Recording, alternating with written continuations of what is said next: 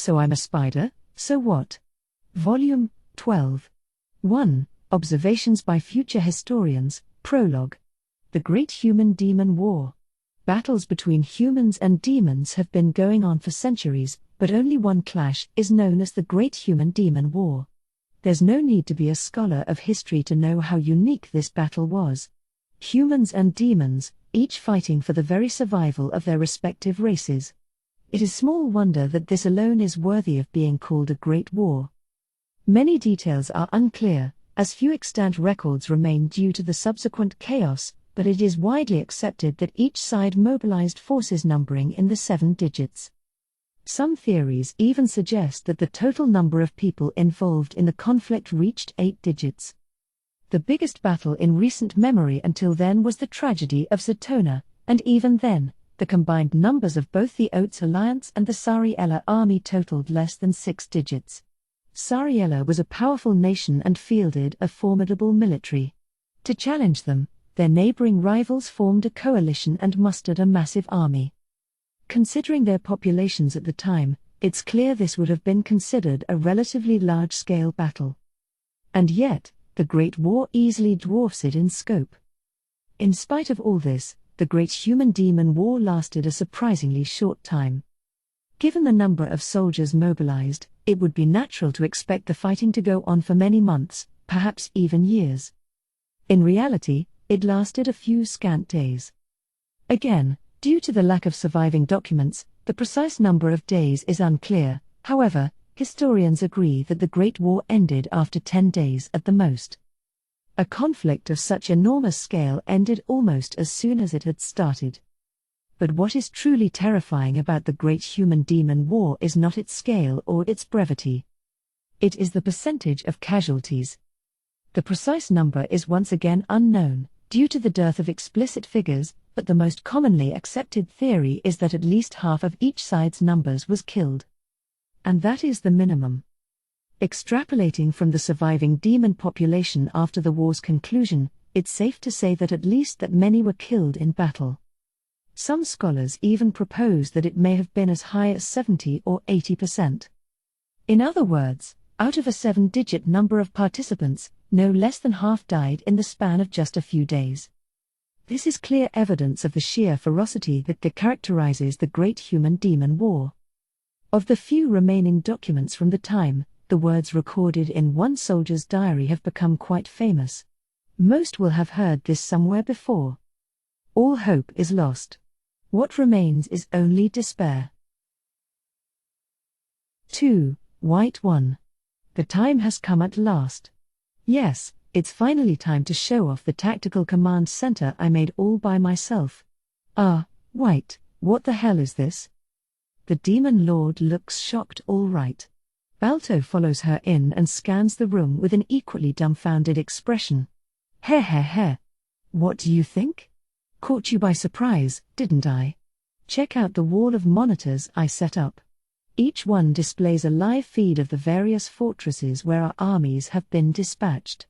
How is that possible, you ask? By using my minimes, of course. I sent my tiny palm-sized spider clones to every single fortress. That's right, my clones are essentially serving as super high-tech self-propelling cameras. And everything they see gets displayed right here on a monitor in my tactical command center. It can even pick up sounds and voices.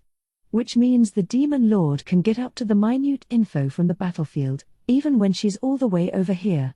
This world has skills and stuff, but they haven't developed communication technology comparable to what you can find on modern-day Earth, so this tactical command center will totally revolutionize the battlefield.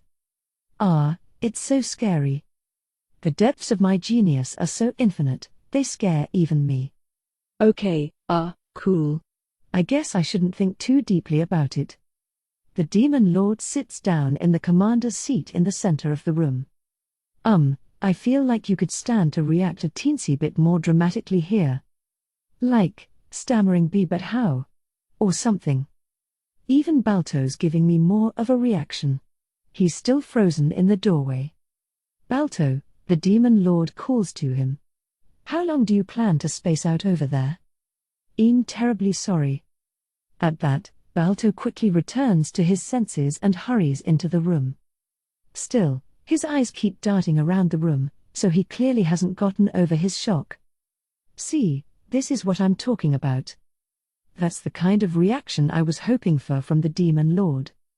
Why is she just casually accepting it like it's no big deal? If we react to every little thing White does, we'll never get anywhere, got it? Of course.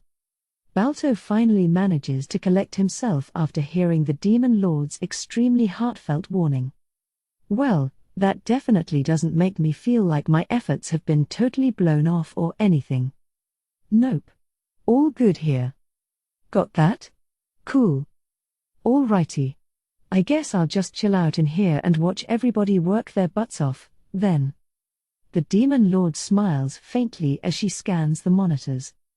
On each of the many screens, the battle is just about to begin. A fight to determine the fates of demons and humans alike.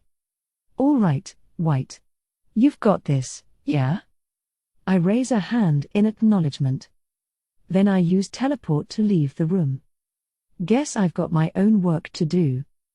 The Fort Oaken battle, the key points. Welcome to White Explains It All. As you can see, the Fort Boobs is supposed to attack is surrounded by mountains. That's right, mountains. The dangers of mountains cannot be overstated. Obviously, it's common sense that whoever holds the high ground in a battle has the advantage. It's easy to shoot arrows and stuff from a high place into a low place, but the reverse is way harder, because now you're fighting against gravity, too. What's worse is that foot soldiers have to push uphill to attack, so they're bound to get tired quickly. Can you imagine huffing and puffing your way up a mountain, then having to fight the moment you finally reach the top? That's gotta suck. Common wisdom says the attacker should outnumber the defender 3-1 for a confident attack on a fortress, but when that fortress is nestled in the mountains, it gets about 1,000,000 times harder. That's why lots of castles and stuff on Earth are built in high places. It's definitely not just 'cause royalty prefers to look out from high places. I'm pretty sure. Totally. So how is Boobs planning to bring down a mountain citadel? We're about to find out. 3: Sanatoria. Lady Sanatoria, battle formations are complete. I scarcely even respond to the report from my aide. There's no need to tell me what I already know. My command, the Second Army, is positioned on a hill where we can see one of the key positions of the humans, Fort Oaken. Fort Oaken is built quite close to the Mystic Mountains, so it is protected by terrain nearly as treacherous as the mountain range itself. From our vantage point, we can clearly see the sheer cliffs that block our way like walls and the imposing fortress that seems half fused with its rocky surroundings. As the stronghold that has repelled demon invasions for countless years, it's obvious at a glance just how difficult it would be to take it down. Hardly an encouraging thought for yours truly, since it is my mission to do just that. But this isn't even a particularly tough assignment. The humans have often had to endure invasions by us demons throughout history, and so they've built up nigh impregnable defenses. In other words, regardless of the invasion route, we're in for a bad time. Or to put it another way, we're screwed no matter where we go. Honestly, what a headache. As I heave a sigh, my aide surreptitiously looks away, his face somewhat red. He's been my aide ever since I became a commander, yet he still doesn't seem used to being around me. You see, I come from a line of what they call succubi. We possess a rare skill called salacious that we hone and use as a weapon, helping our family to maintain its noble rank for generations. As the name implies, salacious is highly effective on anyone attracted to the opposite sex, and any behaviors that might entice the target only enhance the skill's effects further. The members of my family played to our strengths, thoroughly cultivating every aspect of our mannerisms to make us look as bewitching and seductive as possible. As a result, I tend to give off a certain allure without even trying, to the point where some of my all-male battalion complain that it's too much of a good thing. The main effect of the salacious skill is brainwashing. It's a skill that allows the user to control others as they please. Though, sad to say, the effect has its limits. The brainwashing automatically wears off after a certain amount of time, and I can't exactly force my will on others, either. If I give an order that the target has a strong aversion to, it can even break the brainwashing effect entirely. Yet, in spite of all these restrictions, the success rate of the brainwashing is also quite low. It's a terribly unwieldy ability, and to top it all off, the skill is incredibly difficult to level up. People often question whether it's even possible to trust someone with the power to brainwash others, and, well, it's a fair concern. Many men are always worrying that I'm going to brainwash them, too. Which is exactly why most people don't attempt to acquire or train the salacious skill, but my family has gone against the current. You could say we found a very specific niche to fill. Still, having a brainwashing-related ability often means being the subject of undue suspicion. That's why, I'm told, my ancestors have been bending the knee to the demon lord, and to other nobles as well, for generations. They spread the word themselves that ours is not a particularly strong ability and made it common knowledge that we would never brainwash someone for nefarious purposes. My ancestors went around fawning and bootlicking like you wouldn't believe, projecting the idea that they were to be used, not the other way around. So, after generations of that, we scraped together enough influence and authority to call ourselves a noble family. In the present day, the succubus line is actually known better for their subservience than their salacious skill. You must admit, it's quite amusing that the representative of such a family is someone who doesn't hold an ounce of loyalty toward the demon lord. But maybe that was inevitable. The previous generation's demon lord was killed, and the next one disappeared not long after. How could anyone maintain a sense of loyalty without a demon lord to revere? Especially when the one currently sitting on the throne is some no-name little girl who appeared out of nowhere. Who would accept her wholeheartedly simply because she claims to be the demon lord? And right as we were enjoying a time of peace, she suddenly declares that she's restarting the war. I let out another sigh, this time laden with sorrow. Not far away, I hear someone gulp. My aide shoos them away silently. At first, this aide used to get adorably flustered by everything I did, but lately he's been spreading rumors to the soldiers that just looking at me could poison them. Can you believe that? Talk about rude. And he's even started asking me things like, could you please try to uphold military regulations and discipline? Why should I? I never wanted to join the military in the first place. The army's job, of course, is to fight the humans. But that was in the era of demon lords of past generations. Since the throne was more or less vacated, our focus has been on rebuilding our territory. And that was for the best. It's far easier to deal with monsters and criminals than to wage war. If nothing else, it meant a commander like me was much less likely to die. But that's certainly not the case in an open conflict with the humans. If I make one wrong move, it could easily cost me my life. And obviously, that's the last thing I want. Which is why I attempted to put an end to the cause of the war. Namely, the current demon lord. But that was a big mistake. Crunch. Crunch. The noise still echoes in the back of my mind. Nerio, the 9th Army commander who tried to oppose the demon lord with us, he was eaten by the demon lord before my eyes.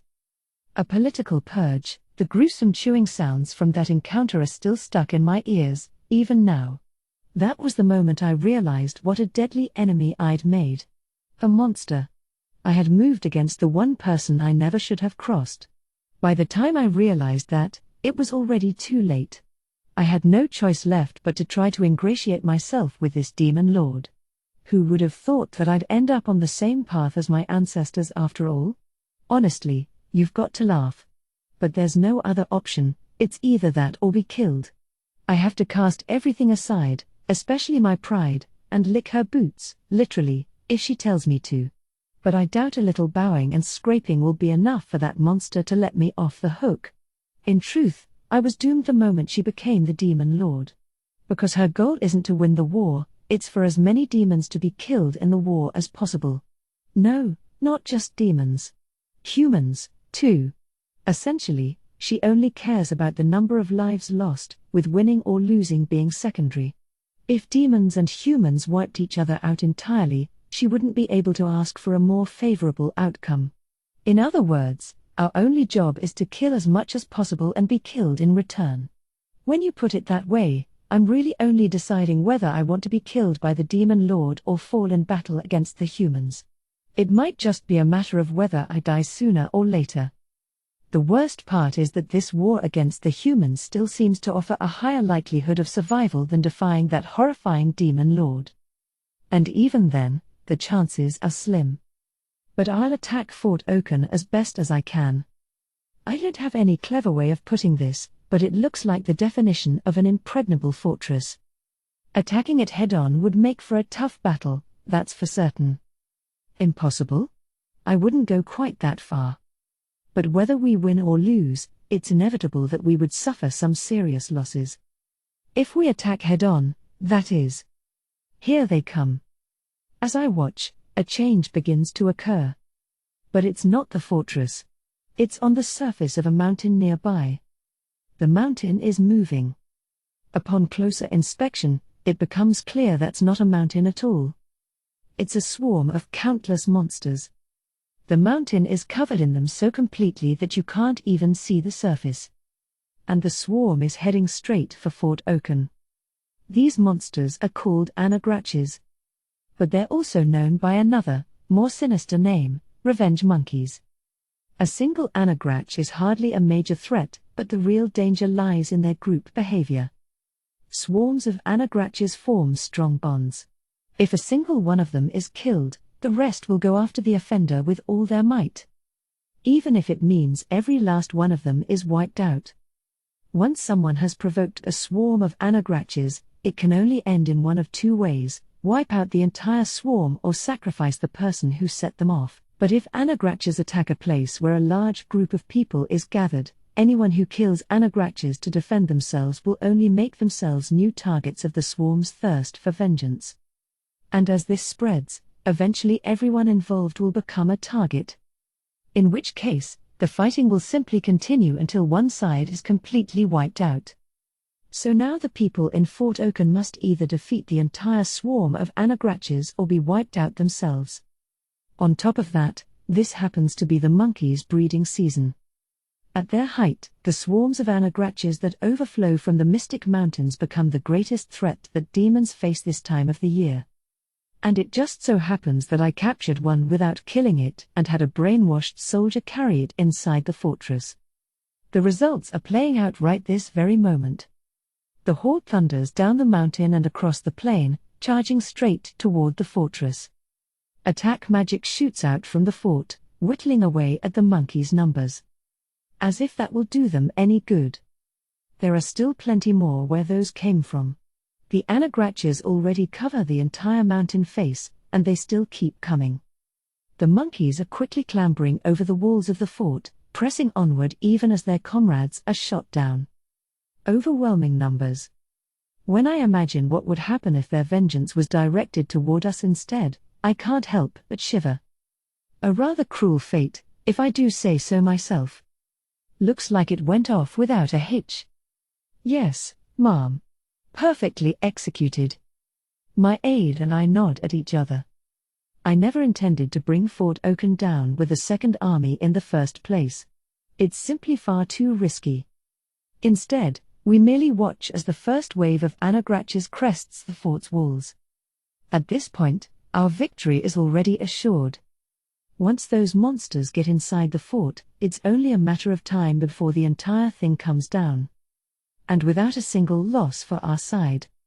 As you say. Although now we will not be able to approach the fort for some time. I suppose that's true. That the fort simply belongs to the anagraches instead of the humans now, we still can't carelessly attempt to attack it. But that doesn't matter one bit. A trivial concern.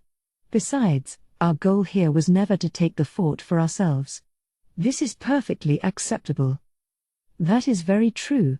I must say, that was an ingenious move, Mom. Oh, you flatter me.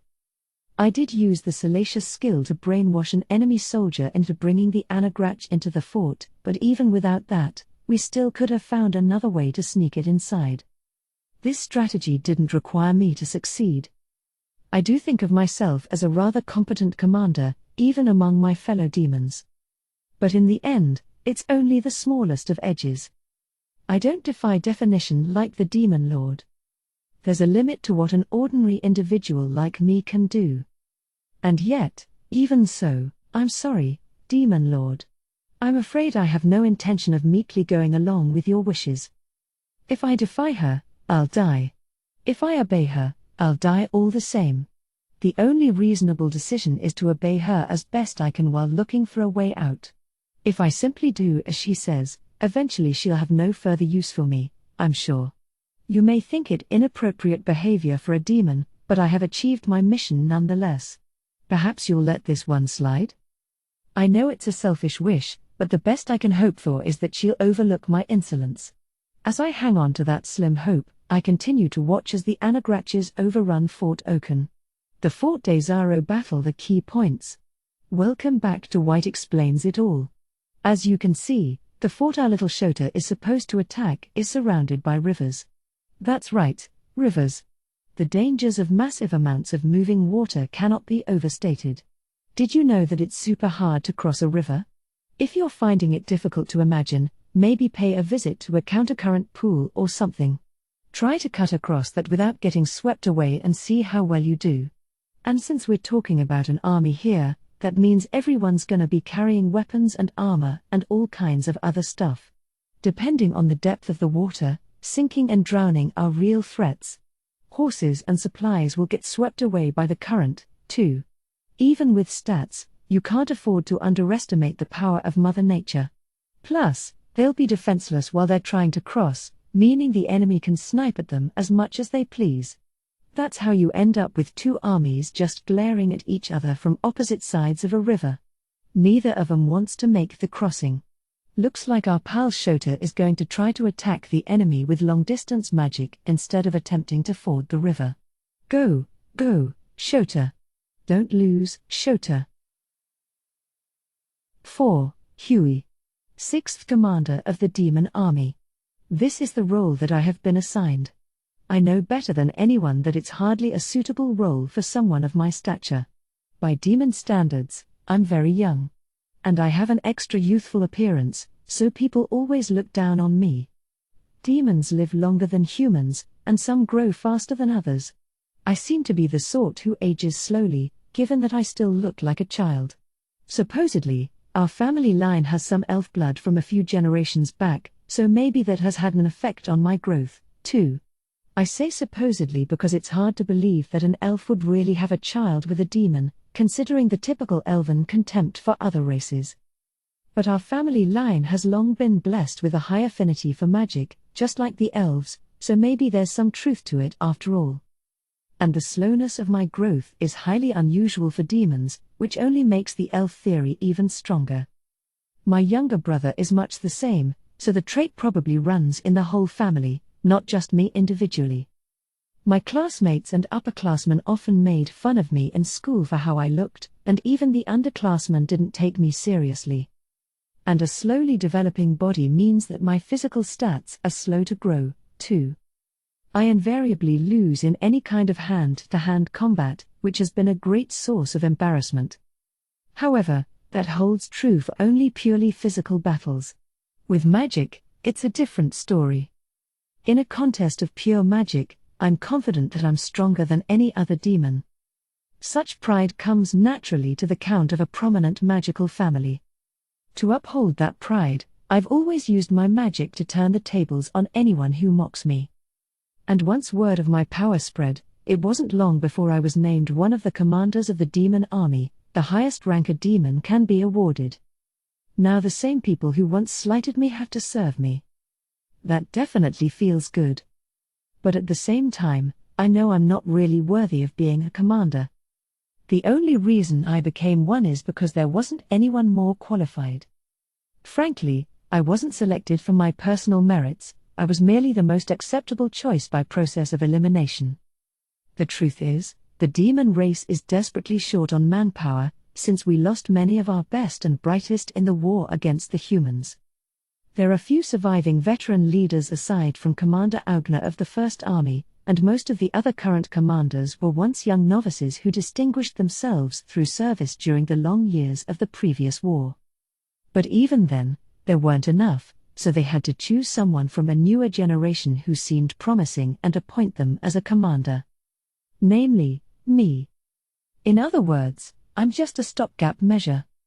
Of course, I was chosen because of my abilities, there's no denying that. But compared to the other commanders, I have far less strength and experience. I do think my magic abilities are on par with the other commanders, but if in a real fight, I'm sure I would be the weakest of all of them. And since I don't have a great deal of experience, I'm still inept at managing an army. I know that people call me things like Kid Commander behind my back. During my time in school, I could silence any teasing with my magical prowess, but now that I hold the role of commander, that alone isn't enough to convince everyone. I doubt people will stop mocking me until I catch up to the other commanders. But for someone as young as myself, that's easier said than done. No matter how shameful, I have no choice but to bear it. And then the current Demon Lord appeared. It seems that Demon Lords, by nature, have the urge to wage war against humanity. Older generations of Demon Lords certainly did, to the point where the most recent Demon Lord who disappeared may be one of the few exceptions. But when that Demon Lord disappeared, it was actually a stroke of good luck for the demon race. We had sustained serious losses in the long battle against the humans, to the point where we no longer had the resources or personnel for a war. This lack of bodies is the reason I became a commander at such a young age, so I have mixed feelings about it. Since the Demon Lord disappeared, the demons were able to establish a temporary truce with the humans and focus on rebuilding.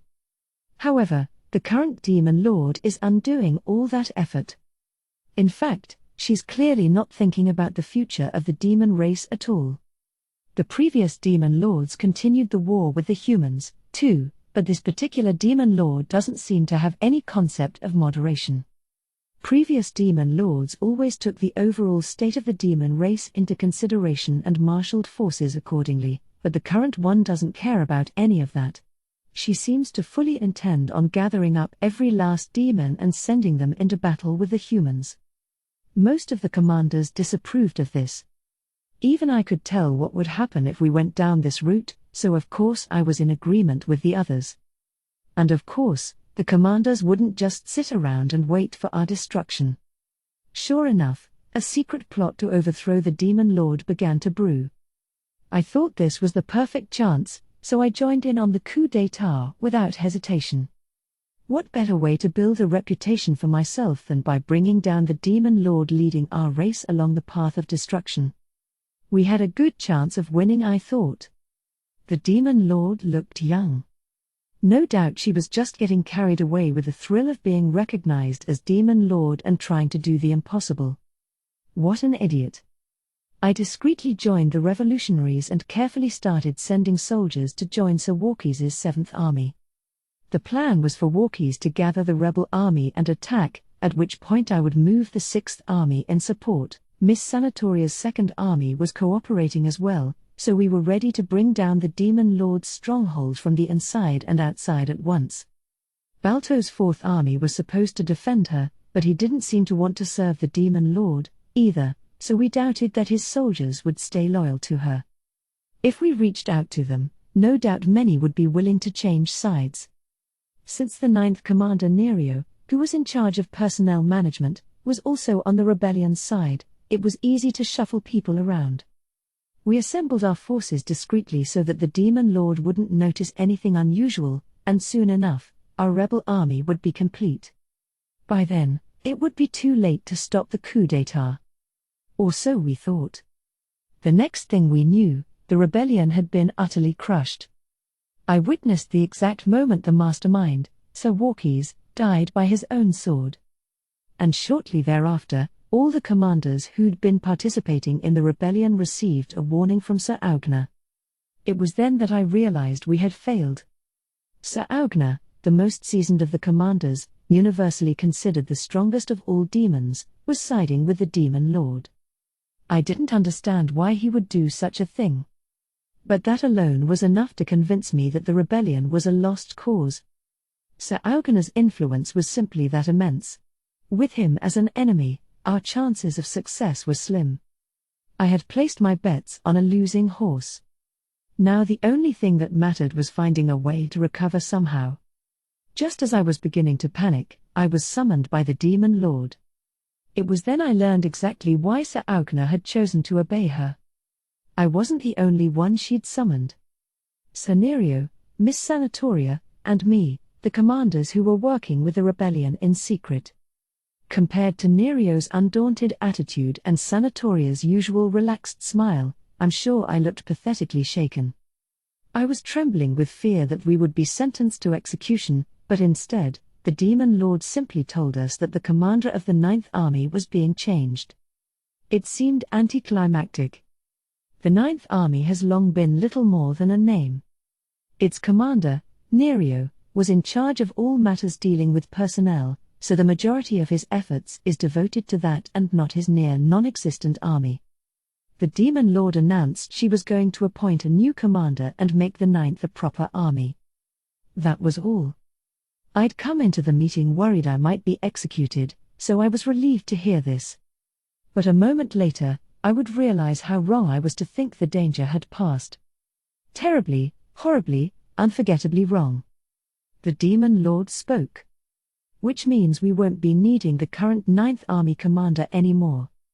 And with that, she casually disposed of Sir Nerio like a tool that had outlived its usefulness. A mere execution would have been kinder.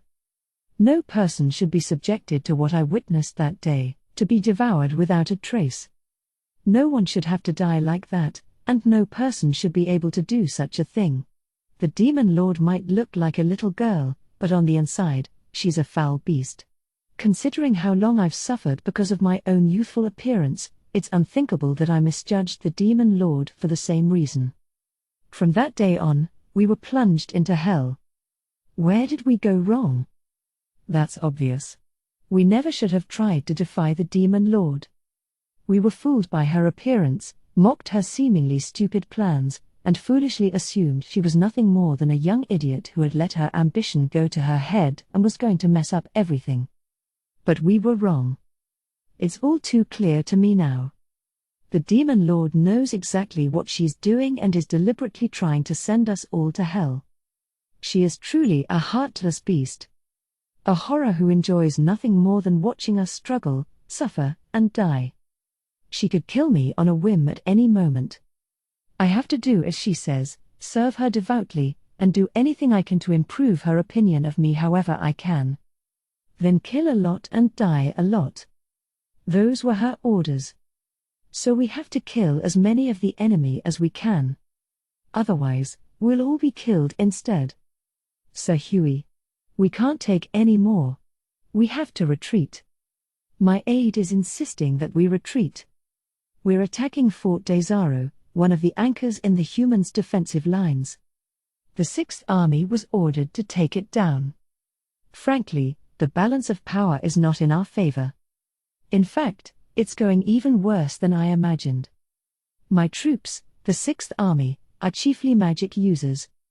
This is partly because I myself specialize in magic, but mages are also more effective in large groups, which is why I deliberately organized my troops with a heavy emphasis on magic. The role of a mage in war is to decimate the enemy army with a trump card called Grand Magic, a special kind of group-cast spell that causes damage on a massive scale. It's no exaggeration to say that the amount of grand magic an army is able to cast can be the deciding factor between victory and defeat. And in order to cast it, multiple magic users need to use the cooperation skill to work seamlessly together. Hence the importance of having a large amount of mages, enough to use grand magic.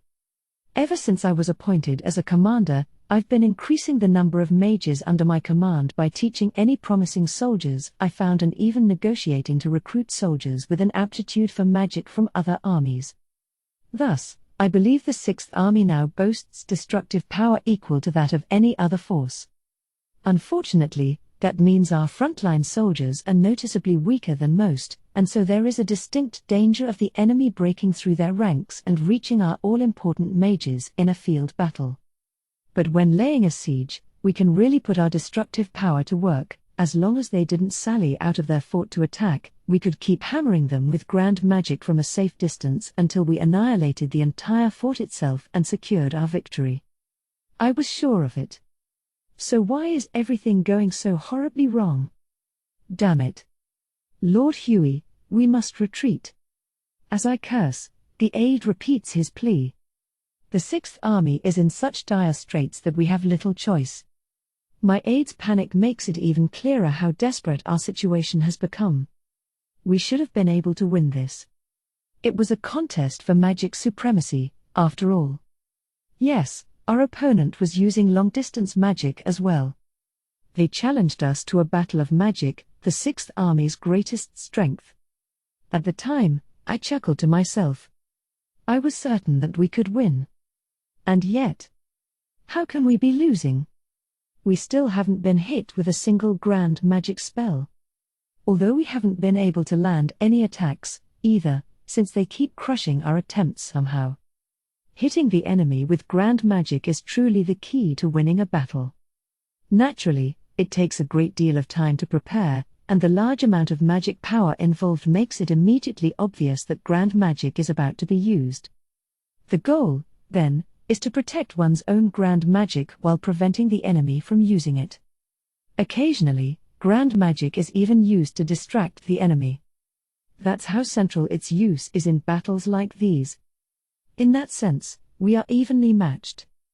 They interfere whenever we try to use grand magic, but we've been defeating their attempts, too. That means neither side has been able to utilize their most powerful attacks. In other words, we've simply been shooting normal magic back and forth. So why is our side the only one taking losses? Demons have higher stats than humans. In a magic shootout, surely the side with higher stats should win, in this case, ours. But the reverse is happening instead. It doesn't make sense. What's going on here? I'm told the enemy general is a human mage called Ronant. He's a legend among humans who has allegedly lived since the days of the previous demon lord. I did not believe I had underestimated him. But still, I was confident that we wouldn't lose in a pure contest of magical strength. And yet, I grind my teeth. At this rate, the demon lord will kill me. We can't retreat. But why? If this continues, we'll just keep losing more troops. We just can't. If we retreat without producing any success, the demon lord will be furious. I'll be killed. Eaten. No. I don't want to die like that.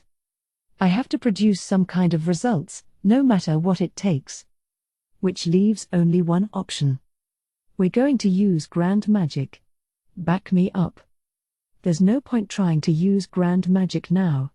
We must retreat. Just do it. I'll cast grand magic with my own hands to crush the enemy.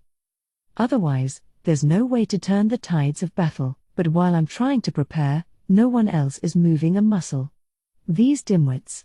Hurry up and help me. I stomp a foot in frustration. Just then, something in my head snaps. Eh? Then, before I can figure out what's going on, my consciousness fades to black. 5. Ronant. Aren't you a sight for old eyes? Good to see you again, Master. It has been a long time since I last saw Apprentice Number 1, also known as Julius the Hero. We haven't been face to face like this in many years. Thanks to interference from the Word of God Church, I've scarcely been allowed anywhere near him. What an irritating lot. Glad to see you looking well, eh? You too, Master. It's amazing that you're still active at your age. Who do you think I am, boy? I'll be out and about until the day I die, fool. You haven't changed one bit. Apprentice Number 1 chuckles demurely. When I first looked after him, he was still rather innocent, but he's done a lot of growing since then. Julius. Ah, and Elder Ronant. When did you arrive? A boy enters the room without even knocking. Prince, I believe his name is. One of my old apprentice's friends. Just a moment ago. He teleported in out of nowhere. I keep asking him to stop scaring me like that. If you can't even detect incoming teleportation, you still have a long way to go, boy. I ignore his complaints. We have to meet secretly like this, or the church won't get off my back. Guess the old man hasn't changed, huh? Harinth sighs, though his general impertinence hasn't changed much, either. So, did both of you need something? Indeed. But your bratty friend Harinth can state his business first. My business isn't anything important, just a touch of meddling, really. It can wait. Bratty, huh? I guess that's fair if it's coming from you, but still, Commander. What's wrong with calling a brat bratty? If you've got a problem with it, let's see you get strong enough to defeat me first. Give me a break, please. The brat flashes a grin, then turns serious. Elder Ronant, this information is technically top secret military information, so. Very well, child. I promise I shall not repeat anything I hear in this room. I'm sure the brat was hoping I would leave, but he should know better. Given how long we've been acquainted, this much should be obvious. Sure enough, he quickly shrugs and begins his report. The scouting party didn't return at the appointed time. It's safe to assume they've been wiped out. At this, my first apprentice's face turns grave. The troops stationed here on humanity's first line of defense are no ordinary soldiers. They're as elite as it gets. Even so, their scouting party failed to return with any information, a clear sign of just how dangerous the enemy is. How many groups have failed to return? All of them. What a mess. It's even worse than I thought. Before a major battle like this, scouting parties tend to split into smaller groups before gathering information. That way, even if one group is caught and killed, the others can still bring back anything they find. But this time, not a single group came back, which means that the enemy's intelligence network and detection capabilities were superior to all the scouts, and on top of that, they were strong enough to wipe out the elite scouting parties with ease. It's also likely they have enough numbers to attack several scouting detachments at once. Surely, the scouts had ways to contact one another even after splitting up. They must have been trained to quickly withdraw if any of the other groups ran into trouble. But since that didn't happen, they must have been taken out at the same time. The detection skills to locate the scouting parties. The combat strength to destroy them. The enemy has soldiers capable of both and has them in great enough numbers to at least match the scouting parties. Sounds like this will be a bloody battle, my apprentice murmurs. He must be dwelling on the scouting party members who were killed. Apprentice. It's time for me to knock some sense into him once again. Knowing you, I'm sure you're thinking of the soldiers who were lost, but that's a waste of time. Better to think about yourself instead. Master. What do you mean, a waste of time? Normally, my apprentice's voice never wavers, but he's sensitive when it comes to the life and death of others. I'm saying that the deaths of the scouting parties are not what you need to focus on right now. Master, there are some things that aren't okay to say, even for you. If you keep it up, I'll get really angry. Oh ho? And how do you plan to act on that? The brat flinches at my threat. My apprentice doesn't show any fear, but I know that's just an act. You say that you'll get angry with me, Surely, you do not think you could defeat me in a fight. I put more emphasis into my voice, keeping it low and even. Did that audible gulp just now come from my apprentice or the brat? Do not get ahead of yourself, boy. There is always someone stronger than you. Even if you are the hero. With that, I relax my threatening aura and rap my apprentice lightly on the head with my staff. The same is true of the scouting parties. They did their job to their best ability and died in battle. It is not wrong to lament their deaths, of course. But it is wrong to feel as if you are somehow responsible. You do realize that even a hero cannot save everyone all the time, yes? Or are you so foolish as to think that you should have joined the scouting parties? Even when that would have been the most disrespectful thought of all, acting as though those who perished were not worthy of the duty. Surely, the great hero would not dare think such a horrible thing. At that, my apprentice looks lost for words. He hangs his head in silence. Apprentice number 1 has always been like this. He tries to take on everything, even burdens that are not his to bear. When someone falls in battle, the blame lies with them alone and no one else. But somehow, this boy feels guilty unless he's able to save every single person. He seems to still not understand that would be impossible for anyone but a god. Julius. For once, I call him by his name. Slowly, he raises his head. On the battlefield, you must think only of yourself. If you get distracted by anything else, you could die in a battle you might have otherwise survived. There is always someone stronger. You know that as well as I do, yes? And only the strong can protect others. But you are weak, too weak to even defeat me. That's easy for someone as strong as you to say, Master. Julius retorts half-heartedly, and I chuckle. I am no exception, either. You know there are those who are stronger than me, too, Julius has encountered the Master before, too, so he must understand. Such power is far beyond the reach of any mere human. Do you understand? If things get dangerous, you must flee without a second thought. In the end, you are still the hero, yes? A hero who flees is far less of a problem than a hero who dies. You must get that into your head. Don't worry. I'll be there to protect Julius. What is this brat babbling about? Hardly reassuring when coming from one even weaker than my apprentice. Oof, that's harsh. I'm sure he's reacting so absurdly in an attempt to lighten the mood, trying to cheer up my apprentice so that he doesn't go into battle still forlorn. I admit the brat is a good friend, even if his strength is lacking. Ha ha. I guess I'll take you up on that. Good. You've got nothing to worry about. Sure enough, my apprentice's mood recovers a little. Still, Elder Ronant, you came to check in on your darling apprentice, huh? Guess you've got a kind of cute side. That was certainly not my intent. What is this idiot blathering about?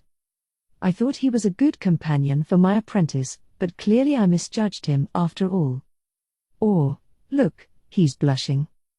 I certainly am not. Honestly. I'm leaving now, you brats. Okay. Thanks for today, Master. Harumph. I used teleport to make my exit. That was just a few days ago. The enemy army is in full retreat. Indeed. I nod at one of my apprentice's words. Ever since I took Julius on as my first apprentice, I've shifted my focus from training myself to raising apprentices. I have grown old. My end is in sight, no matter how much I train. Better, then, to pass on what I have learned in my life to future generations. Perhaps one of my apprentices will even go on to someday gain power beyond that of any human. A faint hope, to be sure.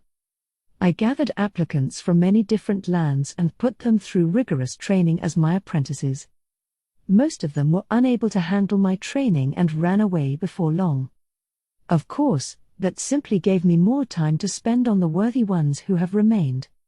Now they can finally handle the first level of my training. Some have even learned to use space magic. Still, they have a long way to go yet. None has surpassed my first apprentice thus far. Since my first apprentice is the hero, that much is inevitable, but disappointingly, none has managed to surpass my second apprentice yet, either. My second apprentice, Aurel, was originally my helper. I simply made her my apprentice on a whim because she seemed to have a knack for magic.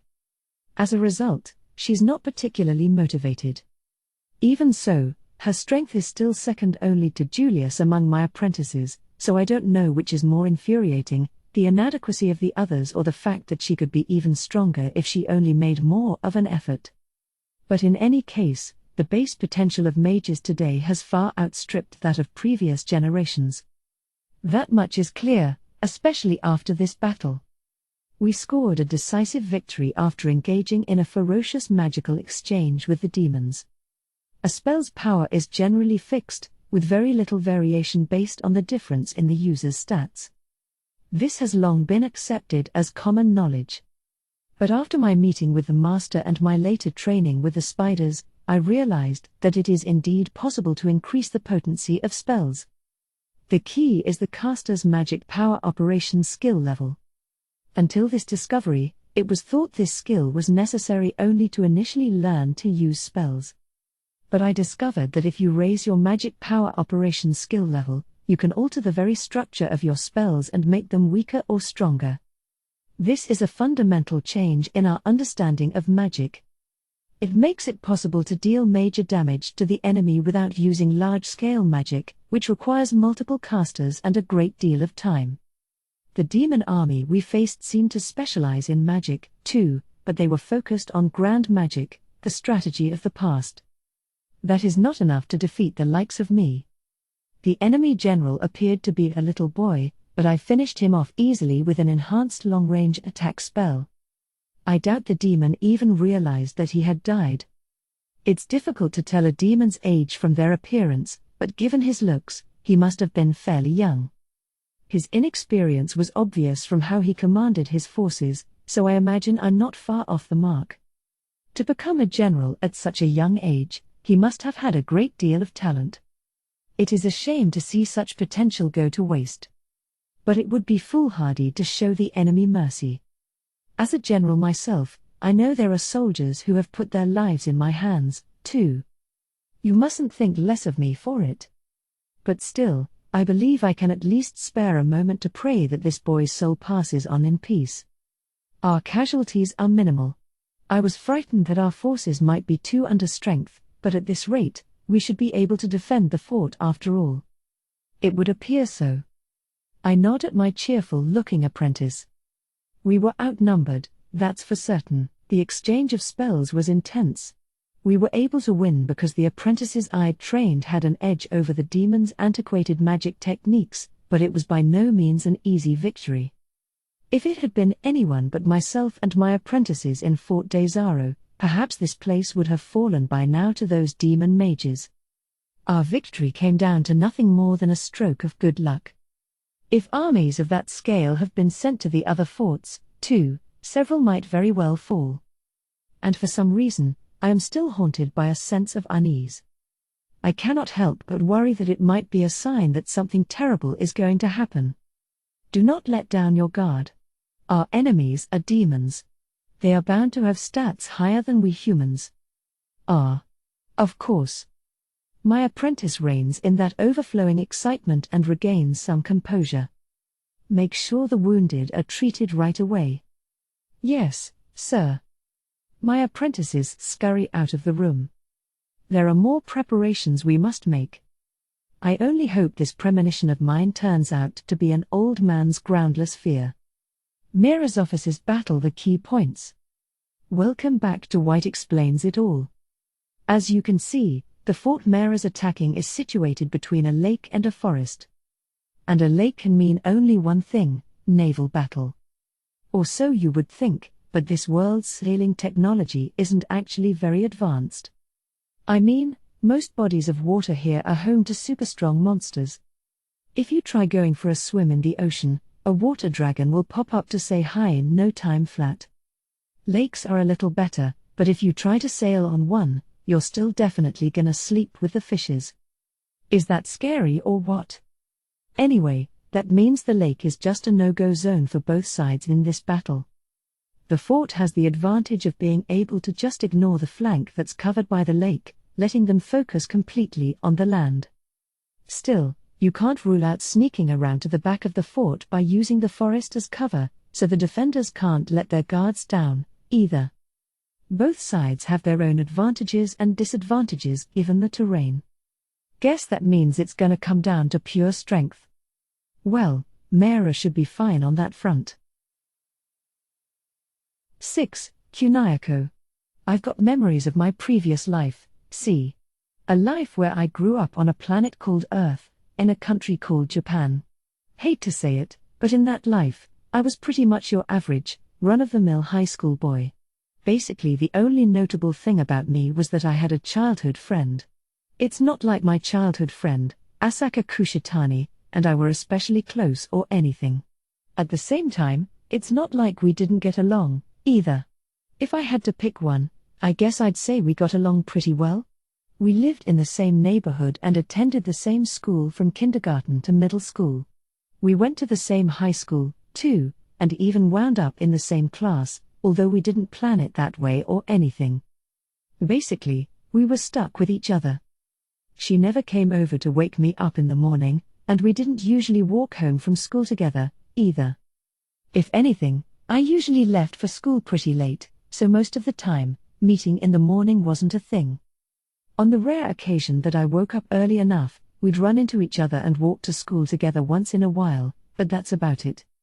But weirdly enough, I had the vague feeling that I was probably gonna end up marrying her one day. For some reason, it just felt relaxing to be around her, like she understood me even if I didn't say anything. Yeah, I knew I was half-arsing it, and that if I kept trying to play it cool, then eventually some other schmuck would probably come along and steal her away. But I just kept putting it off, dragging my feet and staying as nothing more than childhood friends. It was so casual that we barely had anything connecting us except the fact that we were childhood friends. Not like I minded that, of course. Normal's not a bad thing and all that. But I guess I did feel like something was missing. I wanted to go on an awesome adventure in a faraway land. To have something exciting happen to me, like in a game or a light novel. And yeah, I knew that wasn't gonna happen, 'cause all that stuff is bullshit. Or so I thought. But next thing you know, I wound up getting reborn in this world. I'm gonna be honest, I don't remember dying, and I don't remember much about the moment I was reborn, either. It's like I was dozing off or something, and next thing I knew, I was a freaking baby. When I woke up, I was like, WHA. Like, come on. The last thing I can remember from my old life is just sitting there in classical lit class, you know? Not exactly a thrilling end. What the hell even killed me? And then I was a baby somehow. Who wouldn't be weirded out after going through that? But the reason I didn't totally panic is that Asaka was lying there beside me. Yeah, that's right. My classmate and childhood friend, Asaka. For some reason, she got reincarnated, too. We were childhood friends all over again. She looked different, I mean, we were both babies, but for some reason, I could tell right away it was her. And when I asked later, she apparently had the exact same feeling. Not much crazier than that. But more importantly, I figured this had to be fate. Like the gods were telling us to stick together or whatever. So while there was this vague distance between the two of us in our old lives, after reincarnating, we became super close. Asaka couldn't forget our old lives and was afraid she'd lose sight of herself if I wasn't around. And having Asaka meant I had someone to talk to about finally getting to go on a real adventure. The world we were reborn into is some sort of fantasy setting, with monsters and adventurers, exactly the kind of thing I'd wished for back in my old life. So I didn't hesitate to announce that I wanted to become an adventurer and travel the world. If Asaka wasn't by my side, I dunno if I could have been that bold. It'd be scary as hell to suddenly get shoved into an unfamiliar world where you don't know a soul. Seriously. I'm so lucky to have Asaka. As soon as I was able to talk, the first thing I did was confess to her. I can't live without you. Please marry me someday. I blurted this out in the middle of the day, with our moms watching and everything. It was a public confession, but to hear Asaka tell it, it was more like a public execution. Okay, yeah. In retrospect, I was getting a little ahead of myself. Our moms just looked at me funny, saying stuff like, they just grow up so fast.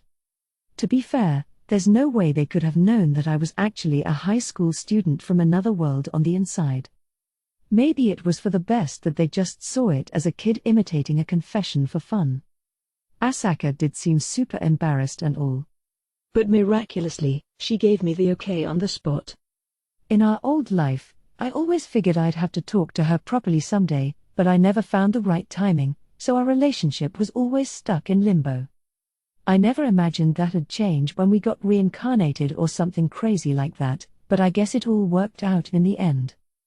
In terms of dramatic timing, getting reborn together is about as good as it gets. Thanks to that, even someone as dense as me managed to be honest about my feelings, so I kinda thought being reborn wasn't so bad after all. Asaka did seem to miss our old world more than I did, 'cause sometimes she would remember it and cry and stuff. Whenever that happened, I just sat with her and comforted her in silence. I'm probably the weird one for adjusting so quickly, you know. But Asaka's got a good head on her shoulders, so she pulled herself together pretty fast. Which is a little bit of a shame, since she was really cute and clingy when she was depressed. Still, I'm glad she was able to cheer up and all. I got reborn in the fantasy world of my dreams and managed to propose to my childhood friend. Definitely sounds like the makings of a bright future, right? I knew tons of fun times were waiting for us, Asaka and me, traveling the world together, having the time of our lives. I never doubted it for a second. Until that day came. Oh, check it out. Here they come. Kunayako, why do you seem a little excited about it? As I check out the enemy army from atop the fort, Asaka frowns slightly at me. You kidding me? Come on. Look at that and tell me it's not cool. I point down at the giant army of demons. You'd rarely see armed forces in these numbers in this world, never mind Earth, and now a whole mess of them is marching right toward our fort. Awesome.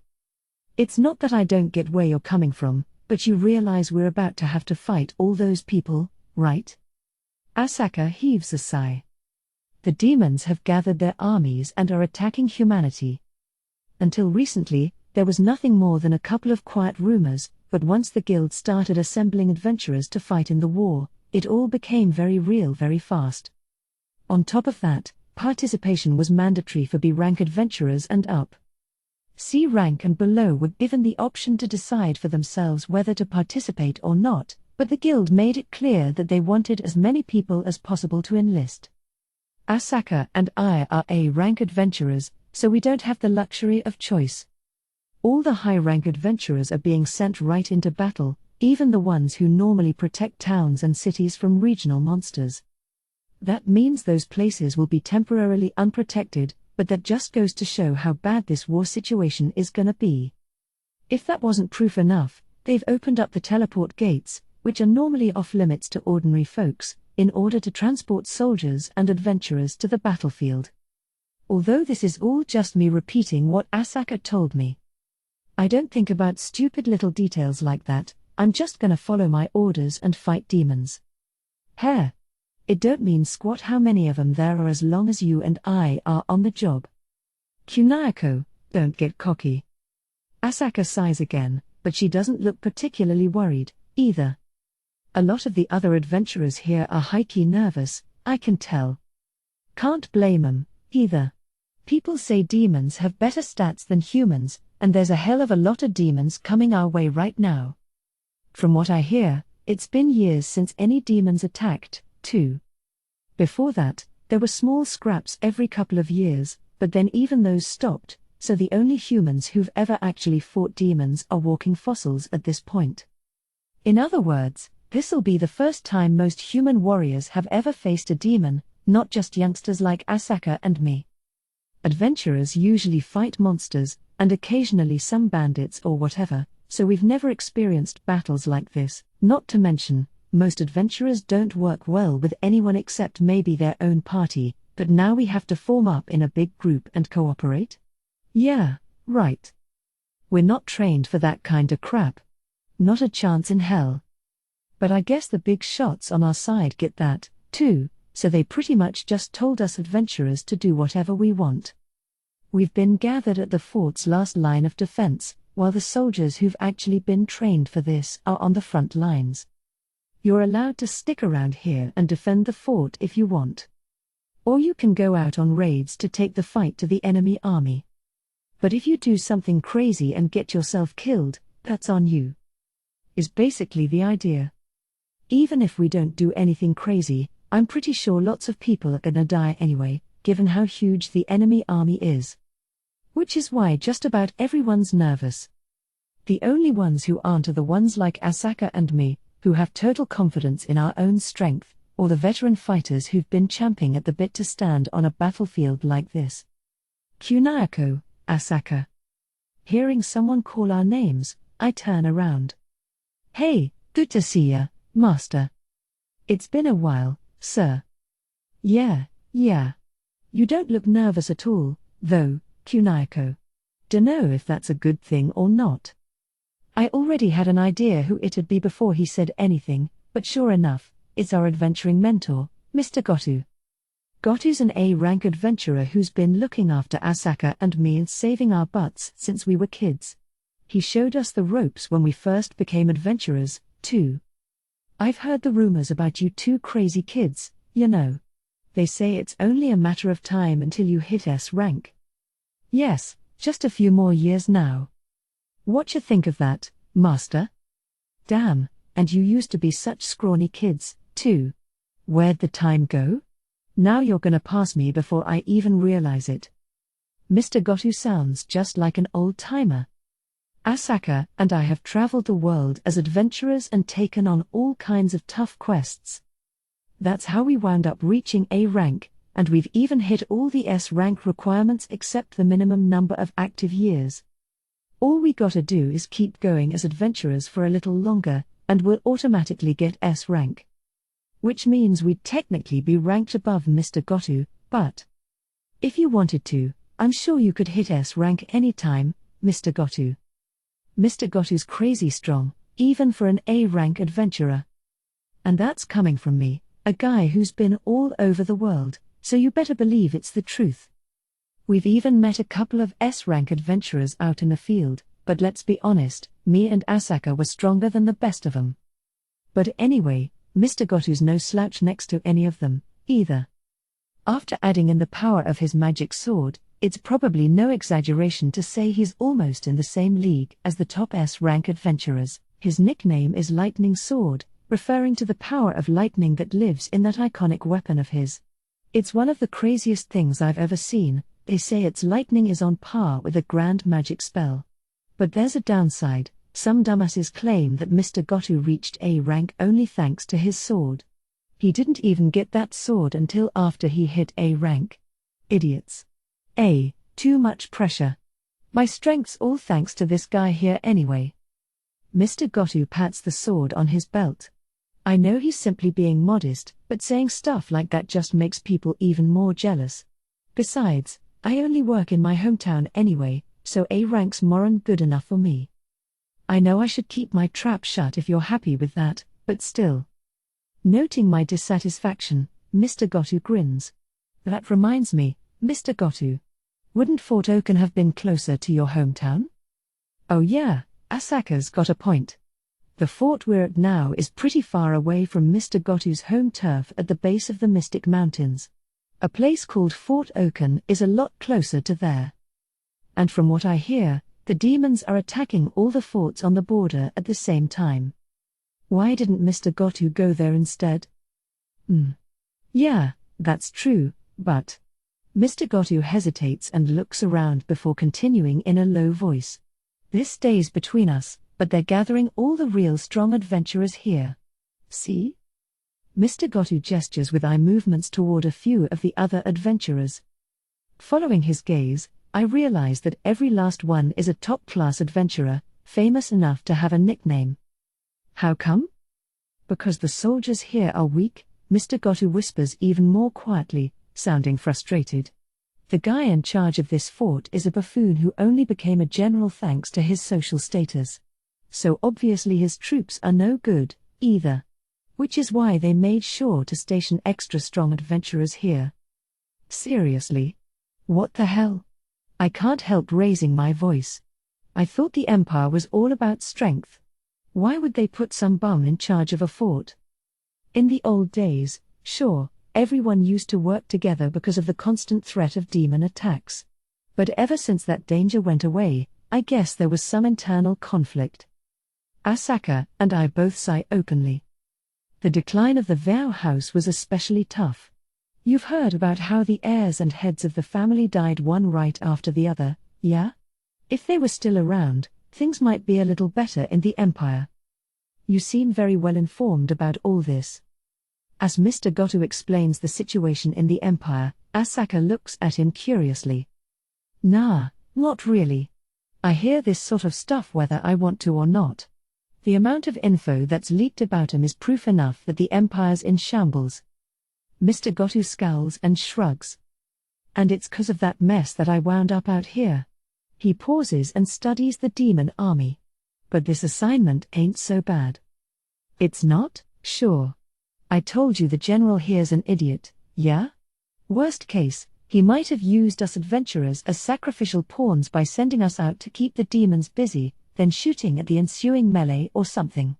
He's just putting us off to the side like we're in the way, so we got off easy. Yikes. In other words, this general is so inept that he might have gotten us all killed?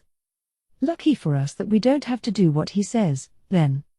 Technically, we're under his command, but he told us adventurers to do whatever we please. He must have figured out that was for the best.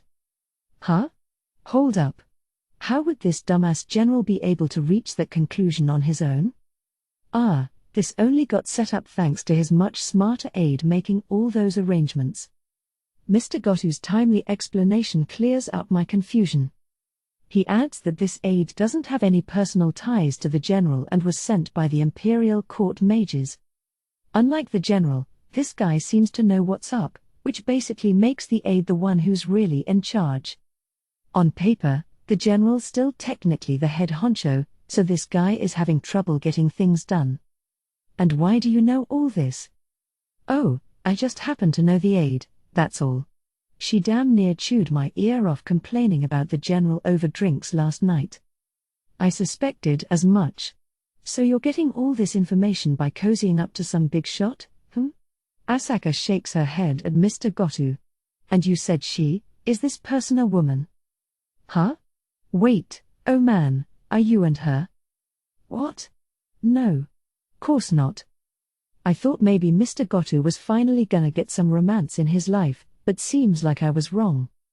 Not surprising, I guess, since he's pretty much given up on marriage at this point. She's practically a child compared to me. I ain't thinking about getting hitched at my age. Though I gotta admit it would have been nice to have a partner picked out early on, like you kids. He looks warmly at Asaka and me in turn. I hear a snort of annoyance from someone in the group. Since we were chatting away in the middle of a bunch of tense adventurers right before battle, I knew we were sticking out like a couple of sore thumbs, but I guess that line pissed off some of the forever alone types. Glancing around, I see a good amount of guys glaring at us like we're ruining the moment. Guess we better shut up. If we keep chatting like this much longer, they're probably gonna really start complaining. But among all the glares directed at us, I sense that one gaze is different from the rest. Following it to its source, I find a little kid in a robe. I can't make out a face with the low-hanging hood in the way, but someone that short and tiny has got to be a child. What's a kid like that doing here? Damn, that doesn't look good. The thought gets pushed from my mind when I hear Mr. Goto murmur in a stunned voice. What the hell? I blurt out, I just laid eyes on something so bizarre that I couldn't help it. We're not the only ones who are shocked, pretty much everyone else around is staring at the same thing with their jaws on the floor. In a word, it's a spear. A huge jet-black spear suddenly appeared above the demon army. Dark spear? No, wait. Is that a black spear? Black spear, as in a black magic spell, the advanced version of dark magic? Isn't that a grand magic spell? And even if it is, how's that thing so damn huge? I can feel my insides churning. Asaka. Just as I call out and start moving, the giant black spear shoots toward the fort. I draw the magic sword at my waist, charge it with magic, and fire. My magic sword has the power of lightning, just like Mr. Goto's. It's a katana-style magic sword, made from the parts of a lightning dragon we defeated. At the same time, Asaka starts casting a spell. Her staff, sorta like my sword, is made from the parts of a wind dragon we defeated, so it's a magic staff that enhances the power of wind magic. My lightning attack and Asaka's wind spell both crash into the black spear. Those aren't the only ones, either. Another spell, Probably the light magic spell Light Beam shoots out from elsewhere inside the fort and hits the spear, too. The 3 attacks all counter the black spear, but it's not enough to cancel it out. Boom. From where I'm standing, I've got a clear view of the moment the black spear blows a huge hole in the front wall of the fort. It's gotta be at least 30 feet around, I think. What's left of the wall is already crumbling. What in the? Mr. Gotu mutters under his breath. Big picture, the damage isn't too catastrophic. The fort has several walls. Even if one is damaged, we can just abandon it, retreat to the next one, and keep fighting. This does mean that we can't use that wall to attack the enemy without fear of retaliation anymore. Those guys are out of our range. No normal magic can reach that far. The black spear that just flew at us defies known logic. Especially since it managed to blow through 3 different counterspells from our side and still damage the damn fort. If me, Asaka, and some other person hadn't put up some resistance, it probably would have wreaked even more havoc. What'll happen if a couple more of those come flying at us? We'd be toast in no time flat. We gotta go out there and take 'em on. The enemy is way beyond our firing range, but somehow, we're in theirs. That means we're gonna have to charge 'em and close the distance. Since everyone's gone dead silent, my voice echoes loudly. You mean out there? Are you crazy? The adventurer who snorted at me speaks up, looking pale. Didn't you see that thing? How are we supposed to stand against that? That's why I'm sayin' we gotta go out there and do something about it. I shout at the wavering adventurer. Let's go. Anyone who can fight, come with me. With that, I run out of the fort. Most are too damn scared to follow. In spite of what I said, I'm guessing most of them can't fight right now anyway. But that's fine. As long as Asaka is by my side, that's all I need. We might have taken this all a bit too lightly. Yeah.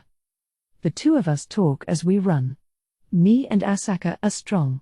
The only times we've really come close to eating it were when we fought the lightning dragon and the wind dragon. Other than that, we've won every fight without a problem. When we heard we'd be fighting demons, we weren't too worried. I figured there was no way they could be worse than those dragons. Even if we lost the battle, I kinda just assumed that Asaka and I at least would survive. Seeing that black spear changed all that in an instant. There's a real possibility we could get killed here. But if Asaka and I run away now, then humanity's gonna be doomed. You can bet I'd lose some sleep over that one. So we might as well fight for all we're worth, am I right? I can see the demon army coming into view. Their spears are at the ready to fend us off as we come toward them.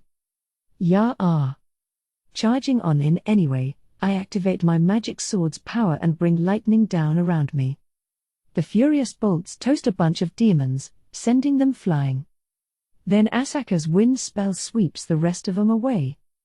In this world, high stats can make you crazy powerful, enough to take on an army. And I'm pretty sure Asaka and I are way past the limits of a typical human. The most legendary human warriors have stats around 1000, but Asaka's and mine are more than double that. Demons' stats are supposedly higher than humans, but it looks like they're not much stronger than the 2 of us, if at all. We can take 'em. Which must mean that black spear was cast by a whole bunch of people together, right? Nope. Even using cooperation to cast a spell, all the people involved have to have the right skill to use it and be at the proper skill level, too. Black spear is a black magic spell, the advanced version of dark magic.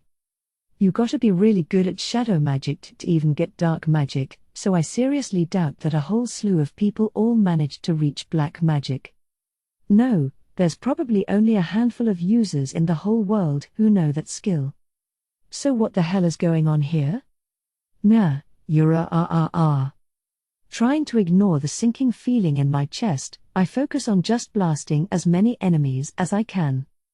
Nearby, I can hear similar lightning striking other enemies. I guess Mr. Gotu must have followed Asaka and me into battle. Maybe we'll inspire some of the other adventurers to join, too. We gotta take a stand, right here and now. So we can crush whoever cast that black spear before they can whip up another one. As soon as that thought flashes through my mind, I sense a huge amount of magic power swelling from deep in the demon ranks. Another huge jet black spear appears. Kunayako. I know. As if we'd just stand here and watch, ha. Thanks for showing us exactly where you are, stupid. Let's go. I unleash my magic sword's lightning toward the source of the black spear in one powerful arc. It blows away any demons in its path without a trace, flashing as it reaches the base of the black spear, and vanishes. At the same time, the black spear melts into thin air without shooting forward. Got 'em. But just as I start grinning, I realize it's too soon to assume we've won. As the dust clears, my smile quickly vanishes. My big attack hit the target dead on, but the caster is still standing there looking cool as a cucumber. Seriously? That one word is doing a whole lot of work right now. There's the shock that he withstood my attack without a scratch. Then add in the dread of knowing that the black spear was created by just one caster, not a bunch working together. And most of all, it's the fact that I recognize this man. There's no way I could ever forget him. He's the bastard who showed up when I was a kid, destroyed my delusion that our lives were gonna be fun forever, and taught me what hell looks like in this world. It's the man who wiped out the entire clan who raised us. Who would have guessed we'd meet again in a place like this? Mira's office. My mortal enemy who I've never once forgotten is standing right before my eyes. 7. Asaka. Sometimes, nightmares can come to life. I'm sure this strange thought was just my way of trying to escape reality. Kunayako and I are special. You might think that sounds like a delusion of grandeur, but the simple fact is that we're much stronger than any average person in this world. According to Kunayako, gaining overpowered skills when you're reincarnated in a different world is apparently a common occurrence. I'm not sure whether to take him seriously, since he's talking about fiction, but we really did get special powers, so I suppose I can't say he's wrong. It doesn't sit well with me that we're seemingly playing out tropes from storybooks or perhaps even being forced to do so. But these powers really have helped us a lot, so my feelings on the subject are complicated. We've gotten stronger as adventurers, gathering fame and reward so smoothly that it really has felt like a montage in a story at times. As soon as we reach the required years of service, we're guaranteed to hit S rank, the peak of adventurer rankings. Once we hit that level, it might not be an exaggeration to say that the two of us would be considered higher in status than some lesser nobles, depending on the country. In fact, if we wanted to stay someplace permanently, we could probably acquire a title of peerage if we really wanted to and live in peace for the rest of our lives. I'm sure there would still be times we'd be asked to help out as adventurers, but I can't imagine we'd have to fight anything as strong as a wind dragon or lightning dragon very often.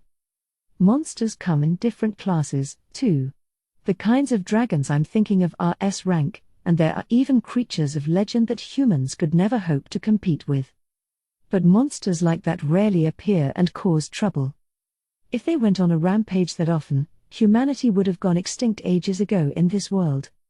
So as long as we didn't foolishly venture into any dangerous areas where those kinds of monsters live, I was confident that the two of us would never be killed. That's just how strong Kunayako and I have become. People often tell me that I'm very methodical and reliable. Sometimes there are comments that I'm cool and mature. But honestly, I can't say I agree. The truth is that I'm a slacker who will do just about anything to avoid trouble. I'm only methodical and reliable to avoid doing any more work than I have to. And my so-called coolness and maturity are because I can't be bothered to get worked up about every little thing, so I always opt for the path of least resistance. Naturally, a dangerous and unstable job like being an adventurer is the last thing I want. The only reason I'm doing it at all is to go along with Kunayako.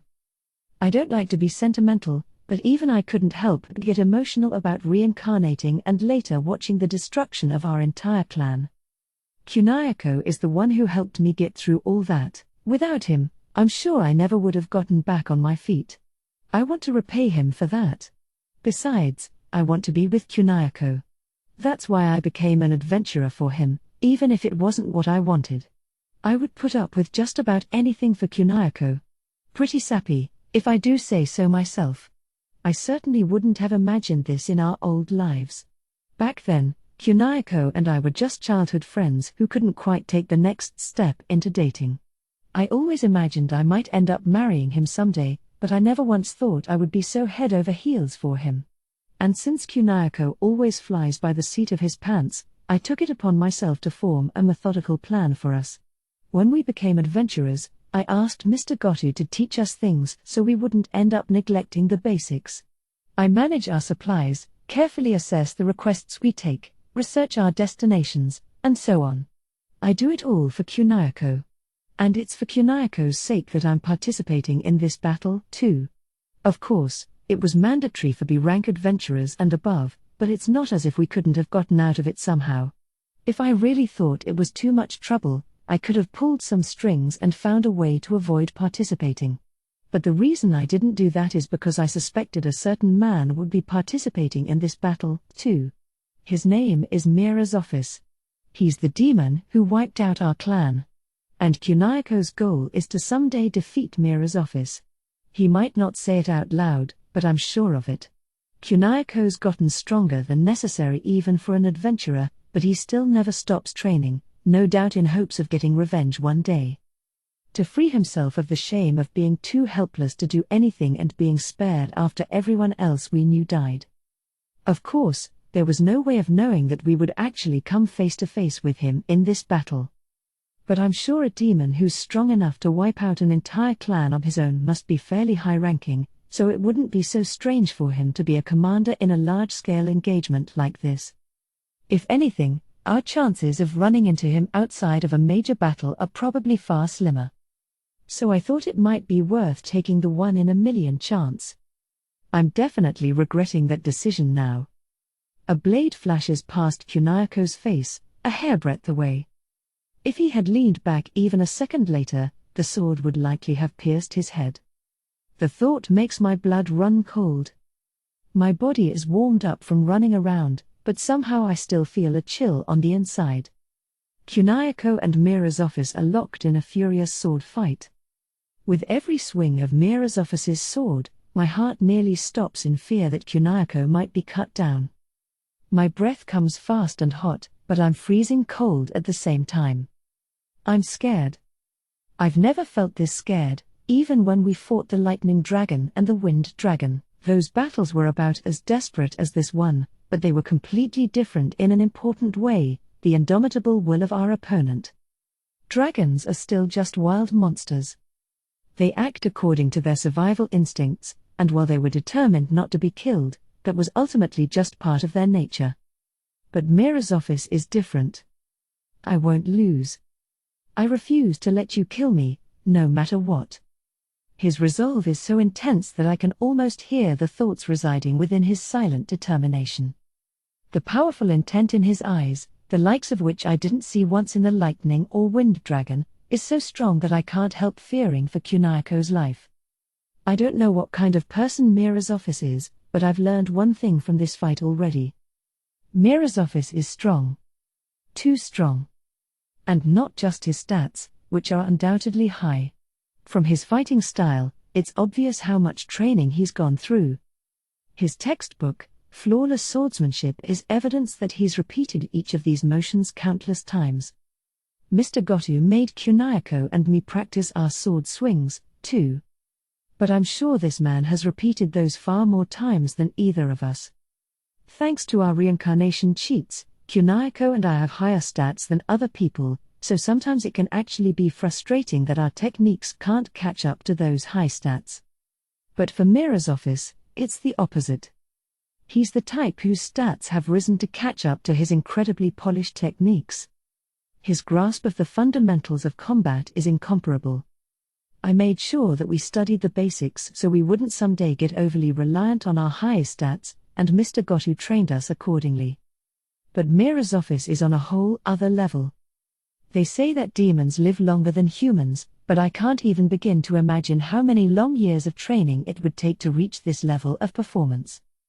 The lightning dragon and wind dragon were dangerous because of their high stats, powerful breath attacks, wide-range magic attacks, and so on, but Mirazophis is a completely different beast. The dragons might have had higher stats, but Mirazophis is undoubtedly more dangerous. We haven't been able to land a single attack on him yet. I start forming magic. Since I've been using powers beyond my limits to fire off spells at top speed, my head is starting to ache, but I ignore it and cast my next spell. A compressed shot of air shoots toward Mirazophis. This spell was even able to hurt the lightning dragon, but Mirazophis counters it with a dark magic spell that cancels it out. As soon as the two spells crash into each other, Kunayako slashes horizontally at Mirazophis's torso. But Mirazophis blocks that, too, without breaking a sweat. We've both been attacking wildly for the past several minutes, Kunayako with his magic sword's blade and lightning alike and me with magic. But Mirazophis has expertly fended off both our attacks. He blocks Kunayako's blade with his own sword or dodges it, then uses dark magic to cancel out the lightning or my wind spells. My pounding head is already paying the price for casting magic non-stop, but Mirazophis is keeping pace with a perfectly calm expression. All while carrying on a sword fight with Kunayako. He's fighting two of us at once and doing better than both of us combined. He looks like an ordinary human, but clearly he's a living nightmare, more powerful than any dragon. Yes, we faced death when we fought the lightning dragon and wind dragon. But our defeat never seemed so imminent as it does now. If our attacks were doing damage to him, then it would be a matter of who runs out of strength first. But right now, we're not causing any damage at all. My breath quickens. I have to constantly shift my position to keep up with the constant, tempestuous movements of Kunayako and Mirazophis, so I've been running around like mad. For each spell I cast, I immediately have to start preparing the next one. My head hurts, and my feet ache. I can barely breathe. I'm fighting on sheer force of will alone, but my body could give out at any moment. Kunayako must be the same. I can tell he's breathing hard, too, and sweating like a waterfall. While Mirazophis still looks cool-headed as ever. It doesn't seem like he's tiring out at all. Even if that's partly just an act, the fact remains that he's clearly not as exhausted as Kunayako and I are. And as soon as either one of us runs out of strength, this already fragile balance will fall apart completely. On top of that, a dark magic spell grazes my face. Launched by Mirazophis, of course. And at the same time, he brings his sword down toward Kunayako. NNNGH. Kunayako parries with his blade, but Mirazophis's strength is starting to overpower him. Panicking, I shoot a wind magic spell to separate them. Mirazophis jumps back easily, still unscathed. We've both been bearing down on him with attack after attack, but he isn't focused solely on defense. Somehow, he's blocking all our attacks and still finding the time to hit back at us. If either of us lets our guard down for a second, we could be killed. So will we collapse from exhaustion, or will his attacks bring us down first? As Mirazophis looks completely unfazed despite our desperate attacks, I can't see any way that we might win. All I see is our inevitable loss. What should I do? We're still hanging in there for now. But if this keeps up much longer, we're going to fail sooner rather than later. And yet, if we let this nightmare run free, humanity itself will lose all hope. Mirazophis is just too powerful. He could easily take on an army and win. I frantically calculate in my mind. The lives of Kunayako and me versus all of humanity? It's not even a contest. To be honest, I don't really care about the fate of humanity or anything like that, and I don't think there's any real purpose in risking our lives here just to slow down Mirazophis for a few moments. That means the best thing to do is run. The question is whether Mirazophis will really let us get away that easily. Frankly, I doubt it. Unless we can buy some serious time, he'll kill us as soon as we turn our backs. But how would we keep him occupied long enough to get away? Can we even distract him at all if we haven't been able to land a single attack on him? No. There's nothing we can do. I've already hit my limit. If only we had a little help. Just then, Mirosopis suddenly bends his upper body. An instant later, a blast of light passes through the space where his torso was just moments before. What was that? Magic? I glance in the direction it came from, but I don't see any possible caster in sight. It came from the direction of the fort, but it couldn't have, right?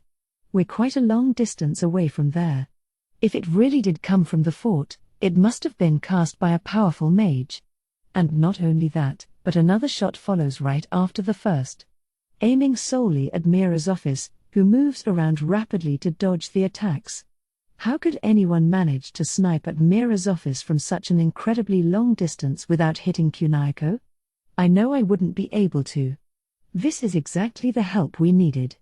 And yet, Mirosopis is still weaving around Kunihiko's attacks, my wind magic, and the magic sniper all at once. He's strong. Too strong. The addition of the sniper means Mirosopis can't counterattack as much, which allows us to press the attack. But we still can't break through his defenses. In fact, I have the feeling that if we let up for a second, it will all be over. It's like we're dancing on the thinnest ice. Even with the extra help, it's still not enough. HRGH? Suddenly, a wind magic spell hits Mirosopis square in the back. But it wasn't me who fired it. It was someone else, a child in a robe. The child hit Mirosopis with wind magic from behind and is already readying another spell. I guess they're on our side. In that case, I'll accept their help, child or not. Besides, while they look small enough to be a kid, that magic was considerably fast and strong. It doesn't seem to have done that much damage to Mirosopis, but the fact remains that it was able to hit him. None of our attacks has managed to land all this time. That means Mirosopis wasn't able to dodge this person's attack. Only with a 4-on-1 battle can we finally hope to be a match for him. Since the hit didn't do much damage, our chances of victory remain slim, but it's still much better than the situation was before. This is our only chance. As soon as I decide that, I stop my constant barrage of magic for a moment and focus my energy on weaving a bigger spell. Sensing that, Mirosopis changes focus to target me with his next spell. Uk. Kunihiko steps in with a quick slash to stop him. Mirosopis blocks his attack with his sword. At the same time, the magic sniper and the child attack Mirosopis with more magic. For just a moment, Mirosopis grimaces. If he redirects the spell that was meant for me, he can cancel out the other two magic attacks. He's pulled it off all this time, so I don't see why it should be any different now. But Mirosopis doesn't do that. He lets the sniper attack and the wind magic hit him dead on, and instead of counterattacking with dark magic, he uses it to attack me instead. Question mark. The sniper's attack hits him in the chest, followed by the wind magic hitting the back of his head. And a spear of darkness pierces my stomach. But I finished constructing my magic. Bearing the pain, I activate the spell. Tempest Magic, Dragon Wind. The spell engulfs Mirosopis instantly. NGH. Even Mirosopis can't dodge Dragon Wind, a spell that's usually meant to cause destruction on a huge scale. And it's Ultra Grand Magic, which normally can't be cast by a single person. Ultra Grand Magic surpasses even Grand Magic in power and is strong enough to take down a dragon. I know, because this is the spell we used to defeat the Lightning Dragon. Surely, even Mirosopis couldn't survive. Arg. A shout of determination.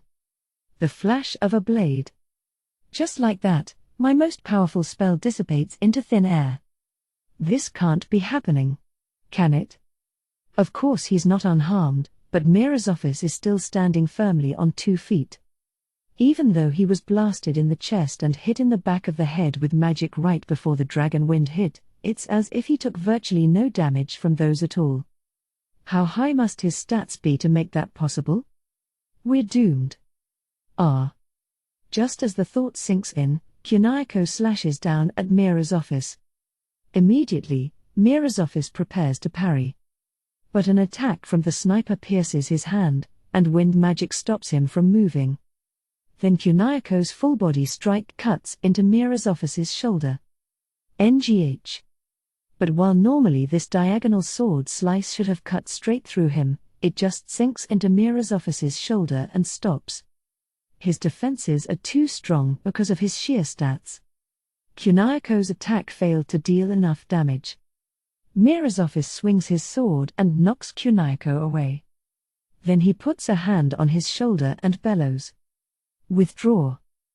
With that, he turns his back and runs away from us. That was a clear call to retreat, almost overly dramatic. So much so that it practically seems put on. Kunayako stares after him in silence for a moment. Then he comes back to his senses and runs up to me.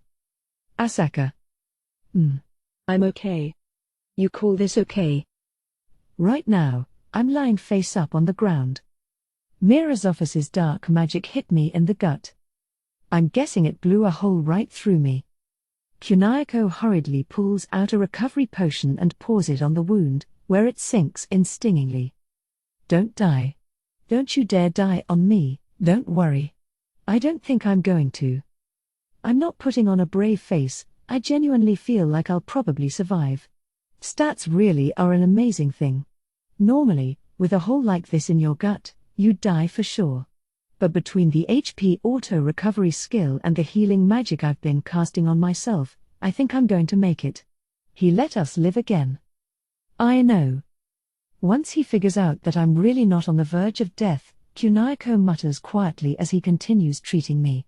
If that fight had continued, we would have lost. We managed to injure Mirazophis, but that's it. Each of us attacked him with everything we had. And even then, the most we could manage was a scratch. Even if we'd fought with a will to sacrifice ourselves in the process, I still don't think we could have won. I'm no good. I still gotta get stronger. You don't need to get that strong, really. That's what I want to say. I never want to experience danger like this again. There's no guarantee that he'd let us live again next time. They do say the third time's the charm, after all. This is now the second time that Mirazophis has decided to spare us. When he wiped out the clan that birthed and raised us, he let us go free purely on a whim. And today, it happened again. Although I don't know what his reasoning was this time. Are you all right? As I'm lost in thought, the child in the robe comes running over. She really helped us get through this battle. I should thank her. Thank you very much. Your support was greatly appreciated. You can thank me later. First, we have to heal you. It's all right, I can stand. My wound has mostly closed up. It's certainly still painful, so I can't push myself too much until it's fully healed, but I should be able to get up and walk around at least. We're still on a battlefield, meaning I can't just lie around, so I start to sit up. I catch a glimpse of the hooded figure's face, a young girl, looking wide-eyed and surprised by the speed of my recovery. I couldn't tell in the middle of battle because her hood was pulled over her eyes, but she's a real beauty. And judging by her overall appearance, now I understand how she was able to fight so well. "Ah, so you're an elf." The girl's pointed ears give it away. Elves live even longer than demons, and they're said to be especially skilled at magic. As a result of their long lifespans, they age relatively slowly, so this girl is probably a lot older than she looks. This girl and one other. I looked to the fort. I don't know who it was or what they looked like, but there was a mage supporting us by sniping at Mirazophis throughout our fight. Without the help of these two, we wouldn't have even been able to begin to fight Mirazophis. Exhaustion is becoming harder and harder to ignore, but there's no time to waste. I push away the desire to simply lie down and sleep.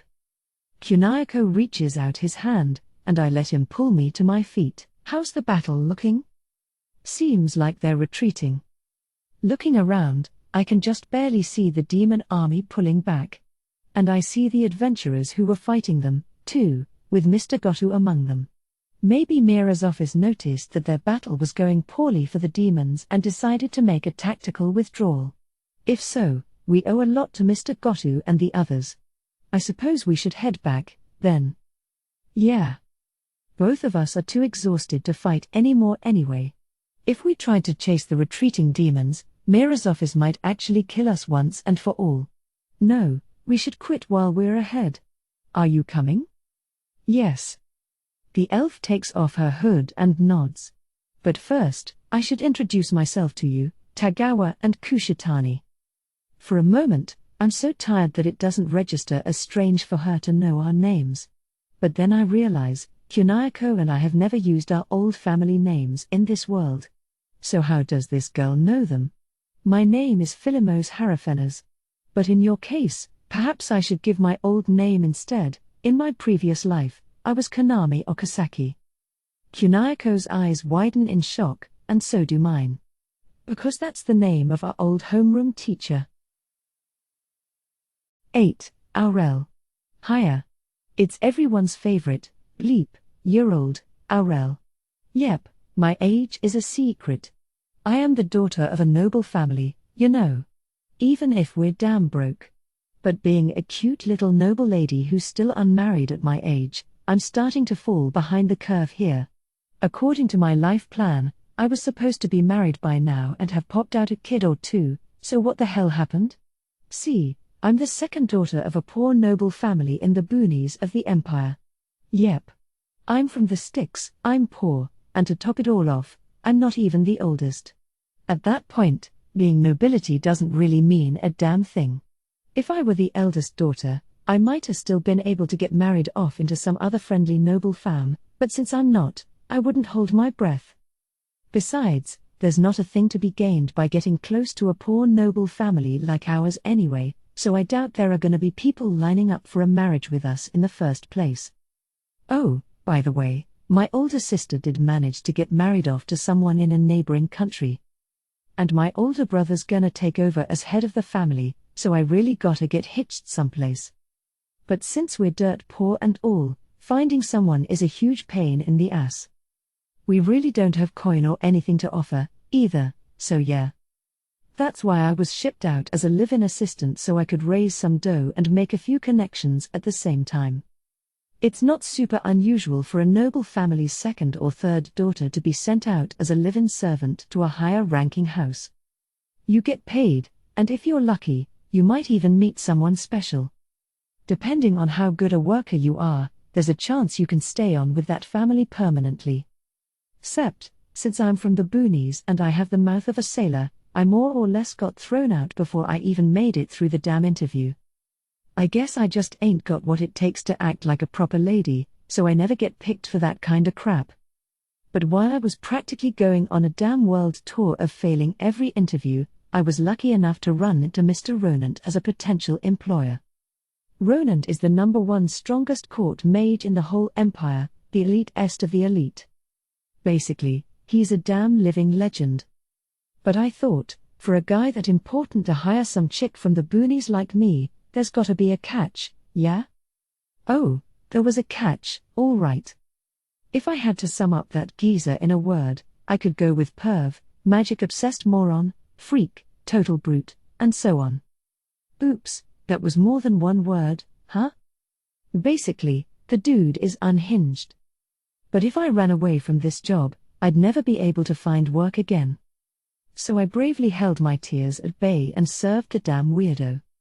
Looking back, this is where my life started to get real weird. Work for the geezer, save up money, and get married to someone who's loaded enough to at least make sure I won't go hungry, even if they're a commoner. That was my highest goal at the time. Best I can hope for, with my damn dirty mouth. I should have given up on the idea of marrying into a noble family from the start. My poor-ass family is barely any better off than commoners, so I didn't really mind getting out of the nobility game anyway. If I can just be a commoner with a half-decent life, that's good enough for me, damn it. And yet, my prime marrying years are pretty much over, and I'm still friggin' single. But maybe not being married is the least of my problems right now. Why the hell am I on a shitty battlefield anyway? Goddamn, this is a real mess. I end up grumbling out loud despite trying to rein it in. How does the second daughter of a poor noble house from the boonies end up as a court mage? If you're confused, that makes two of us. Basically, It's all that damn geezer's fault for saying you have a talent for magic. And forcing me to be his apprentice. Mostly 'cause the hero Sir Julius, who became the geezer's apprentice first, barely survived his insane training. You can't even call that training at all. It was straight up torture. He literally looked like he was gonna die, so I used healing magic on him on the spot, and that's when everything went to shit. The old geezer saw me do it and assumed I was good at magic or something. But the only reason I knew how to do it in the first place is 'cause when we were traveling in a carriage a while back, the old man used healing magic to fix up my sore butt, so I thought, hey, that's pretty damn handy, I should learn it and practiced in secret. There wasn't any real reason for me to hide it, but looking back, I think young me really made the right call. Because the moment the geezer found me out, my life turned into a living hell thanks to the torture he calls training. I've tried to escape him tons of times since then, but that old man is a space magic master. No matter where I run, he always chases me down with teleportation. So I figured my only choice was to learn teleport, too. But learning space magic just wound up making things worse. The government itself started taking notice, and before I knew it, I got shoved into a court mage seat and even got a fancy title. All I wanted was a roof over my head and food in my belly. Instead I found myself moving up in the damn world instead. All 'cause space magic is super rare. But since I've got a personal noble title now, maybe someone will actually wanna marry me. Except I've been so damn busy with work that I haven't had time to even worry about that. Imperial court mages have a lot of crap to do, you know. And even when I'm free, I end up having to teach things to the other court mages and their apprentices and stuff, for the sake of future generations or some junk. One day, I'll be like, sweet, I don't have any work today. And then the next day, I'm suddenly drowning in more crap I have to do. Where am I supposed to find the time to meet someone to marry now? Honestly, though, this war takes the cake. Why is a sweet young maiden like me giving orders on a battlefield, huh? Ugh. I just wanna retire, damn it. Right now, I'm giving directions to restore a fort wall that got wrecked. Luckily, the damage was fairly light, so the other court mages and I can get the wall back into half-decent shape, even if we can't fix it completely. Mom, could you help us instead of complaining, please? One of my fellow mages starts whining, but I'm having none of that crap, thanks. I just worked myself half to death, dude. Just let me rest a little, okay? Damn right. That's literally what happened. In fact, if I had made one wrong move, I really would have died. I was pushing my magic to its limits in that crazy long-distance firefight, you know. Who the hell was that freak? Since when does the demon army have someone like that? I hear the guy who messed up our fort's wall is a demon called Mirazophis or something, but his magic might have even been on par with my master's, which is ludicrous. Master Ronant already falls way outside the normal limits of human strength, but I dunno if even he could bust the wall of a fort like this from such a long distance. Although the scary thing is that maybe he could. Do you think my master could have pulled this off? Surely, this would be madness even for Elder Ronant, although I can't say for sure that it'd be impossible. My colleague seems to have the same opinion as I do on the matter. I mean, yeah, Master's pretty wild, but this Mirazophis guy seems absolutely monstrous, too. Mom, that makes it sound like Elder Ronant isn't human. Well, yeah, he's definitely at least half given up on being human by now. The way that guy simply nodded like it all made sense really goes to show what the people around Master actually think of him. But that also means that the guy we just fought was so bizarre that he might have even been a decent match for my master. Honestly, if those young adventurer kids hadn't held him off, this whole damn fort might be a pile of rubble by now. It was seriously that bad. My master likes to say, the truly strong can fight any number of riffraff with ease. Might as well have been talking about himself. Forget dozens, it'd take hundreds or maybe even thousands of people to try and take down that geezer. Since I've seen that geezer fight up close, I can understand this Mirazophis guy's insane level of power to an extent, but that doesn't mean I'm happy he's on the enemy side. I felt sorta bad for the demons who got sent to the fort where my master was stationed, but who decided I gotta fight a demon even stronger than those guys? Am I being punished for something I did or what? All I can think of is that time I snuck some poison into the geezer's food. Bah. You'll need 10 times this amount of poison if you want to kill me.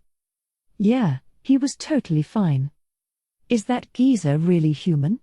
Honestly, sometimes I half seriously think he might be some super strong monster in disguise. I mean, the whole reason my life went off the damn rails is 'cause that monster of an old man set his eyes on me. I was supposed to be making out with my super hot husband by now. You're back on that again, Mom? I'm always talking about how I just wanna marry half decently and retire, so I think my colleagues are sick of hearing it. Mom, if you really want to get married, all you'd have to do is rub that chest of yours up against whatever guy you want, no? You know what comments like that are called? Sexual harassment, damn it.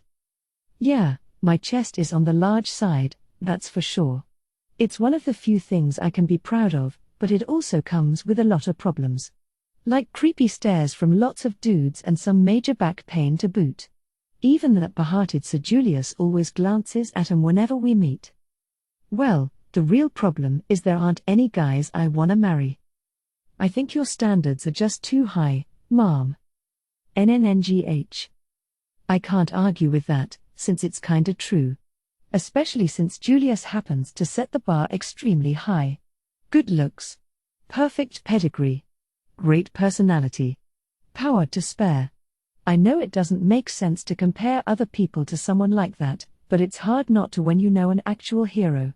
The one downside is that being the wife of a hero sounds like a huge pain. But compared to that, the guys usually around me are all mages who are a bunch of weirdos, especially the geezer. I look at my colleague's face and heave a huge sigh. Mom, isn't that a bit rude? Whatever. I'm allowed to sigh at grown-ass men who call a younger lady Mom. That's right. All the other court mages, not just this guy, are older than I am. But they all call me Mom for some reason. And not even to be rude, they seriously mean it. For Imperial Court mages, your magic power decides your position. And since I'm second only to the geezer in strength, that means I get almost as much respect as he does. I guess some people might fancy the idea of a bunch of older guys falling all over themselves to heed your every word, but really, it just means I'm surrounded by damn magic-loving weirdos, okay? Not exactly the kind of guy I'm looking to marry. But most of my days end up being spent with these guys from morning till night.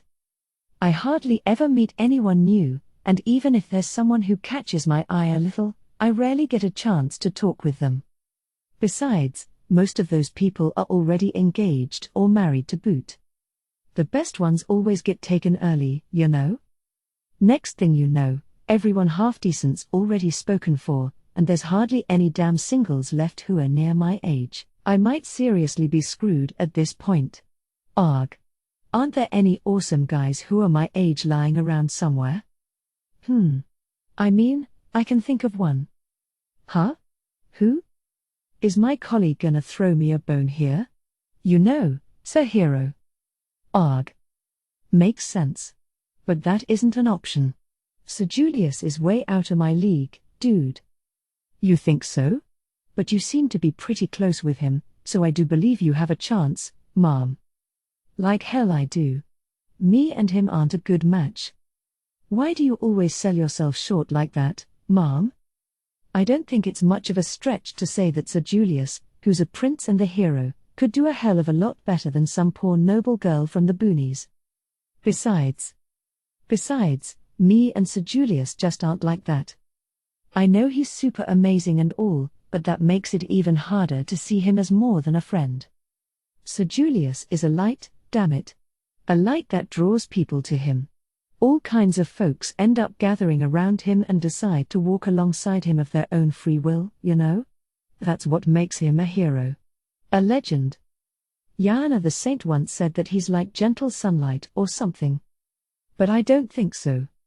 He's way more intense than that, like a fire blazing wildly in the darkness. You know it'll burn you if you get too close, but people can't help moving toward him anyway. And then they sacrifice themselves in his name. Now, I'm not saying that's a bad thing.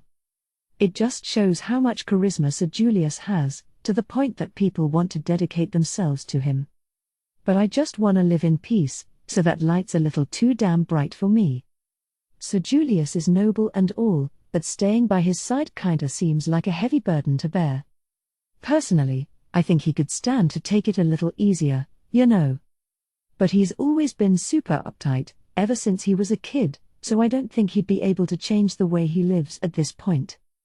So being a step behind him as a friend is the right place for me. I see.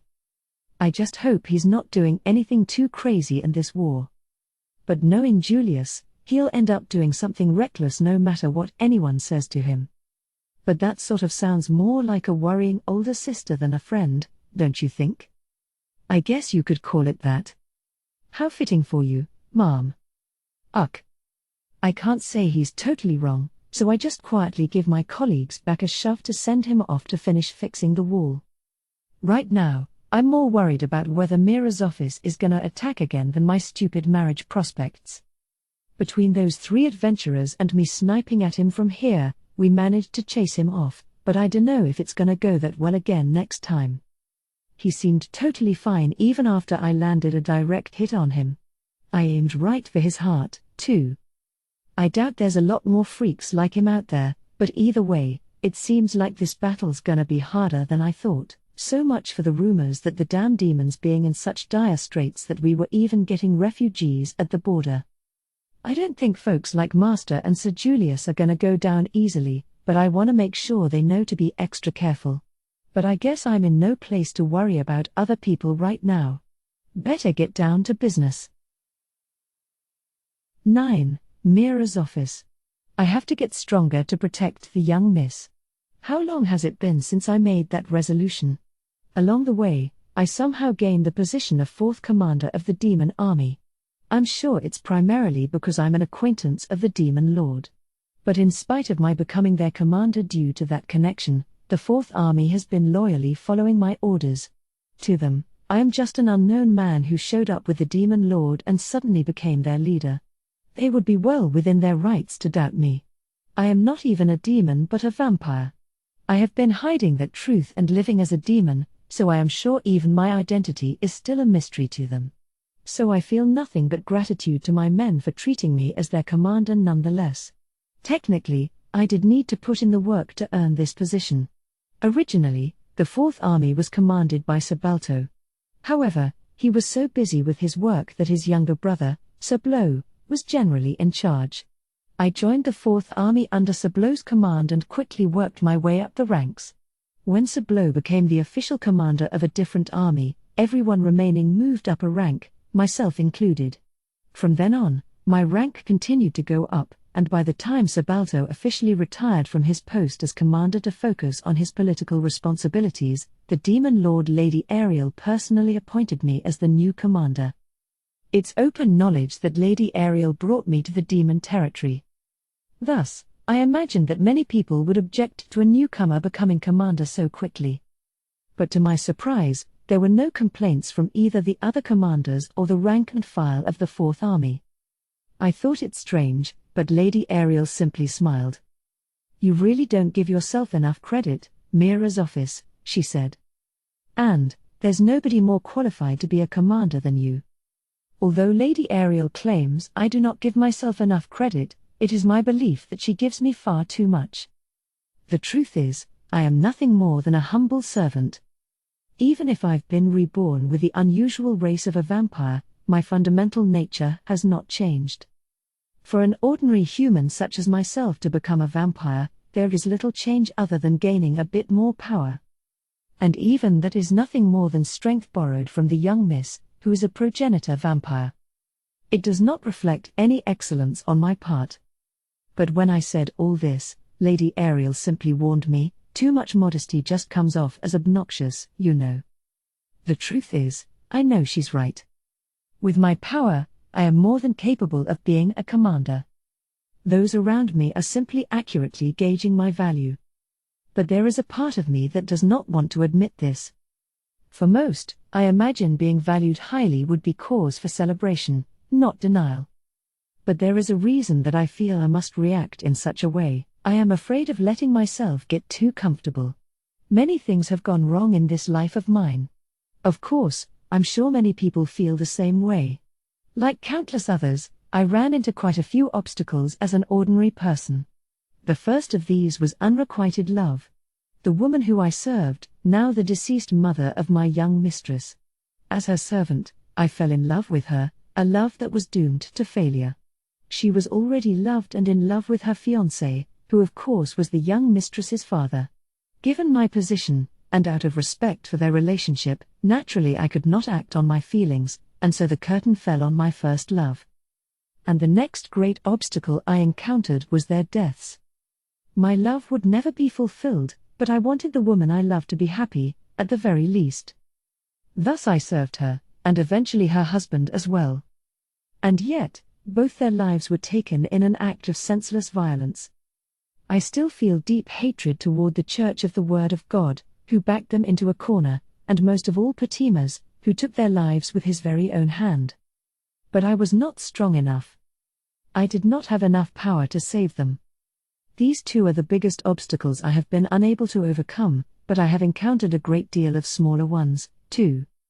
Many times have I stumbled due to my lack of ability and lamented my own incompetence. In short, I have spent my life running into one insurmountable barrier after the next.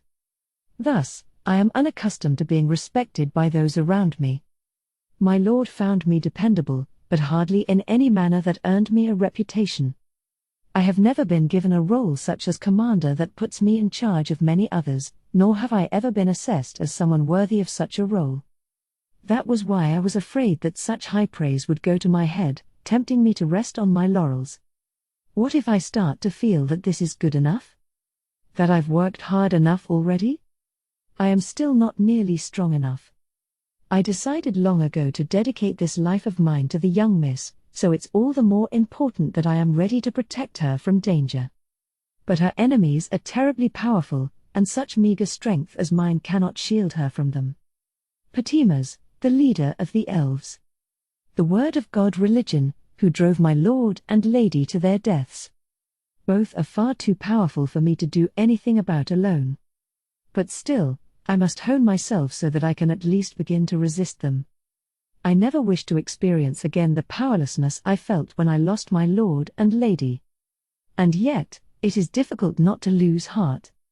I am an ordinary person. No matter how hard I might struggle, I can never reach the strength I desire.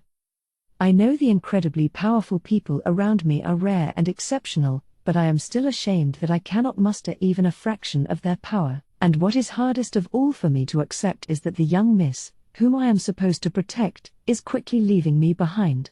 The young miss has grown a great deal. She was but a baby when we resided in Sariella, and still only an infant when we journeyed to the demon realm, so I thought she would remain a child even after we arrived. But now, the young miss is beginning to grow into a beautiful young woman, resembling her mother. When I was still human, an elderly person once told me that children grow up fast. I thought the young miss was still a child, but she started to climb the stairs to adulthood before I even realized it. Not only in her appearance but in strength, too. The young miss is already so powerful that I could not hope to match her. I am far weaker than the person I am meant to protect. That knowledge weighs heavily on my heart. And when I see how much she's exceeded me, so far that I can never catch up no matter how much effort I devote, a part of me is tempted to give up on moving forward at all. I am a coward. Truly, a pathetic coward. Even if I cannot reach her, no, especially because I know I cannot reach her, I must not stop striving for greater heights, or the gap between us will only grow more. Even now, when I'm running with all my might, the gap is already widening. So I must not allow the praise and acknowledgement of others to dampen my resolve and commitment. I cannot content myself with the way things are. I absolutely must not stop trying to catch up to her. Even if an ordinary person like me can never catch up no matter how hard I might try, I still cannot stop walking forward. Coward though I am, I must always stay steady. especially after what I just experienced. I still have a ways to go. After our retreat, I admonish myself back at the camp. I failed. My wounds have already closed up. They were light to begin with. If I kept fighting, I likely could have won. But I am the one who decided to retreat. I gave up on victory and chose failure of my own volition. Because the sun was out, the weakness of vampires such as myself. Because there were several reincarnations among our opponents. Because the other adventurers were stronger than I expected, and my army was being pushed back. Yes, I can think of any number of excuses. But that does not change the fact that I failed. I was fighting the reincarnations who were survivors of the clan I destroyed with my own 2 hands long ago. That young boy and girl have grown quite strong. Not nearly to the extent of other reincarnations like my young mistress and Wrath, but those 2 are likely far beyond the realm of the ordinary. I believe the pair I fought today was still quite formidable. I could not completely defeat them. Since they are reincarnations, I knew I was supposed to hold back so I wouldn't kill them, but the truth is, I wasn't holding back. I fought to the best of my ability, but I still couldn't bring them down. My stats and skills alike were unquestionably superior, but somehow, they still held their own against me. The boy's swordsmanship was skilled, his footwork sharp and precise. Even his blinking and breathing were methodical. He used the powers of his magic sword at just the right moments, never leaving an opening for me to exploit. The young girl was perfectly in sync with the boy, too. She managed to constantly pressure me with a hail of attack magic without ever getting in the boy's way. The way she wove her spells was smooth and flawless, and they were quite powerful.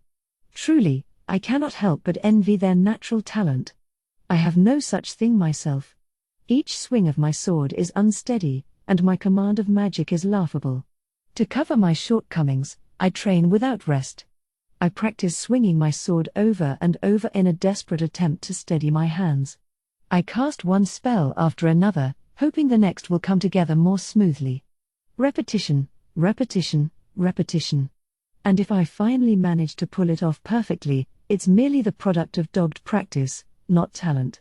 But if I cannot do as well in live combat as in practice, it is all for naught. I cannot stand still in battle, like I do when I practice my swings. If I pause in the middle of fighting to construct a spell, I only make myself a tempting target. So I practice while moving around, as well.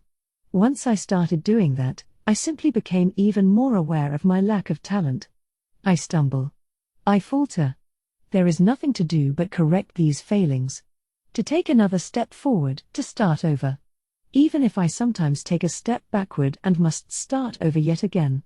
Those with natural talent may find it easy to handle such things, but it is not so simple for me. My only choice is to keep practicing until these things are second nature and carve the memory of every action into my body. But even that is difficult for me. On occasion, I'll manage a sword swing that I'm satisfied with. But other times, I cannot recreate it no matter how many times I try. Sometimes, I can do something perfectly one day but not the next. As I test things out, there are even occasions when I can't cast a spell correctly. All this experience doesn't necessarily add up to progress. I'm sure the truly strong, like Lady White or the young Miss, cannot relate to such struggles. Since they are constantly moving forward, they know not what it is for an ordinary person to stumble, stop, or even slide backward. Why can't you do this? They have no idea how cruel those words can be. I finally reached the point where I can wield my sword and magic simultaneously, but not yet to the point where I can seamlessly shift from one movement to the next. If something unexpected happens, my reaction is inevitably delayed. I am sure the likes of my mistress or Lady White would never fail to make a snap decision in such situations, simply another thing that illustrates the difference between those with talent and those without. I only managed to retain the upper hand in this most recent battle because my stats and skills were simply higher. Because I lack any talent myself, it is easy for me to identify, the reincarnation boy and girl have both been blessed with far more natural ability than myself. Their capacity to hold their own in a fight against me, even though I was theoretically stronger, is proof enough of that. Quite worrying. Today's battle ended with only minor injuries, but who knows how the same engagement might turn out in a few years' time? The difference in our natural abilities will translate into differing rates of growth. If people make the same amount of effort over the same time, the ones with more talent will grow more. Thus my only choice is to work even harder to close that gap, but time moves at the same rate for everyone and waits for none. The amount of time one can spend training is limited, too, which is one of the few cases in which the playing field is even regardless of one's natural talent. Even so, life is still unfair. Compared to those of us without talent, who must make more effort, those with talent are given the same amount of time to make as much effort as they choose. I know it is no use to bemoan things I do not have. And yet, I cannot help thinking, if only I had some talent. The thought never fails to drag me down. Perhaps that just goes to show how big of a shock this most recent loss was to me. To calm myself down, I examine my stats with appraisal. And in my skill column, I see the word perseverance. Perseverance, a skill that Lady White once had. It is one of a small amount of special skills known as ruler skills. I do not know why one as lowly as myself would be given such a skill. But I admit, it does seem fitting. All I know how to do is persevere. For one such as myself, without natural talent, there is no other way. Endure, persevere, and press on. That is the only way I can keep moving forward. As I gaze at this skill, I begin to feel that perhaps I can persevere and move forward again after all. Even if I know I cannot catch up to my young mistress and the others as they run on ahead. Even if the other talented youngsters who are running to catch up with me now will someday surpass me. I shall grit my teeth and keep on running as well. 10. Pelmina. My name is Pelmina. Just Pelmina. There was a time once when I had a family name as well, but no longer. I was born into a distinguished demon family and wanted for nothing in my life. My father is the head of the Ministry of Finance as well as the 10th commander of the demon army, a rock-solid position by any measure. To be precise, I should say he was the 10th commander, but it was still the case when I lived with my family. There was no actual 10th army, so it was a paper title, but it still paid well enough that our family was quite affluent. But while we wanted for nothing, my family was accordingly harsh.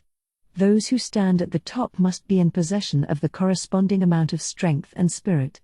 I'm sure all noble demon families raise their children with such beliefs, not just mine. The rumors that my family is far harsher with its children than the others are entirely unsubstantiated. Rote learning, training, etiquette lessons. From a young age, that is how I spent my days, and I believe I became a proper young lady who would not shame my family name. At least, I used to believe that. Because after a certain incident, my family disowned me. Under cover of my hood, I cast a stealthy glance at the person next to me. What? Only to be noticed right away. This person, who is now frowning at me, is Sophia Keren. She is the cause of my expulsion from my family. Even now, just thinking about what happened makes my blood boil. Oh, nothing. I see. A brief exchange. We are not close enough to carry on a friendly chat, nor is now the time or place for it. Right now, we are hiding in a forest, waiting to ambush the enemy. Looking around, I see other members of our white-cloaked band hidden around the area. Since all of us are using a high-level stealth skill, it would be nigh impossible to see any of them without knowing beforehand they were there. This small group of exceptionally talented soldiers is the 10th Army. When my father was in charge, the ranks were solely filled with our family's private soldiers, most of them of little use in battle. But those days are over. When my father stepped down from the position of commander and a new one took his place, the 10th Army was reborn as a small but incredibly elite force. Compared to the other armies, ours is scarcely even a tenth of the size. But each individual can fight as well as 100 from any other. I would even be willing to wager that we could hold our own in a head-to-head battle with one of the other armies. That is how powerful the 10th Army's soldiers are. The most terrifying part is that these elite soldiers were trained over the span of just a few years. I can hardly pass judgment, since I am one of them. But the other armies do not know the true strength of the 10th Army. It hasn't been long since we were established, and we are quite small as armies go, so we haven't yet had a chance to demonstrate our power. But we've been working that much harder behind the scenes, under the orders of our commander, gathering information, carrying out assassinations, and other various missions. As such, people seem to assume that we specialize in this sort of subterfuge. They're not entirely wrong, but in reality, that is merely one aspect of our talents. We excel just as much in normal combat. Sadly, we haven't yet had a chance to prove this. Nor will today be an exception. The other armies are all boldly invading the human territory, but we are still lurking in the shadows. I am sure the fact that we cannot boldly display our prowess in battle is the reason for Sophia's foul mood, too. Sophia has a powerful desire to be in the spotlight, and she also simply loves fighting. However, in a way, this is the most important battlefield of all. Which is exactly why we're here. Pure silence. The entire 10th Army shifts to take their positions and make ready. Our senses, sharpened by our skills, have detected footsteps of people moving through the forest. So we still are breathing and wait. Since all our members have the silent skill, no one will detect us from our breathing or heartbeats, and the odorless skill will prevent us from being detected by smell, too. In addition, we've undergone all manner of training to avoid detection. The only possible way to spot us would be with a skill like clairvoyance. There is no real way to defend against it, but with skillful use of skills like stealth and concealment, we can minimize the risk to a certain extent. I doubt our target is constantly using detection skills, so as long as they do not know we are here, they almost certainly will not spot us. And as we quiet our breathing, we wait for our targets to pass underfoot. We do not look in their direction, for even the slightest of motions might be enough to alert them. The footsteps come closer and then begin to pass by our hidden unit. Judging by the sound, there are likely about 100 of them. The only paths through this forest are animal trails, so it's hardly suited to marching through with a large amount of troops. Consequently, it's that much harder for anyone to monitor it. Such is the nature of the no man's land that lies between the human and demon realms. There are human forts positioned anywhere it might be possible for an army to march through. The areas in between are known as no man's land, where small skirmishes between humans and demons frequently occur. This forest is one such area. And it would appear that while the majority of the demon forces are marching into battle, the enemy has been planning to pass through the no man's land to invade demon territory instead. As the 10th Army, our job is to annihilate that incursion. Our other members have been positioned at the other sections of the no man's land as well, tasked with destroying any enemies who attempt to make their way through, as well as any humans who already lived in those areas. But the main thrust is right here. I hold my breath and wait for the signal. Before long, it arrives. A thread so thin that the eye can scarcely see it is wrapped around my finger. I feel a tug. On that signal, all of us jump into action at once. We emerge from our hiding places and attack the enemy as one. My specialty is a throwing weapon called a chakram. I hurl it past Sophia as she charges straight ahead, and it embeds itself in the skull of my target. A moment later, Sophia slashes at another enemy, and after that, the rest of the members strike as well. Our first surprise attack is a complete success, leaving our victims no time to defend themselves. We press the attack against a stunned enemy as they try to figure out what's happening. Less than half of them are able to counter the second wave of attacks, so it deals a significant amount of damage as well. Only when we begin landing our third round of attacks does the enemy finally understand that they've been ambushed and begin to defend themselves. By this point, they've already taken heavy casualties. The fact that they were advancing down a narrow trail in single file works in our favor as well. We struck their thinly stretched line from both sides in a pincer attack, dividing them up and defeating the isolated elements. Besides, it's difficult to move on the narrow trail even at the best of times. There's no hope of mounting an organized defense here. The fighting will come down to a pure contest of individual strength. Unfortunately for our enemies, our initial attack has already thinned their numbers, and they still haven't recovered from their confusion. Not to mention our sheer strength. Truly, I do not see how we could lose. Ambush. We're under attack. What? Damn it. While the enemy panics, the 10th Army soldiers simply attack in silence. Puo Xiaoma's. Correction, all except for one, who's bellowing as she swings her broadsword. So you were waiting for us, Standing opposite the bellowing Sophia is an elf man with a nasty gleam in his eyes. Our primary target, Patima's Harafenas. Him plus the elves under his command. You have my permission to use your weapons. Kill them. Patima's gives an order in a calm yet piercing voice. Immediately, the elves begin to change.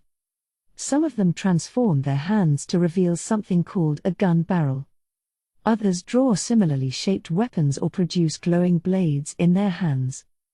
Right away, the guns begin to chatter as they spit out bullets. But since we expected all of this, we react without panicking. Some of us create magic walls to shield ourselves, while others predict the paths of the bullets and dodge them. Wah! As the elves recoil in surprise, it's time for our counterattack. Even Patima seems taken aback by this development, judging by how his expression becomes fractionally darker. That's right, we know all about you. How you elves use strange weapons called machines. Because the 10th Army commander is none other than the master herself. Humph. Sophia's broadsword bears down on Patima's, who blocks it with his right arm. I'm sure that arm is made out of some kind of machine or something, but Sophia's sword cleaves through it easily. TCH. Patima's clicks his tongue. I have no choice. Anti-technique barrier. The elf leader's words cut off mid-sentence. Because his head and neck have abruptly been separated by the person who suddenly appeared behind him. Would you mind not interrupting just when things are getting good? Sophia looks sulky that her opponent has been stolen from her. But the culprit doesn't respond, instead silently crushing Patima's severed head. At around the same moment, the destruction of the elves' forces is complete. 0 escapees. 0 survivors. And 0 casualties on our side. As soon as I confirm this, I kneel. Mission complete, Master. The rest of the unit follows my example and kneels toward Master as well. Only Sophia remains standing. Master simply nods silently without sparing us a glance. Our Master, the 10th Army Commander, Lady White. If you were to ask where my life went off the rails, the answer would be simple. The day that Sophia appeared at the Academy. From then on, everything was wrong. Aside from undergoing strict training to ensure I wouldn't bring shame on my family name, I lived a life without any difficulties. Never had I experienced events so far out of my control. My parents chose a fiancé for me, so I suppose my future was not for me to decide. But my fiancé, Sir Wold, was a perfect gentleman, and it is the duty of any noble to live out whatever future has been chosen for them, so I wasn't particularly unhappy with this arrangement. In fact, I was rather fond of my fiancé, Sir Wold. But those feelings were more akin to friendship than romance. Or perhaps, since I knew I was engaged to marry him in the future, it was an almost familial affection. At any rate, my feelings were not romantic. And I believe it was the same for Wold. But this was not an issue. Even if we did not have a tumultuous love affair, I was confident we could build a family on the basis of mutual respect. Until Wold fell in love with another woman and betrayed me. Yes, you guessed it, the woman in question was none other than Sophia. When she transferred into the academy, Sophia immediately captured everyone's attention. The high society of demons is a small world. Since the overall population is so tiny, it stands to reason that the number of nobles is even tinier. Naturally, I had met most of the other noble children long before we entered the academy. Even if I didn't know them personally, most were at least acquaintances or friends of friends, so I had a basic understanding of their character through word of mouth. But Sophia was an exception. Her origin was unknown, and no one had ever met her before. The only thing we knew for certain was that she was staying in the mansion of Duke Thallo before she came to the academy. As such, the speculations ran wild. Is she the illegitimate child of Duke Balto Thallo? Is she the daughter of the previous demon lord who disappeared? Is she related to the current demon lord? Now that we know the truth, it's obvious that none of those theories is correct, but at the time, no one knew how to approach the mysterious new transfer student. So in a way, it was only natural that Sir Wold would be the first to approach her as a representative of the class, since he has the highest social standing in our year. But Sophia turned out to be more exceptional than I expected, and since Sir Wold is quite competitive, I believe he soon forgot his original goal in establishing contact with her. Yes, that's right. Despite her horrid personality, Sophia is quite gifted. And while Sir Wold appears friendly, the truth is that he's extremely prideful and competitive.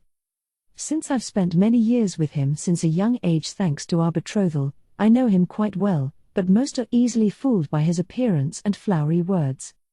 Wold has a talent for building up his following by pretending to be nice while making it clear that he's superior. He'll casually mention his own talents in such a way that most come to believe I can't beat this person, while also acting friendly so that they'll think that he's so nice. Quite a character, I must say. Although knowing that side of him is exactly why I couldn't develop romantic feelings for him. Still, Wold's scheme assumes that he is in fact superior to the person he's trying to impress. He comes from a high-ranking noble family and makes a great deal of effort accordingly. But Sophia outstripped him in every way. Sir Wold, who has always been at the top of our class, lost to someone. Naturally, this lit a fire in him. It didn't help that Sophia was obviously smirking and looking down her nose at him. Yes, they're quite a pair, all right. From then on, Sir Wold's one-sided battle began. He started challenging Sophia whenever he got the chance and lost every time. Whether it was test scores, sparring practice in our combat classes, or even dance lessons, Sir Wold fell short of Sophia in every category. You really are amazing, Miss Sophia. He would smile lightly and compliment her, but I could tell that on the inside, his sense of rivalry only blazed even brighter. I doubt anyone else noticed that somewhere along the line, his compliments became genuine. Maybe even Wold himself didn't realize it right away. Wold had always come first in just about everything. I don't think he'd ever had so much trouble winning at anything before. On occasion, I didn't hold back enough and bested him by accident, which always led him to work that much harder to come out on top again next time. That's the sort of person Sir Wold is. I know that he constantly works hard to keep up his position of first place, so I've put in effort to stay in second place as well. As clever as Sir Wold is, he never noticed that I was carefully restraining myself to ensure he remained first, you know. But I still respected Wold a fair amount for his work ethic and lofty ambitions. I thought that together, perhaps we could help lead the demon race out of its decline. We are high-ranking nobles, the leaders of the future. We could not tolerate failure. We needed to always stand at the top. But Sophia, who knows nothing of such struggles and difficulties, continued to win without mercy. And Sir Wold, who has always constantly won and gained the admiration of the losers, began to admire the one who was constantly defeating him. Rather simple-minded logic, is it not? Wold began to spend increasing amounts of his time and money on Sophia, and it only worsened as the years dragged on. She was already beautiful when she first arrived, but her appearance only grew more beautiful and her aura somehow more bewitching. Most of the male students had long since started serving her. That wouldn't be so bad if they were simply developing crushes on her. It would certainly not be ideal if all the noble young men around our age fell in love with the same woman, but it wouldn't be the first time boys were entranced by beauty. As long as they eventually snapped out of it. But the situation was far more serious than that. Sophia had sunk her fangs into them. There are few skills that can induce the charmed status effect, but they most definitely exist. Victims will begin to worship the person who charmed them. And now most of the young men meant to lead the next generation of demons had been spellbound by one woman and obeyed her every command. and that I certainly could not overlook. Not only that, but when I say she sunk her teeth into them, I mean it literally. As it turns out, Sophia is actually a vampire, the stuff of fairy tales. At the rate she was going, I was genuinely concerned she could very well take over the entire demon race. Fortunately, Sophia seems to have no such intentions and didn't even appear to be consciously creating the charmed effect. But she was still dangerous, so I consulted with my father to find a way to deal with her. Unfortunately, she caught wind of my plans. I suppose I might have been in more of a panic than even I realized. Sir Wold and the others turned on me, showering me in false accusations. No, I suppose not all of them were false. I really was planning to do away with Sophia if I could manage it. Thus, I was chased out of the academy, and to make matters worse, my father declared that he was disowning me. I will never forget his disinterested face when he told me so. As I later learned, since Sophia is connected to the demon lord, Wold's father and some of the other nobles came to the conclusion that I had to be cast out. Sir Wold himself was behind this manipulation. I have always deliberately held back to ensure that Sir Wold could have first place, so perhaps I was overestimating my own strength. Deep down, I thought that if I went all out, I could do anything. But before I could get rid of Sophia, Wold got rid of me instead.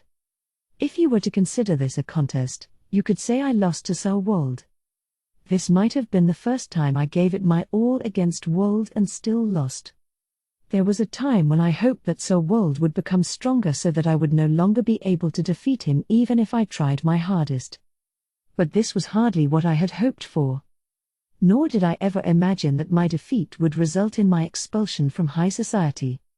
Even if we were not in love, I thought we at least had a certain degree of trust in each other. But I was betrayed by my fiancé, disowned by my family, and plunged into the depths of despair. Fortunately, my father did not kick me out without a single coin to my name. He arranged for some money to take with me and a place to go. Namely, the 10th Army.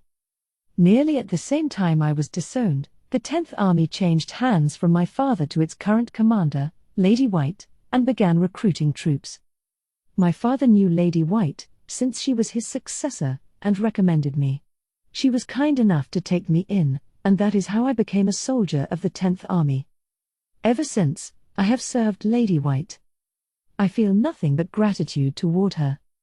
I was but a young girl at the time, so if she had not made a place for me, I am sure I would have died a dog's death long ago even with the money my father gave me. Moreover, Lady White never treated me like a mere child and always entrusted me with jobs and training. Those were days of madness, I mean hard work and bizarre, that is, unique training methods.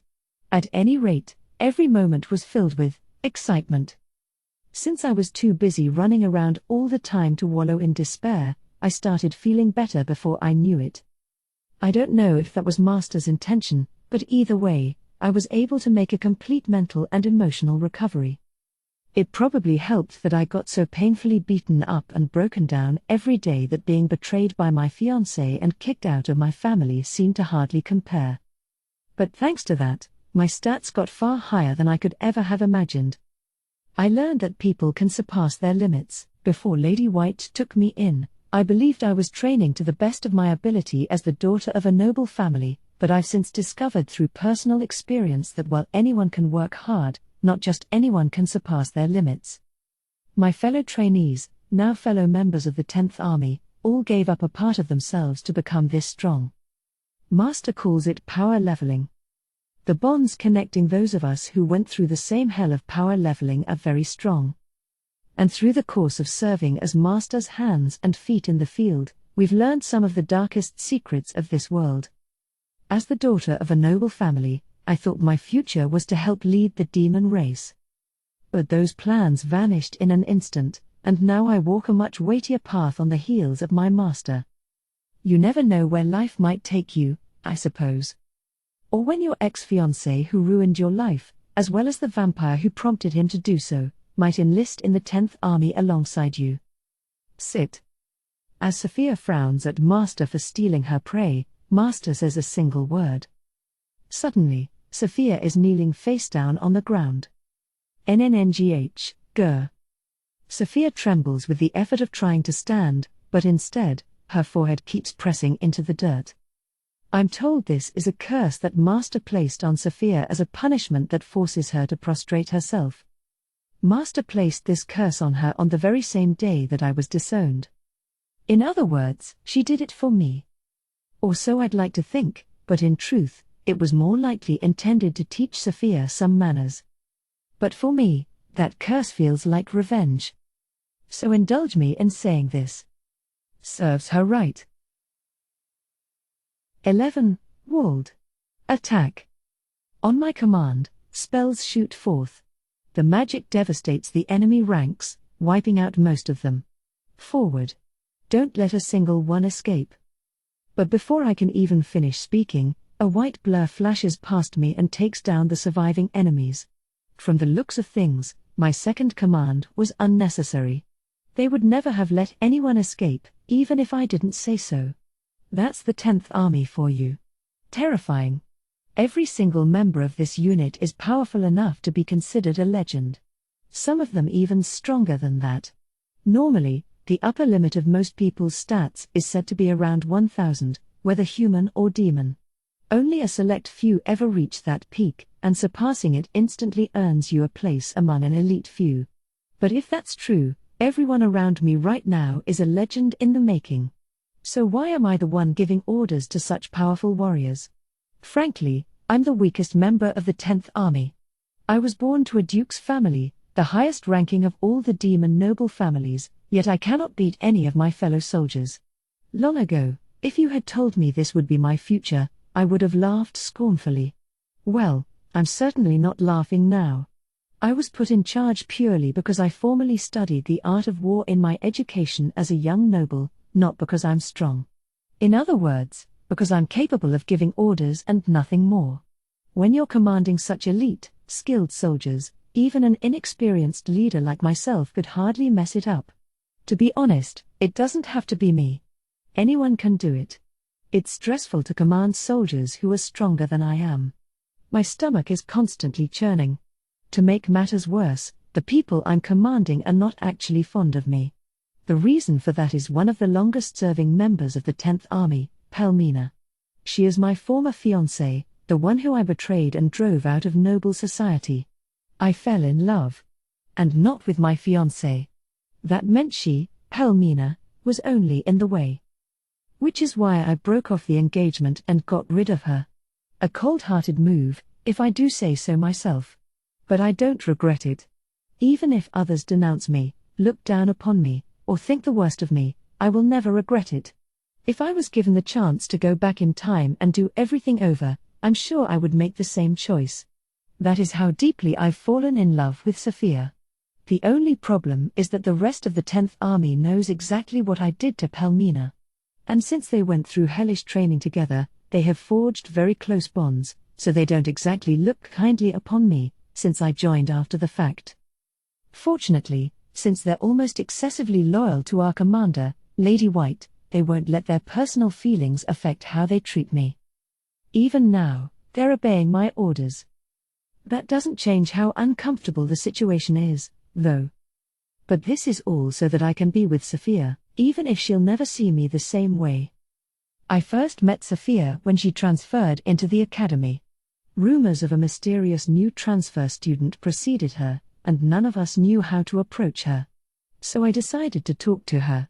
My first impression was that she was a beautiful girl. She looked so fragile, like a porcelain doll. My second impression was that, contrary to her appearance, her personality was awful. When I started talking to her, she made zero effort to hide her annoyance. I'm the son of a duke, so Sophia was the first person who was ever openly impolite to me. To be totally honest, it pissed me off. I'll knock her down a peg or two, I decided. My original plan was to try to befriend her, probe her background, and figure out the best way to interact with her. But all that was forgotten as soon as she was rude to me. She started it when I was only being friendly, so it was well within my rights to put her in her place. But it would be a pain if Sophia's background turned out to be a problem later. Many people suspected that she had direct ties to the Demon Lord, so I would have to mock her carefully enough that she wouldn't even notice. So I figured that first, I would show her who was on top.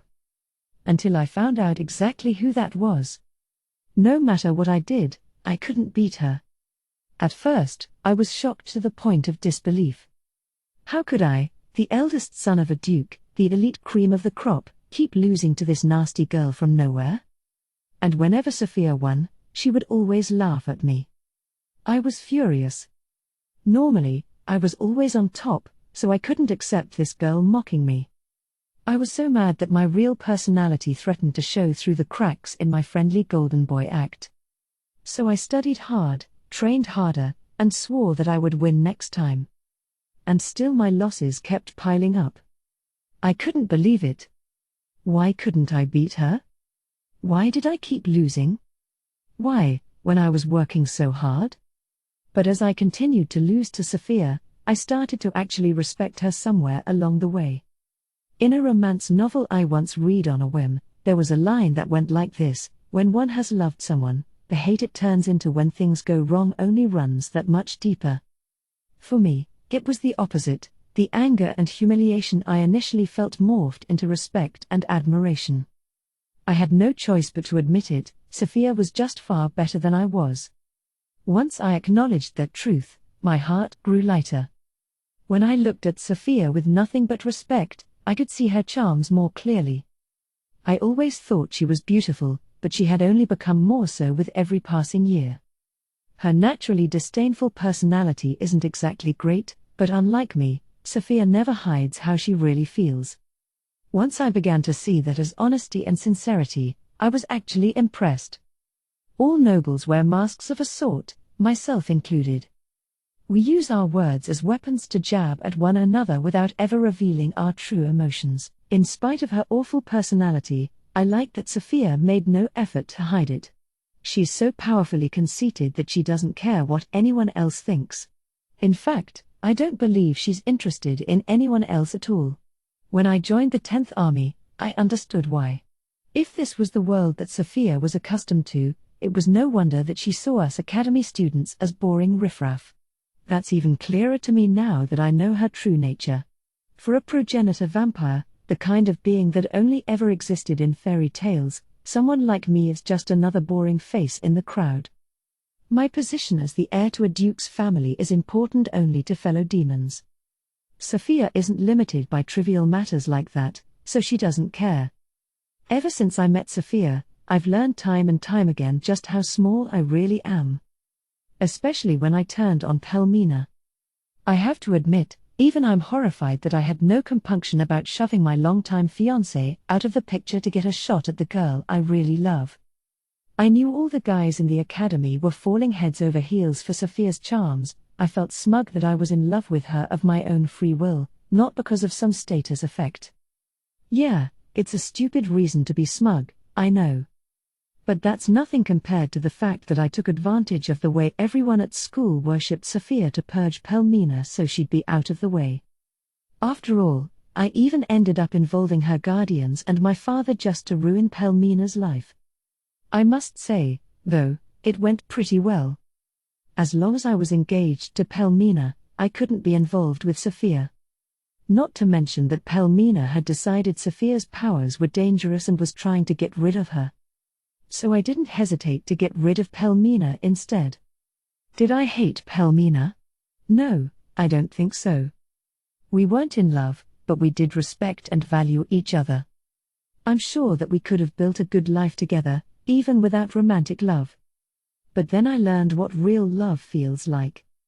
Once I had a taste of the emotion that borders on insanity, I could never accept such a tepid future. I do feel bad for Pelmina, who did nothing wrong. But not enough to do anything to help her. What a horrible fiancé I am. So maybe it's karma that I'm in such an uncomfortable situation now. I should have started working for my father when I graduated from the academy, but I wanted to follow Sophia, so I joined the 10th Army. I had no idea what I was getting into. The members underwent hellish rituals that could hardly even be called training without batting an eye. And Sophia joined in without a problem. As a bonus, my ex-fiancée, Pelmina, was among them. That was definitely a shock. I fell far behind the other members as they carried out the truly insane training exercises, while Pelmina looked at me coldly, and Sophia seemed incredulous that I couldn't keep up. The only reason my heart didn't break on the spot was because I had plenty of experience losing to Sophia already. Without that, I would have definitely lost all confidence and gone into hiding by now. Even now, that's barely enough to keep me hanging on.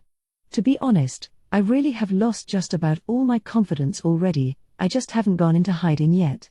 Unlike my academy days, when I only ever lost to Sophia, I'm at the bottom of the totem pole in the 10th Army, and Pelmina, whose life I once destroyed, is far above me. The difference between our stats alone has widened dramatically in her favor. Despite how it might sound, I've been doing all that crazy training since I joined up. But since Pelmina's been doing it since the current 10th Army was first formed, she's gotten way ahead of me. She used to always be below me, but now she's leaving me in the dust. It definitely adds insult to injury, but the last scraps of my pride have motivated me to fight through the misery and try to improve. I've been working like a madman to catch up. But Pelmina was always exceptional, and now she's been doing this hellish training for years. There's no way I can make up the difference between us that quickly. If anything, it looks like the gap might get even bigger. Finally, I cast aside all shame and went to Sophia on hand and knee to beg her to turn me into a vampire. I know this might sound like a bad excuse, but I always intended to ask her eventually. I want to be with Sophia forever, and the easiest way to do that is for her to make me a vampire. Besides, becoming a vampire means I become Sophia's underling. This was also a way to offer her my body and soul. It was almost too good to be true. There was just one concern that made me hesitate to become a vampire. It wasn't because I would no longer be a demon or anything silly like that. I'd already given up on my pride as a noble long ago. I mean, I tossed aside my fiancé in order to be with Sophia. Obviously, I'm willing to sink as low as it takes. I'll follow my heart, no matter how selfish or irresponsible it might be. My apologies to my father, but I no longer have any intention of fulfilling my duties as the heir to a duke's family. No, the only thing that was stopping me was my appearance. They say that vampires live forever, without aging or decaying. But that's the problem. Specifically, the problem is Mirazofis, the other vampire besides Sophia. He hasn't aged at all since he became a vampire. A human his age should be starting to look old, but he's still perfectly youthful. If that means vampires stop aging once they reach adulthood, then that's perfectly fine. Sophia certainly has been growing. But she's a progenitor vampire, a special case. So do normal vampires age and grow? That's why I wanted to wait to become a vampire until I looked like an adult. Specifically, when I could pass for the same age as Mirazofis, the apple of Sophia's eye. Given the danger that I might stop growing, the safest bet would be to wait until adulthood before I asked her to make me a vampire. But I didn't have the luxury of waiting around anymore. I had to do something to get off the bottom rung of the ladder, and fast. And becoming a vampire would make me strong. It's just a matter of sooner rather than later, really. Even if I'm stuck looking this age, it could be worse. Thus, I pleaded with Sophia until she finally gave in and turned me into a vampire. All at once, the whole world looked different. At the same time, I felt some sort of unbreakable connection to Sophia. I was thrilled. This is the moment I've been waiting for all my life, I thought. But that didn't change my position in the 10th Army. I'm still at the bottom. My stats definitely rose when I became a vampire, but not enough to catch up to the monstrous power of the 10th Army. Well, obviously. It'd be unfair if just turning into a vampire made you that strong, right? No cheating, said Sophia. Then she added dreamily, Mirazofis was frustrated after he first became a vampire, too. But he was so determined to protect me. He was just so cool then.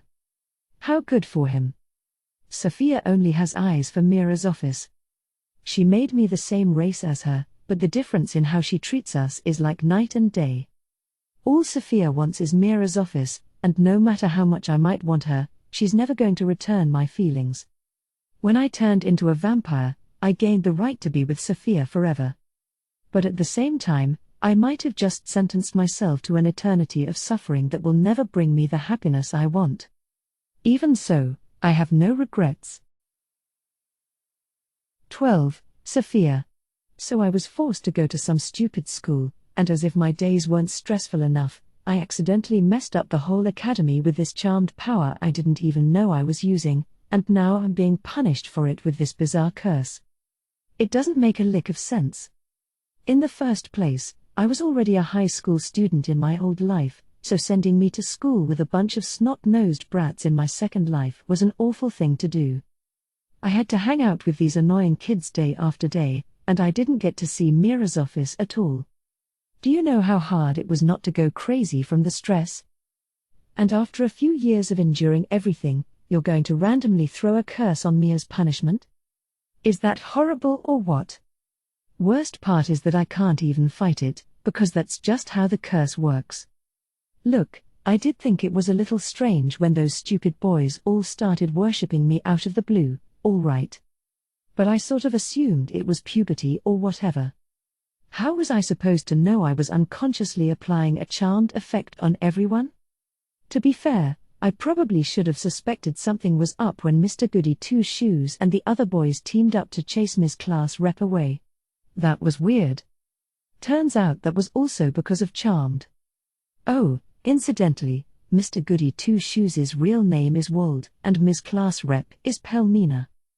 Wald really does have a nasty personality that he hides under a friendly demeanor, and Pelmina is ridiculously prim and proper, so that's what I've been calling them in my head. Pelmina was always lecturing me, so I did feel a bit smug when Wald chased her out of school, but the tables turned when Master cast this stupid curse on me right after finding out what happened. Well, I suppose I do feel a bit sorry for what happened to Pelmina. She might be a total nag, but what she's saying is usually right.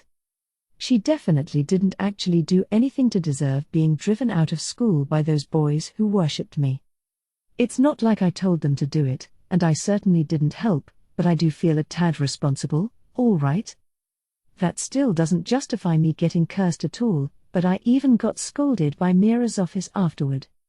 Young miss, what would your parents think if they saw you the way you are right now? I've never seen him look at me so sternly. Young miss, I have no doubt that simply following your vampire instincts and doing as you please must be satisfying. No one will turn against you, nor can they disobey you. After all, you yourself made them that way. Did it feel like a dream? Or did you perhaps think it really was a dream, with no real-life consequences? Even if I didn't mean to, it's true that I did use that charmed power. And it seems that due to changes in my body via secondary sexual characteristics, I unconsciously targeted men, who I, as a vampire, instinctively see as prey. Your parents had only one request for me, to take care of you, young miss. That is my sole mission in life. Those words show just how deeply Mira's office still cares about my parents. They entrusted me with your safety. I will protect you until I die. I shall never forsake you. And if you make a mistake, I will tell you so. I will raise my hand as many times as it takes to keep you on the right path. With that, he slapped me lightly on the cheek with his palm. I will watch over you to ensure that you live a life that your mother and father would be proud of, young miss. If you do wrong, I will use this hand again if I must. But please, do not ever make me do so again. That's just not fair. How can I do anything but obey when he says things like that with tears in his eyes? Ever since then, I've been on my best behavior. And yet, grrgh. Here I am, being forced to my knees. Master? Don't you think you're using this curse just a teensy bit too often? Unlike Mira's office, you're just punishing me for every little thing you can think of, aren't you? It would be one thing if you only used it to discipline me when I've done something wrong. But is it just me, or are you using it whenever you're in a bad mood and feel like taking it out on someone? PFFT. As my forehead presses into the ground, I hear someone snort out a laugh. Felmin. Look, I get why you hate me for messing up your whole life, alright. But do you really need to laugh at me whenever I'm forced to kneel like this? Yes, I do feel a tiny bit responsible for what happened, and maybe even guilty. But I definitely still despise this girl. Roth's battle. The key points. Welcome back to White Explains It All. As you can see, the fort Roth's going to attack is surrounded by mountains. Basically, it's a fort built in a basin. The fort's not actually on elevated terrain like the one Boobs attacked, so in that sense it might be easier to attack than that one. But since it's still surrounded on all sides by mountains, the only option is to attack it head-on. The folks in the fort can see the enemy coming no matter how they approach, making it easy for them to plan and mount a counterattack. With no room for any schemes or clever tactics, the only option the attackers have is to force their way in right through the front door with brute strength. Sounds like a good old-fashioned brawl to me. Except, there's just one little problem. The person who's attacking is Roth. Can you really see him just obediently setting up siege works and stuff? If anything, he could probably bring down the whole fort by himself, don't you think? It won't be a siege so much as a demolition. Yeah, probably best to just let him take care of everything. 13. Roth. I won't call this atonement. And it's certainly not justice. It's just that I don't want all the lives I've taken to be in vain. That is the most I can do with these blood-stained hands. The battlefield is a messy jumble of humans and demons. There are no tactical formations or organized maneuvers, only chaos. No amount of stratagems will make any difference here. All either side can do is try to defeat the enemy in front of them. And I certainly can't give any commands on the battlefield. Whether in this life or my previous one, I've never had any experience leading troops into battle.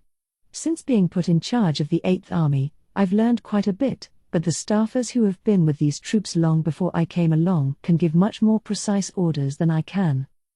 Honestly, I'm not cut out to be a commander. In terms of strengths, I'd be better off fighting on the front lines as a simple soldier. But considering the goal of this battle, it's better that I don't go too wild on my own. If I did, there would certainly be plenty of losses on the human side, but not so many on the demon side. Which wouldn't be good. We need the human and demon sides to suffer equal casualties. So I can't lead the charge on the front lines, but that doesn't mean I can hang back and just give orders, either. I'm not good at it, for one thing. And if the 8th Army soldiers figured that out, they'd lose all respect for me. To put it bluntly, the 8th Army is a bit of a motley crew. Originally, the 8th Army existed mostly in name only, with very few actual soldiers. But the former 8th Army commander gave up the empty title and is currently focusing on politics. The handful of soldiers who originally belonged to the 8th Army were all merged into other units. So where did these new soldiers come from? Well, the private armies of certain demon feudal lords were disbanded and cobbled together to make a new force. The former 9th Army commander Nerio, he tried to assassinate Miss Ariel, the demon lord, and failed. Before that, he also assisted the former 7th Army commander Walkies in attempting to start a rebellion. After their plot was exposed, Nerio's private army and those of the nobles who were affiliated with Nerio have all been consolidated and forcibly enlisted from their respective regions to form the current 8th Army. As a result, their overall morale isn't exactly high. Some of them are even downright mutinous. All I'm doing is forcibly keeping them in line. If they start to believe for even a second that I'm not in control, it's over. I'm sure there would be plenty of deserters. Some of them might even take that opportunity to attack me. Since I've made a point to show them how strong I am, I'd like to think that wouldn't happen, but if it did, I'd probably wind up having to turn my blade on my own subordinates. I guess that'd ultimately add to the number of deaths we need, but obviously I would prefer to avoid that if I can help it. So in the end, my solution is plain and simple.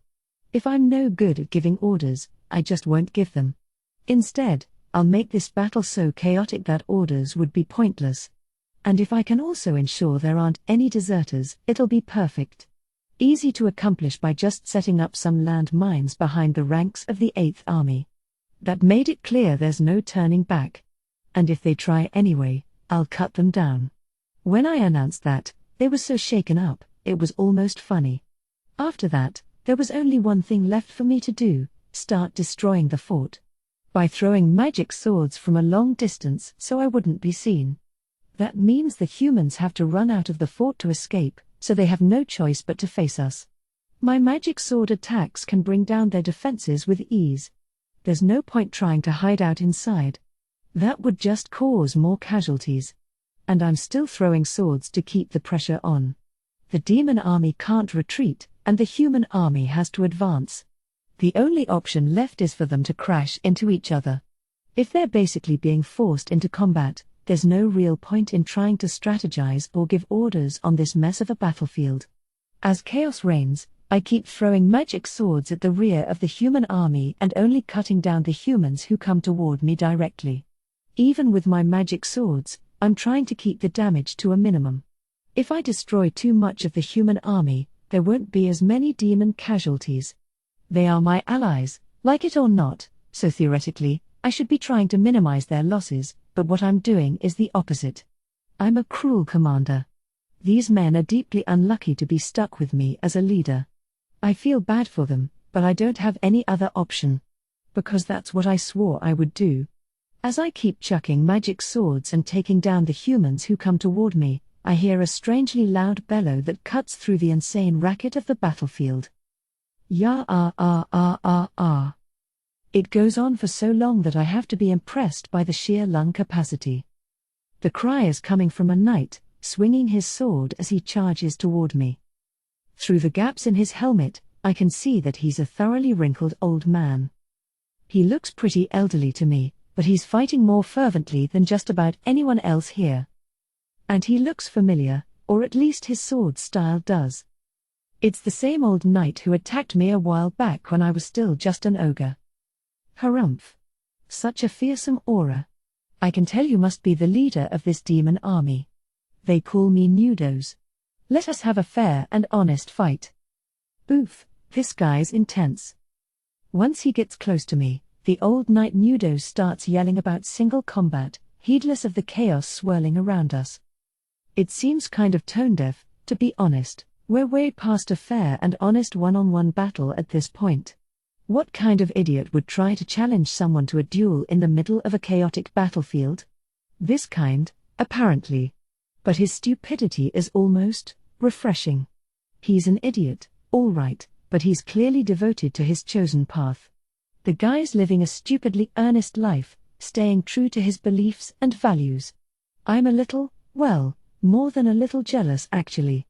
It's a far cry from someone like me, who's been indecisive and uncertain all my life. Fine. I accept. I only went out of my way to answer him on a whim. I had the urge to have a fair fight with this person, that's all.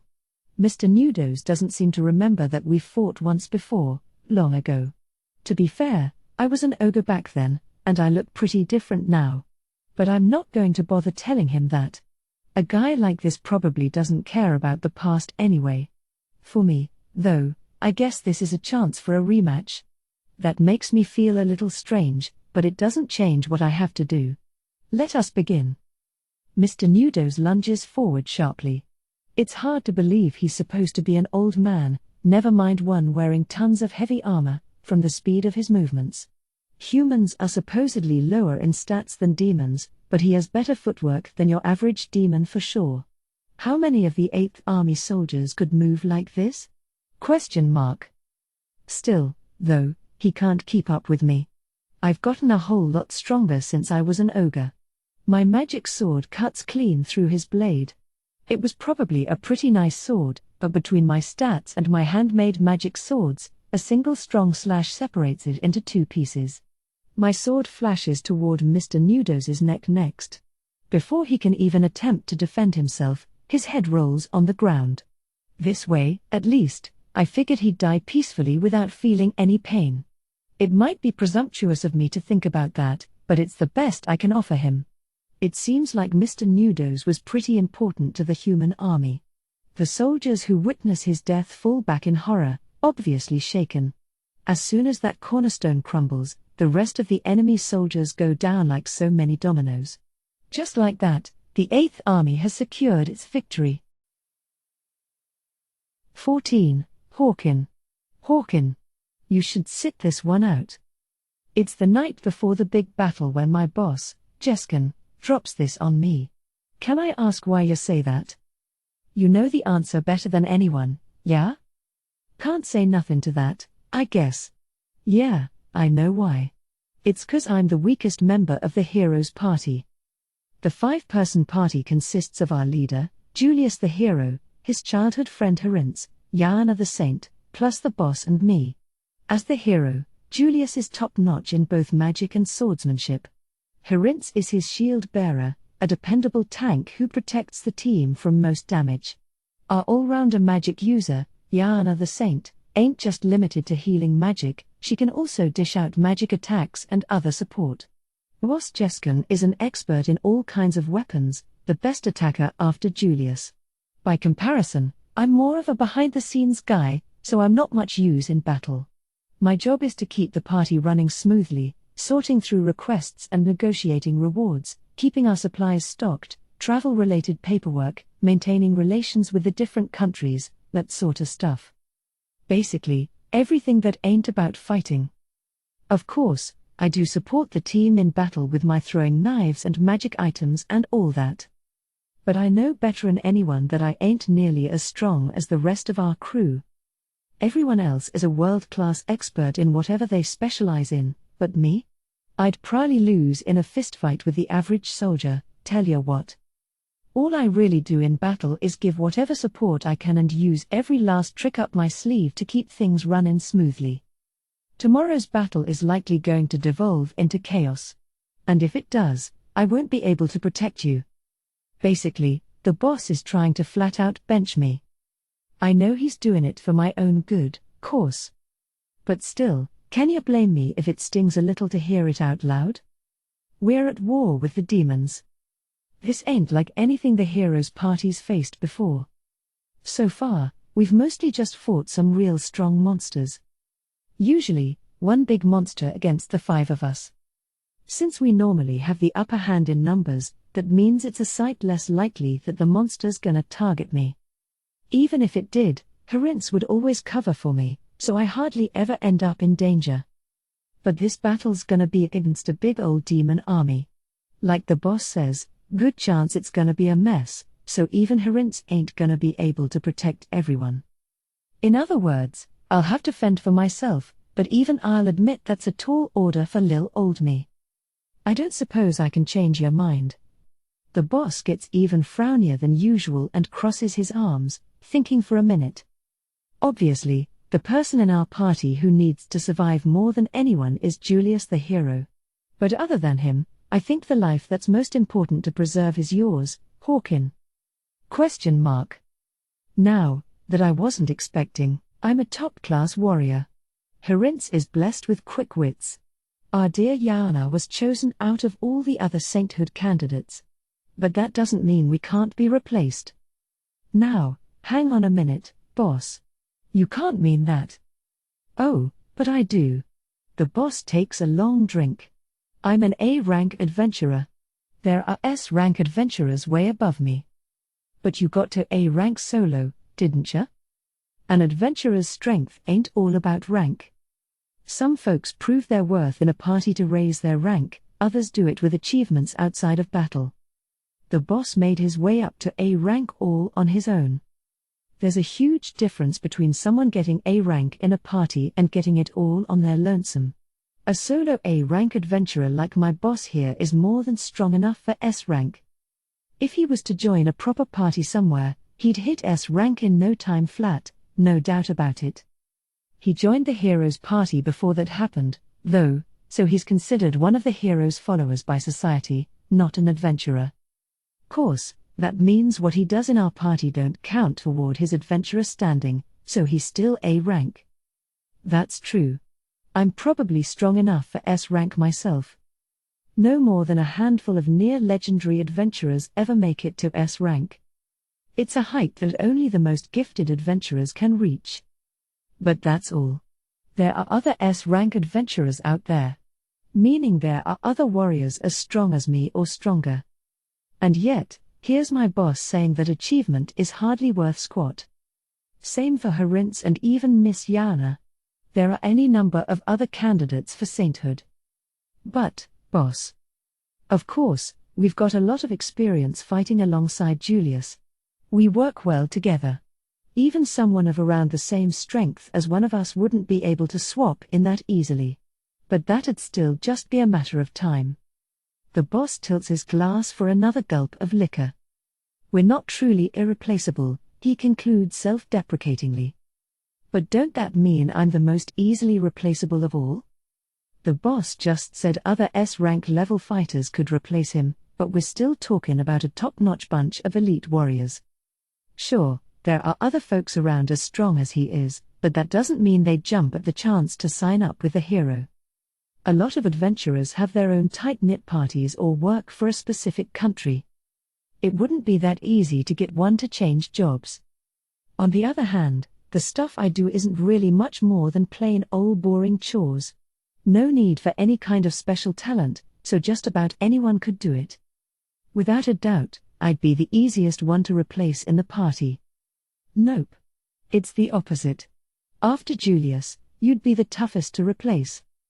You don't need to try and make me feel better, boss. I'm not, you idiot. Just listen. He pours some booze into my cup.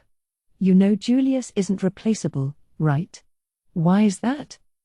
Well, 'cause he's the hero, of course, exactly. The boss nods like that's obvious, which it is. But that's not the only reason. It's also because he's Julius. 'Cause Julius is Julius? I stare at the boss blankly.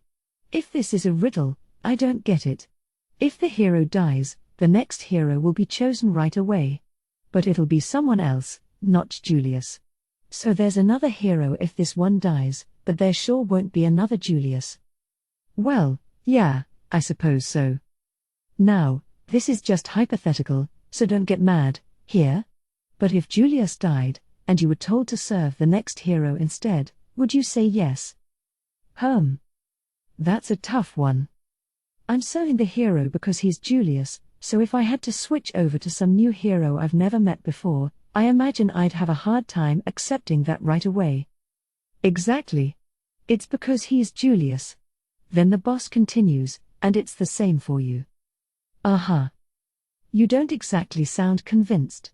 The boss shakes his head, drains the rest of his cup, and pours himself another round. Harince, Miss Yana, and I are all more or less tools. I'm a weapon, Harince is a shield, and Miss Yana's a potion. Ain't that a little harsh? Well, it is an extreme comparison. But as I said, we can all be replaced. But just like Julius, there's no replacement for you 'cause you work behind the scenes, and you have connections to all kinds of people. It is true that I have quite a few. I manage the party's requests, negotiate with the Adventurers Guild, the church, and more, not to mention chatting it up with the nobles and royalty of wherever we travel to fulfill those quests. And when I'm managing our supplies and equipment, I get a chance to rub shoulders with not only many merchants, but also some of the other folks on the shadier side who I can't go into detail about. I might be my boss's slave, but folks ain't usually rude to me, since I act under the hero's authority and all that. Julius is real friendly, so sometimes he handles it himself, but in terms of practical experience, I think I got the most business relationships of any of us. But what's that got to do with anything? There's plenty of other folks who can fight as well as we can. But relationships are built up over many years atop hard-earned trust. Even if we put that aside, it isn't easy to learn how to negotiate and communicate with others well. I suppose not. I might not be a big shot, but I have been working behind the scenes of the hero's party for many years. Even if they put out a call for someone else to do my job, I guess it wouldn't be easy to pick up where I left off right away. We just have to go to the battlefield and fight, but you're the one who takes care of everything that comes before and after.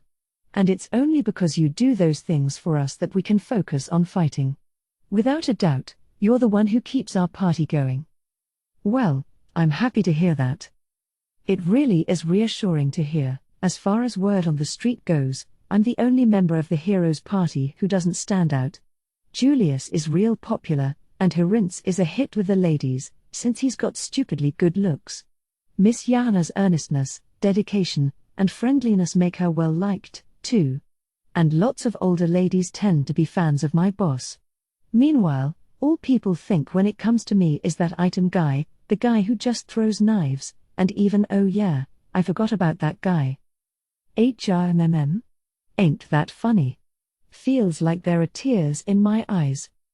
I know perfectly well that my job in the party ain't fancy or exciting, but I gotta admit it does sting a little to be so unpopular. It wouldn't be so bad on its own, but some folks even say nasty things about me.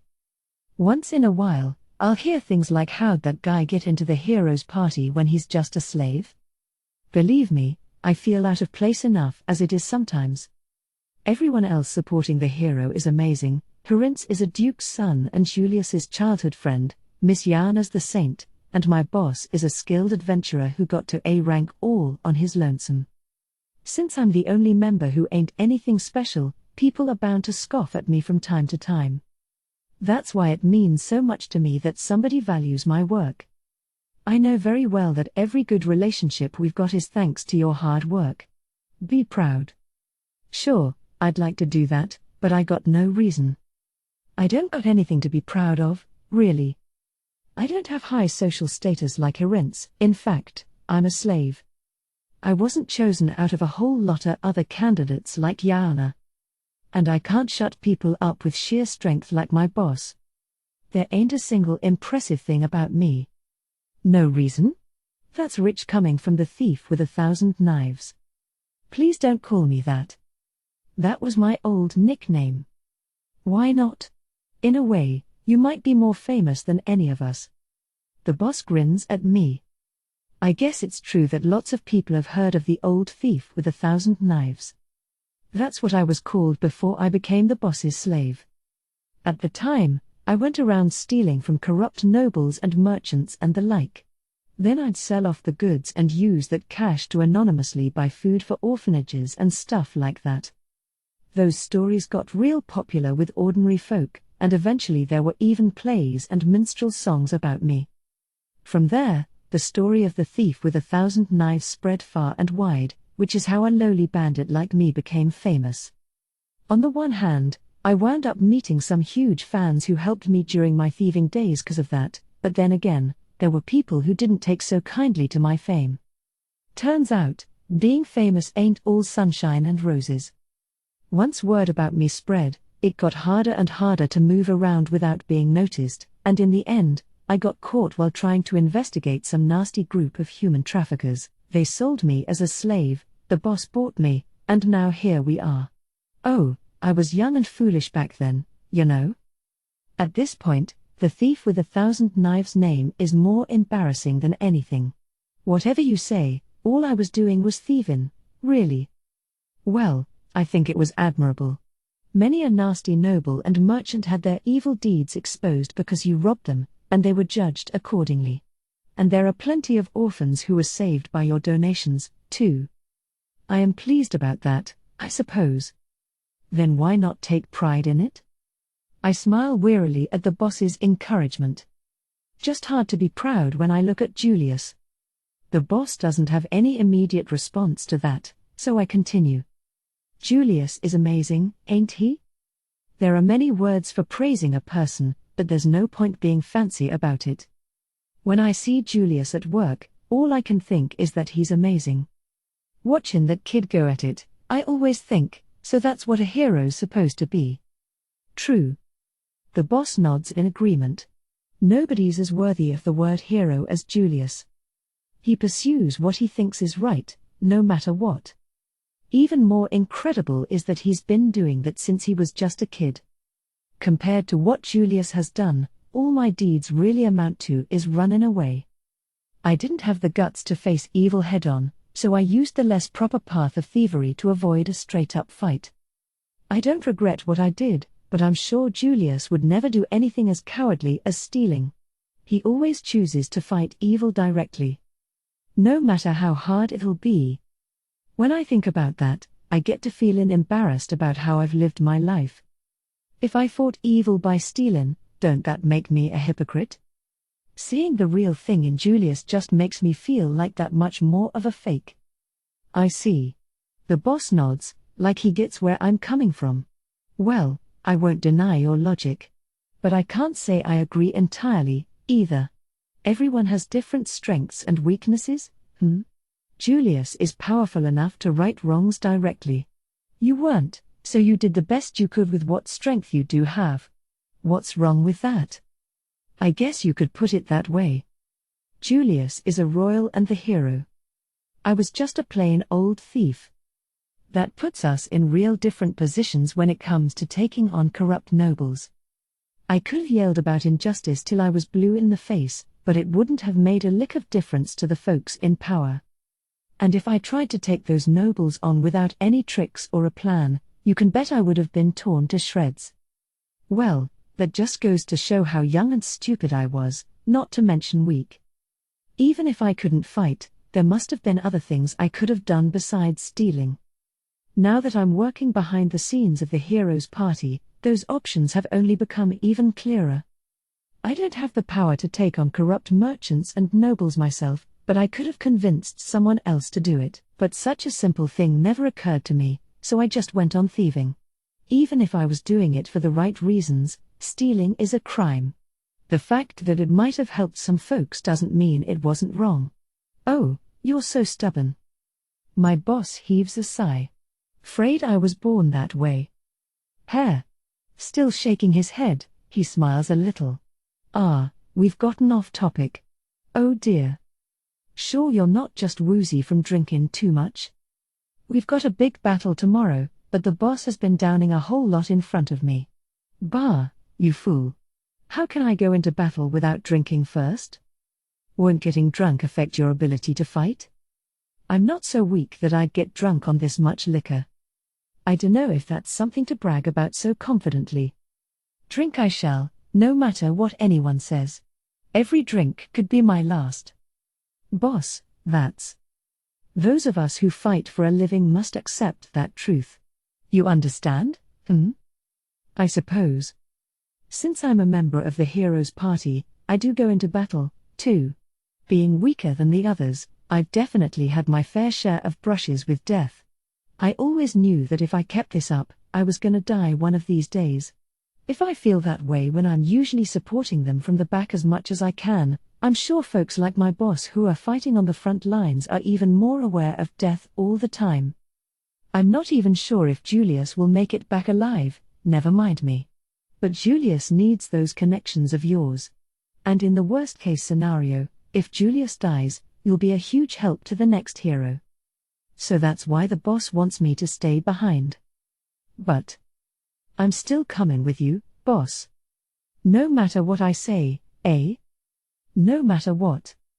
The boss shakes his head again and drains the rest of his drink in one gulp. Thought you might say that. Sorry, boss.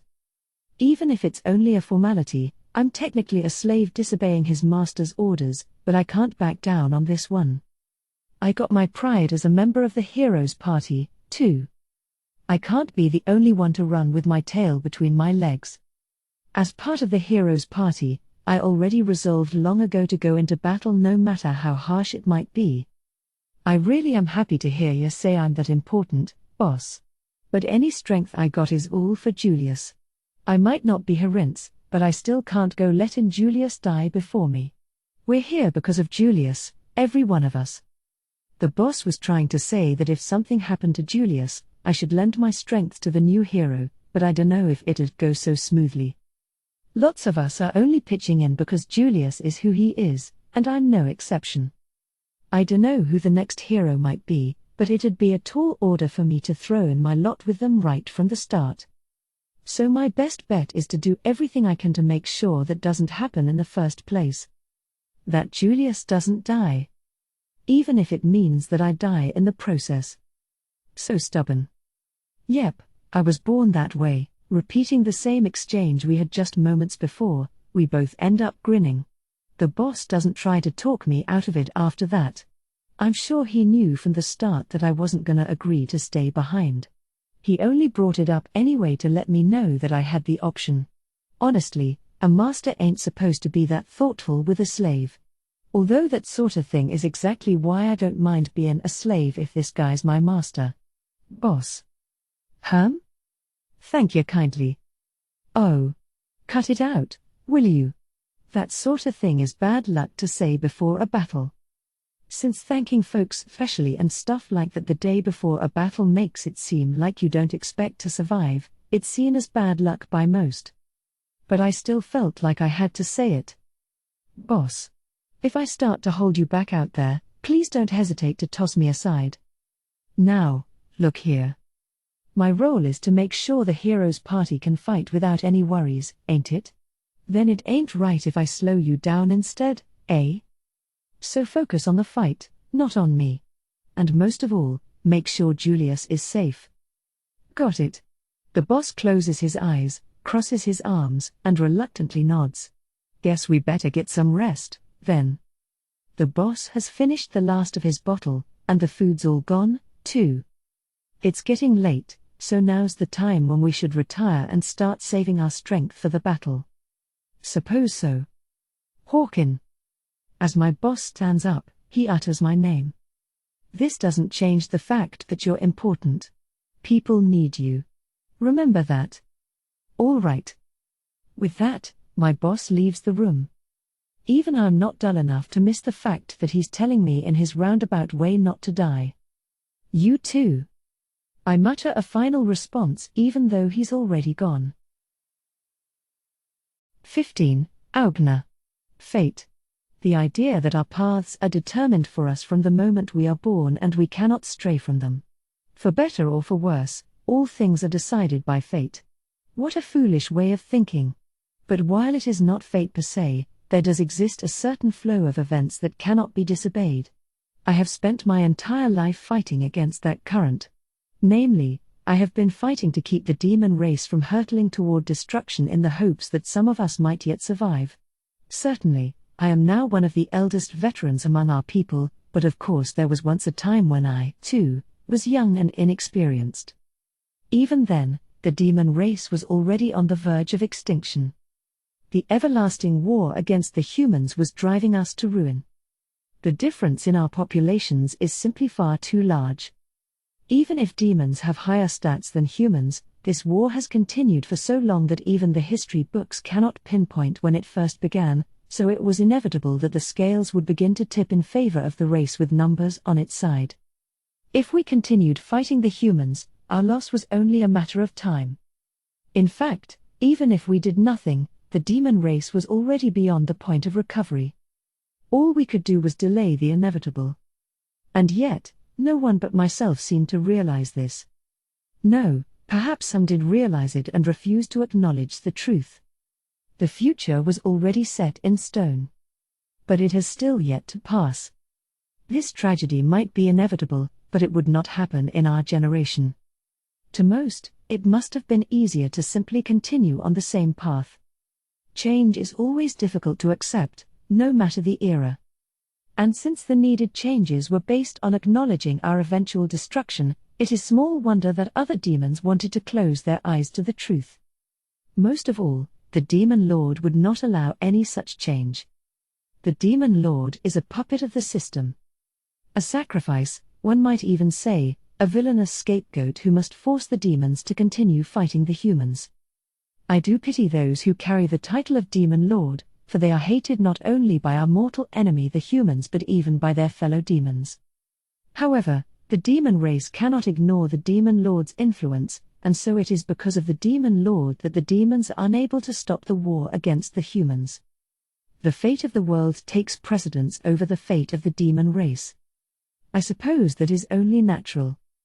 The world will continue to exist even if demons go extinct, but demons cannot survive without the world itself, so it is obvious which should be prioritized. It is difficult to accept, as it forces us to walk the path of destruction, but in the grander scheme of things, that is a trifle.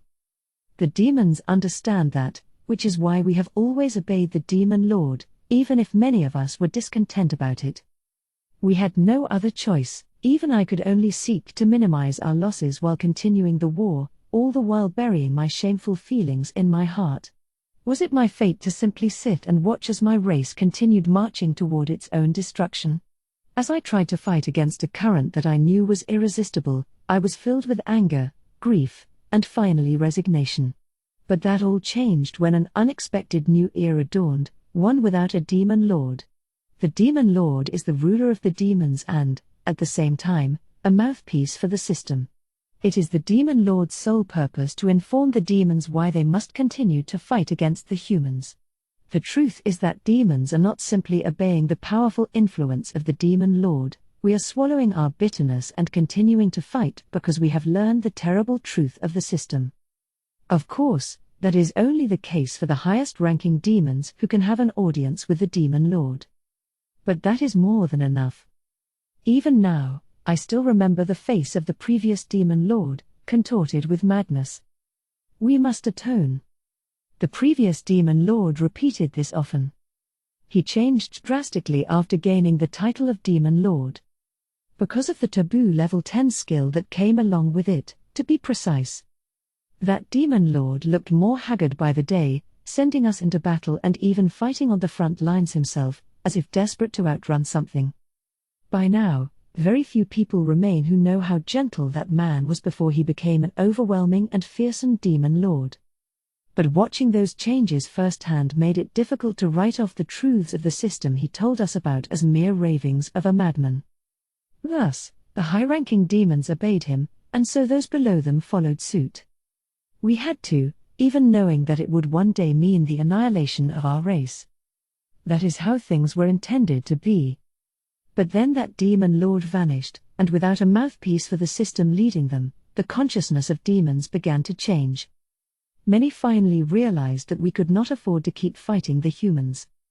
Until then, the madness of the demon lord had pushed us into continuing the war, but without him leading us, we regained our senses. Once there was no longer a demon lord shouting that the world would be in danger if the war did not continue, it was far more logical to worry about the more immediate danger before us than some far-off, hypothetical future. And so, in an era without a demon lord, we refrained from fighting the humans more than necessary and focused on the recovery of our nation. For once, time was on my side. That was more than enough to bathe my half-broken glimmer of hope in a fresh wave of light. Better yet, the next demon lord was almost certainly going to be yours truly. With the demon lord missing, and knowing that I was the likely successor, we could focus on healing the demon race for 2 generations and improve our survivability a great deal. Even still, it was simply delaying the inevitable. And there was also the fearful possibility that I might change as my predecessor did once I became demon lord.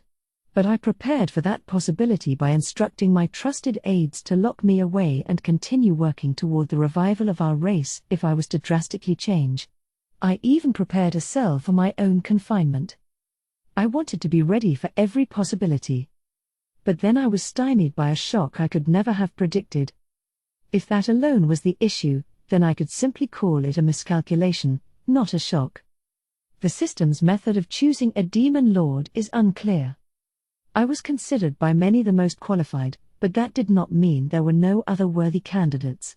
Balto, for example, could have been a possibility. But the demon lord who was selected was no one I had imagined. In fact, it was no one I even knew of at all. No, that is false. I had heard of them. As a character in fairy tales, that is. The most ancient divine beast who served the goddess, that is our current demon lord, Lady Ariel. She was the stuff of legends, someone whose very existence I doubted.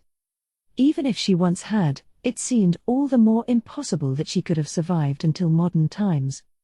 In fact, she has the appearance of a young girl, so who would believe her when she suddenly appeared calling herself the demon lord? To be completely honest, my first reaction was one more of confusion than disbelief. This unfamiliar child visited out of nowhere, declaring that she'd become the demon lord and even going so far as to claim that she was actually the divine beast from the legends? How absurd. But she must have predicted that reaction, for she presented me with an appraisal stone and demanded that I appraise her. When I saw the results, I could no longer doubt her claims. Her stats, all around 90,000 or above. Her enormous list of various powerful skills. They say that anyone whose stats surpass 1,000 is already in the realm of legends. Only the smallest percentage of humans ever reach that mark, and even demons cannot do so easily, though our stats are naturally higher. There have been a handful of exceptions, mostly heroes and demon lords, who achieved twice or possibly even 3 times that amount. But I had never seen or even heard of anyone with 5-digit numbers, let alone 6. Her number of skills, too, was several times that of any ordinary soldier. But more frightening than even the number was the quality. The higher a skill level grows, the harder it becomes to level it up further. It can take half a lifetime of training to raise a single skill to its maximum level. Without natural talent, many people cannot manage it even once. And there are some skills that are considered impossible to bring to the maximum, even if one does have the talent for it. Yet, the number of skills she had at their highest level was unthinkable. I was stunned. I have never doubted my eyes so much as I did that day. Nor have I ever felt such despair. I did my best to predict and prepare for every possibility in my efforts to heal our race.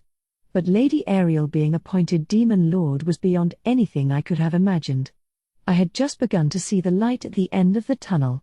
But then I was plunged into the depths of darkness by Lady Ariel's declaration of all-out war against the humans.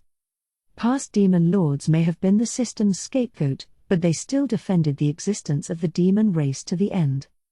But Lady Ariel had no qualms about tossing all that aside. Lady Ariel was the demon lord, without a shadow of a doubt.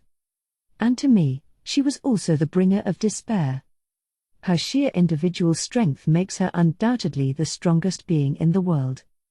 The only beings who could hope to stand against her would be administrators or the likes of Patimas. With that awesome power, she threatens to chase us demons to our final end. If that is not true despair, then what is? We cannot deny her, lest she turn her fangs on us instead. Lady Ariel would not hesitate to do so. From the moment Lady Ariel became the Demon Lord, there were only 2 options left. It had to be one or the other: wage all-out war against the humans as Lady Ariel demands, or attempt to fight the Demon Lord herself. I chose the latter. Let me be frank, that was a mistake. Who would I prefer to face, Lady Ariel or the entirety of humanity? At a glance, some might assume that defeating one individual must surely be easier than taking on an entire race. But no. That is undoubtedly wrong. A demon lord or hero can easily take on an army alone. That is what it means to have exponentially higher stats. And Lady Ariel's stats are easily 10 times that of any other demon lord or hero. An army? That would be nothing to her. She could very likely destroy the entire world all on her own. Even if the demon race was to somehow combine forces with humanity and challenge her, I cannot imagine how we would win. If fighting Lady Ariel is the alternative, one would have better odds against all of humanity. I understood that, and yet, I still made the wrong move. I had no choice but to do so. Even if we did defeat humanity, the demon race will eventually be destroyed as long as Lady Ariel is still the Demon Lord. And this is no distant fate for future generations to fret over, but a tragedy very much close at hand. I continued to fight the current, trying to put off the destruction of demonkind by any means necessary. That dark fate, which I once assumed would never occur in my lifetime, was now looming closer than ever before. I could not accept that. To do otherwise would be to admit everything I have done in my life has been for naught. Rationally, I knew it was ill-advised, but this was a matter beyond reason. My situation was rapidly approaching checkmate. I had to do something to try to avoid it, even if I knew it was the wrong move. And as I expected, it did not end well. My last-ditch scheme naturally ended in failure. In fact, it was even worse than I could have predicted. I worked to form a rebel army with the former 7th Army Commander Walkies at the head, and I even involved Patimas, the contact who I thought had the best chance of dealing with Ariel. My intention was to pit them against each other, but the rebel army was crushed before it could even be fully assembled, and Patimas withdrew before making any major contribution. Far from fighting each other, Lady Ariel did not take a single step outside her castle. She had no need to. My plan failed to defeat Lady Ariel, it did not even move her one iota. Worse yet, she knew that I was behind the rebel army and Patimas's involvement. With that, the only remaining path forward was to defeat the humans. It was a small mercy that I was not killed on the spot. Though I am tempted to ask if that was truly a mercy. As long as I am alive, I can do everything within my power to delay the demise of demonkind. But that has become harder to accomplish than it ever was before. As long as Lady Ariel is in charge, our extinction cannot be avoided. Lady Ariel has lived since ancient times and is likely to survive far into the distant future. And this nigh immortal being continues to force the demon race into war. Unavoidable destruction. I could not stop it, I am not strong enough. Is there any point in continuing to struggle, knowing that anything I try to do will end in vain? Would it not have been a better end to be executed on the spot, my defeat made final? There is no point in wondering. I am alive. My only option is to continue doing what I think is best. Change becomes increasingly difficult with age. Ultimately, I am sure I will simply go on fighting in vain against the current until I die. There will be no glorious end awaiting me. Better, then, to crawl onward through the mud, gnashing my teeth until my very last breath. A certain man stands glowering at the fort in the distance. Calm down, Blow. I am calm, damn it. Despite his response, Blow is tapping his foot impatiently. No one could mistake this for a sign of composure. A foul mood will not improve our position. As a general, part of your job is to set a calm example for your subordinates. Look around you. Are your soldiers not worried enough as it is? Blow scans the expressions of his men. Clearly, his restlessness is only exacerbating their anxiety. A leader's state is reflected in his followers. It is important to maintain a composed attitude and expression at all times. My bad. Realizing his anxiety is having a negative effect on his soldiers, Blow apologizes awkwardly. Well, it's not as if your troops on the front line can see your pitiful state anyway. Ugh. Blow snarls to hide his shame. Blow's 7th Army and my 1st Army are currently attacking Fort Kusarayan, a notably impregnable fortress anchoring humanity's main line of defense and occupying a strategically crucial position as well. Its importance is plain to see, considering how we are attacking with 2 armies, while all the other border forts have been assigned to 1 army each. However, only the 7th Army is actually attacking at the moment. In a reckless manner that simply invites casualties, no less. Of course, there will be a great deal of losses to our side following our current strategy. Fort Kusarayan is not the sort of place that can be conquered in one day. It has fended off demon invasions for many years, gaining countless expansions and improved fortifications along the way. Conquering such a bastion would normally require several times their number, and even then, the fighting would carry on for months or even years. But of course, the demon race does not have the population to field that large of an invasion force, and our advantage in stats does little in the face of an array of impenetrable walls. And we are hardly in any position to commit a years-long battle. We have some supplies from subjecting our populace to high war taxation, but the humans undoubtedly have far more to spare, and our ability to produce more supplies is greatly limited. And while we demons have enlisted far too much of our population to be sustainable as it is, the humans could easily call for aid from other countries and get any amount of reinforcements. In short, we have no chance of winning a drawn-out battle. Hence this short-term strategy. However, our reckless attack is meeting with considerable resistance, and the 7th Army's losses are already heavy. Their role is not to clear a path for us with a suicide attack. No, the 7th Army's purpose is to serve as bait to draw out the enemy. They will sustain heavy losses but will extract a price from the enemy.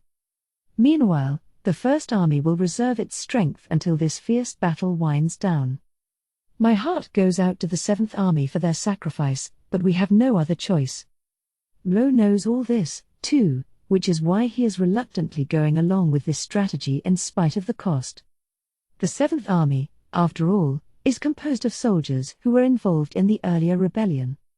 Since the plot was discovered and crushed long before it could be put into action, they never actually got the chance to rebel. A minor quibble, but as a result, their leader, Walkies, was executed, while the soldiers were not punished. At least, not officially.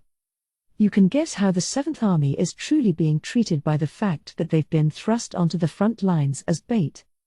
Essentially, these would-be rebel soldiers are the living dead, mere sacrificial pawns.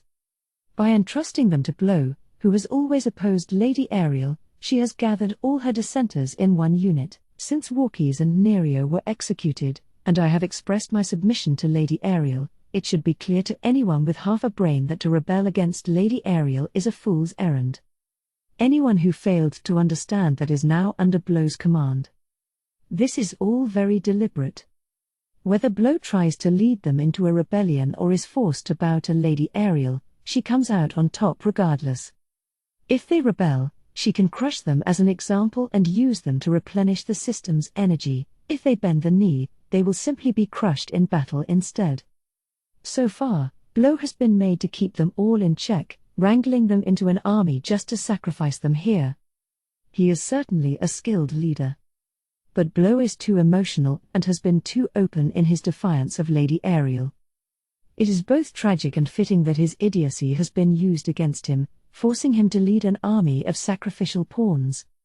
But even backed into a corner and given such harrowing tasks, Blow has continued to lead the Seventh Army with resolve.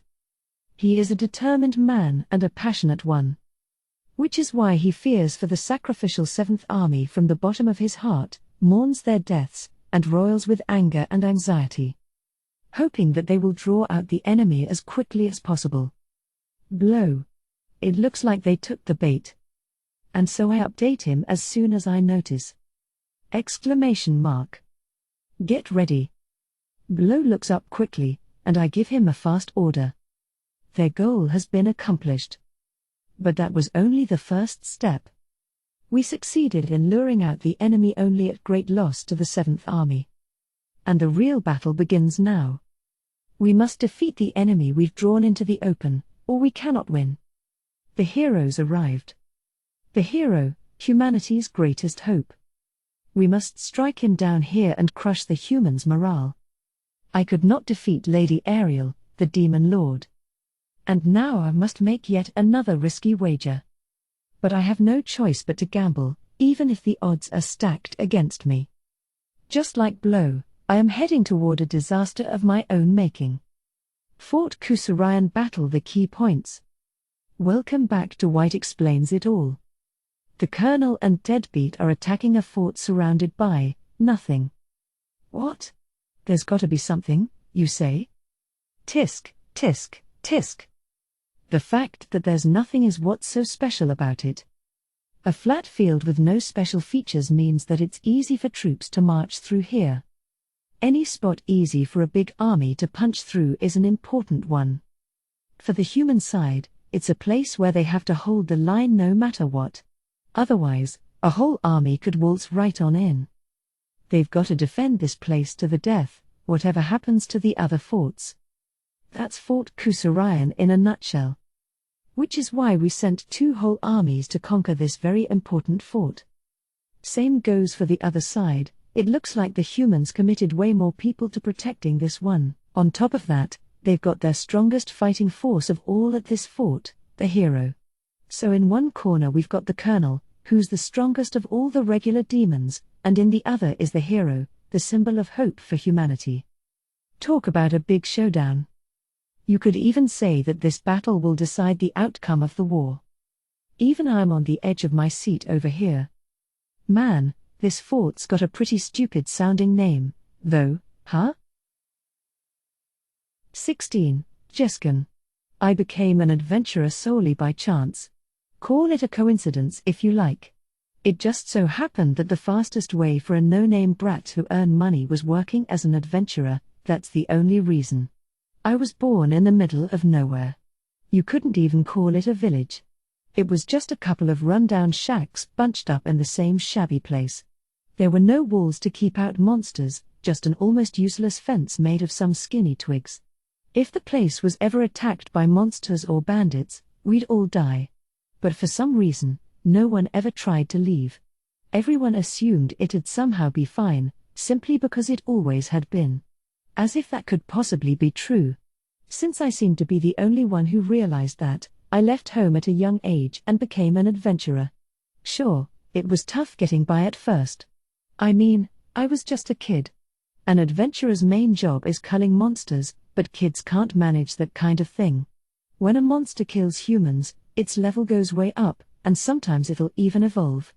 That's why there are rules in place to keep adventurers from dying.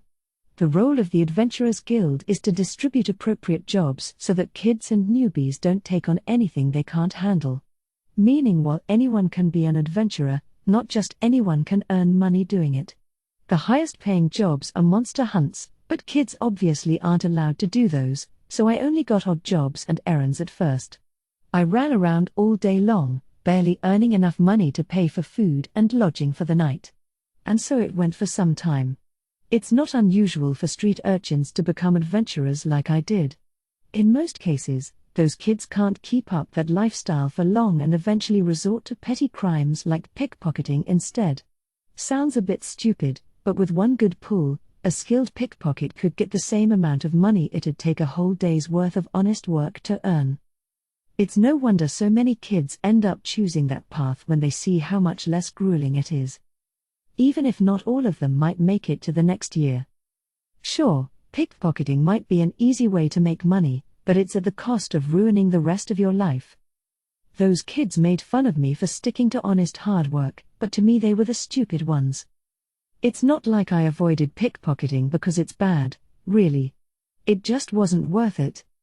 You might get money in the short term, but odds are you'd end up in prison in the long run. Lots of them kept doing it anyway, with the groundless confidence that they'd never be caught, but that obviously wasn't true. Just like the folks in my hometown, they assumed they were special, and I have no idea why. In the end, my hometown got destroyed by bandits, and every last one of the kids who were pickpockets got caught. I never thought of myself as special. I just made a point of avoiding danger. That's the only difference between them and me. Who'd have thought I would go on to be successful as an adventurer and end up in the hero's party? If you told me that when I was a kid, I never would have believed it. Even now, no one's as surprised as I am. I became an adventurer by chance, but as it turns out, I guess I had a knack for it. People call me an expert who can use all kinds of weapons, but when I think about how that happened, I can't help laughing. The only reason I'm good with a bunch of different weapons is because I didn't have any of my own. How would having no weapons lead to knowing how to use so many of them? That's what most people ask when I tell them that. All it really means is that I used whatever I could get, hand-me-down weapons from older adventurers, broken ones that belonged in the scrap heap, stuff like that. I didn't have any money, after all. Beggars can't be choosers, so I just used anything and everything in reach. Since they weren't bought in a store or anything, nothing I laid my hands on lasted long, either, so I used whatever I could find for all it was worth. Eventually, my earnings started to stabilize, and by the time I could afford to buy real weapons, I was experienced with all kinds of them. If the young adventurers who look up to me ever found out the boring truth, they'd probably be heartbroken. I've heard there's a fad among the rookies to imitate me by using multiple weapons. I dunno if that's a good thing or a bad thing, though. The advantages and disadvantages of using multiple weapons are obvious. On the one hand, you can react to more situations. Different kinds of attacks work on different monsters. Cutting, impact, piercing, shock, each one is more effective against certain foes and less effective against others. If you can keep track of that and use the weapon best suited for your target, battles get a whole lot easier. So what's the downside? Your skills grow more slowly, You have to lug around a whole slew of bulky weapons, and it's a pain keeping them all in good shape.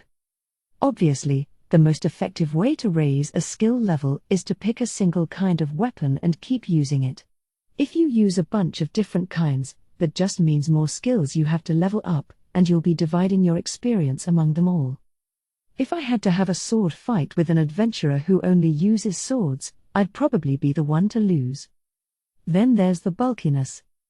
If you want to switch weapons depending on the situation, that means you've got no choice but to carry a ton of them around at any given time. That's fine if you got a bag with space storage on it or something, but space magic items are really expensive. There's not much supply and a ton of demand, so they sell as soon as they hit the market, even when they're priced super high. Then the prices get even higher, so it's a vicious cycle, but I happen to have one that Hawkin got for a steal, so I can hit the battlefield without worrying about lugging around a ton of clunky weapons. Until then, I put all that heavy stuff on my back. I really owe Hawkin for that. But even with that problem solved, I still have to maintain all these weapons constantly, and that isn't cheap. Weapons are tools that protect your life. If you neglect them and they break in battle, you could be in serious danger, so it's important to keep them in tip-top shape at all times. I had to use tons of broken second-hand weapons when I was starting out, so I know exactly how dangerous it can be, let me tell you. Those experiences made me who I am now, but you're better off using a proper weapon in the first place. Wielding several proper weapons costs serious cash. Buying them and maintaining them, too. A weapon's price is relative to its effectiveness. When you're an adventurer at my level, you gotta use some decent quality stuff. If I use a weapon that can't hold up to my stats, I'll have to replace it after every swing. Stronger adventurers reap higher profits, but they have to spend more on equipment, too. And on top of that, I gotta buy several different kinds of those pricey weapons. It can't just be expensive for no reason, either. I need an artisan I trust to craft 'em and make sure that's the person who does maintenance on 'em, too. Usually Hawkin takes care of that kind of thing. When I was investigating a human trafficking organization on a certain country's request, I just happened to spot Hawkin for sale and bought him, but that's frankly gotta be the best decision I ever made in my life. Without Hawkin, I'd be bankrupt by now. The reason I joined the Heroes Party is because I sensed that I was starting to reach the limits of my solo career. That's the truth. But to the rest of the world, it seems like I reached the limits of my ability to fight solo and finally went looking for a group who could keep up with me. There are a handful of adventurers who work solo, but most of them don't get far. Since this occupation means constantly dancing with death, it's simply too risky to strike out on your own. Unlike a party, where the other members can help out if one of them makes a mistake, the smallest misstep can mean death for a solo adventurer, and a foe that would be easy to defeat with teamwork is far more difficult to challenge alone. All good reasons why most people team up with other adventurers of similar strength to form parties. But I've always worked solo. It's not that I was particularly set on working alone or anything. It's just, when I started out, no one wanted to team up with a broke little kid. So I kept working solo, and next thing I knew, I had reached A rank, and there were no other strong adventurers around me. Just like the reason I became an adventurer, I stayed solo because of chance and nothing more. But that was for the best. With my strength, I can tackle most monsters alone. I just have to avoid fighting any monsters I can't handle. The true limit of what I could accomplish in my solo career wasn't decided by any lack of strength. If anything, it's because of a lack of money. Adventurers earn money by defeating monsters, with the amount depending on the monster's strength. But powerful monsters worth a lot of money don't appear all that often. If you go to dangerous areas where ordinary people never set foot, you can find dangerous monsters of A rank and above, but few adventurers ever return from those places. If a solo adventurer like me went somewhere like that, you can bet I wouldn't come back in one piece. Sure, I could maybe survive if I avoided being spotted by any monsters, but then I wouldn't earn any money. But it's not good to overhunt the weaker monsters, either. It's important to keep their numbers low, but if you hunt them too much, You can wreck the fragile balance of the ecosystem and cause unintended consequences. Best to keep the culling to a reasonable level.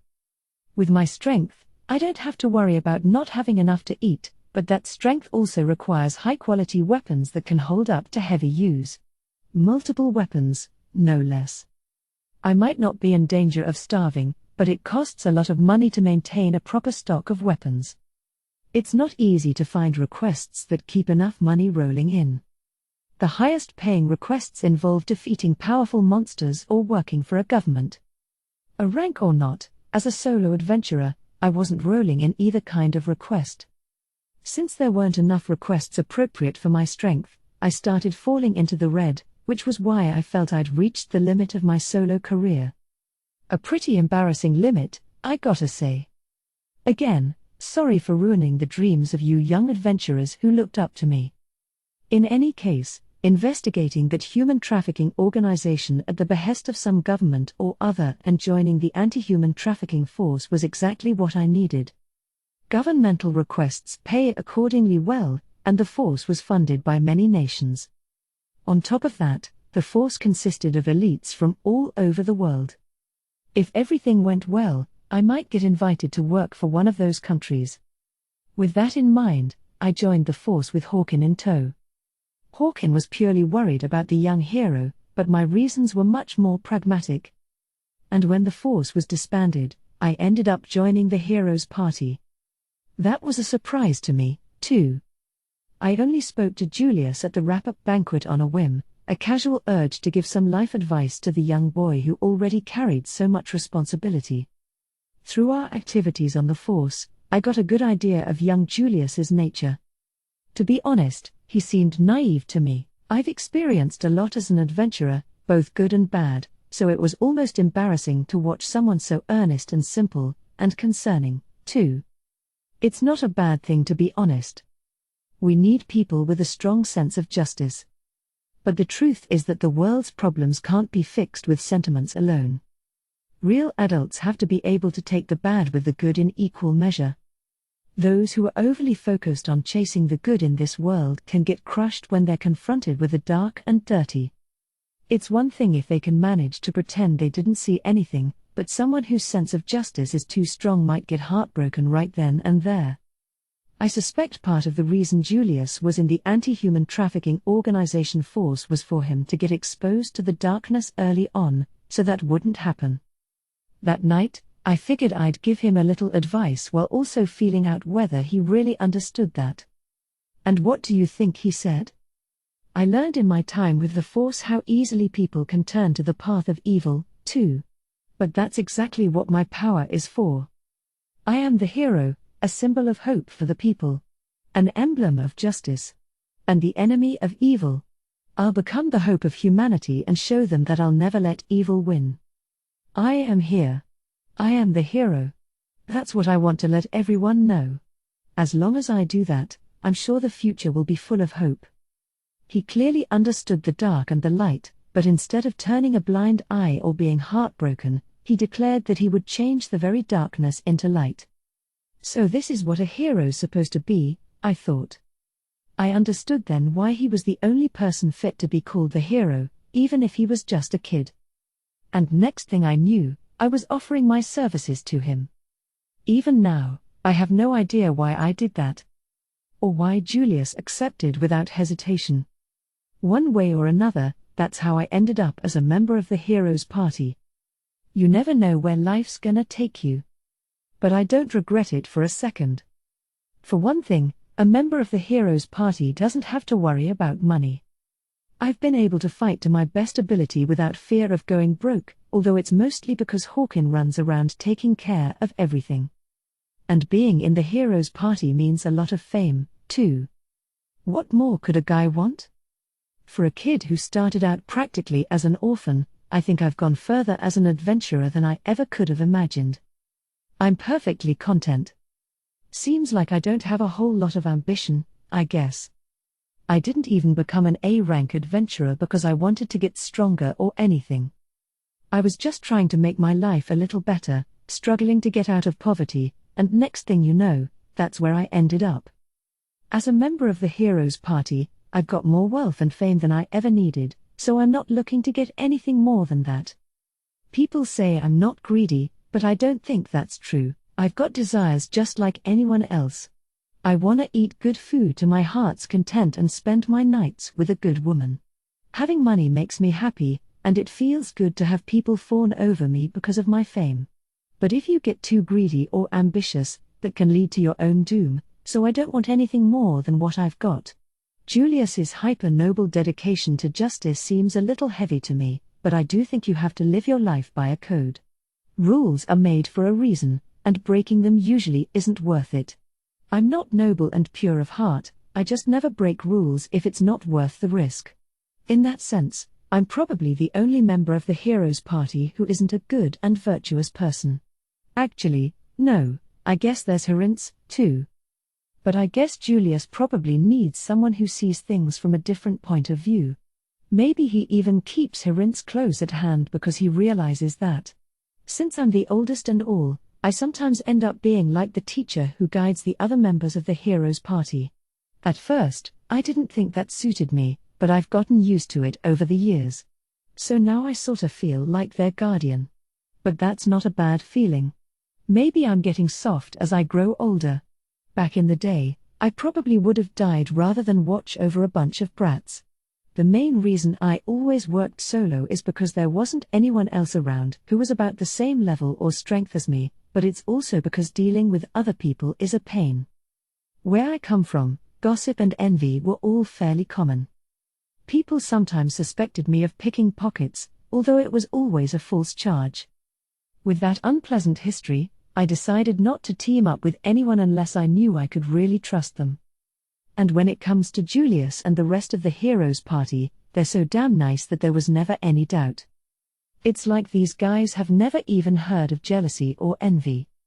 In that sense, I had nothing to worry about, but I wasn't used to being in the position of relying on others or even guiding them.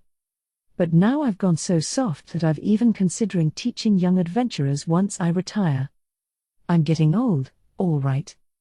Technically I'm still on the younger side, but as adventurers go, I'm undoubtedly a veteran by now. It's the nature of the job that you can't do it for all that long. The gradual weakening and slowing down that comes with age can make the difference between life and death in battle. And it gets harder to balance your strength and earnings, just like what happened in my case. If you get married and have kids, you obviously have to take care of them, too. Once an adventurer reaches a certain age or level of strength, they usually start to look for a more stable line of work. Many people even wash their hands of this dangerous job long before they reach that point. The time has come for me to start thinking about what I'm gonna do when I quit being an adventurer, too. Julius and the others are grown adults by now. They're strong enough that they'll do just fine without me. Once this all-important battle with the demons is over, I'll begin looking for a successor and figure out what I'm gonna do with myself from now on. I haven't had much of a chance to form a deep connection with anyone over the years, so maybe I should look for a good woman, too. But I guess I can take time to think about all that after I survive this fight. We've been deployed to Fort Kusarayan. It's the most important of all the major forts, making it a fitting place to be personally defended by Julius the hero, humanity's trump card. The enemy knows this, too, which is why they're attacking so aggressively. Our commanding officer shouts orders, and the soldiers hurry into action. But even their resolute attempts at defense are being pushed back in the face of the demon's almost self-destructive recklessness. Down you go. I kick a ladder that's been propped against the wall of the fort. The demon that was climbing it takes a tumble, too, but another ladder almost instantly appears just a few paces over. By the time I knock that one over as well, the first one is already propped back up again. There's no end to it. Nearby, another soldier deals with a similar situation, but the enemy proves too strong for him to push the ladder down. A fight breaks out as the first demon climbs onto the wall. Hiya! Julius cuts down the demon with one strike. Healing, now. Little Miss Yana uses healing magic to help the wounded recover. Get back. Herinz raises his shield at the outer edge of the wall to repel an enemy spell that comes flying toward us from the distance. Here's a little something. Behind Herinz's shield, Hawkin tosses something down at the soldiers below the wall. Judging by the resulting screams, it must have been some wildly dangerous item. We're holding down our section of the wall well enough, but there are just too many enemies. Fort Kusarayan is huge. With attacks coming from all sides, there's no way we can cover everywhere at once on our own. Eek! Careful! The wall trembles, and Miss Yana stumbles a little. Julius quickly catches her and finds himself propping her up for a moment. At a glance, it looks like they're embracing, and they both certainly seem flustered.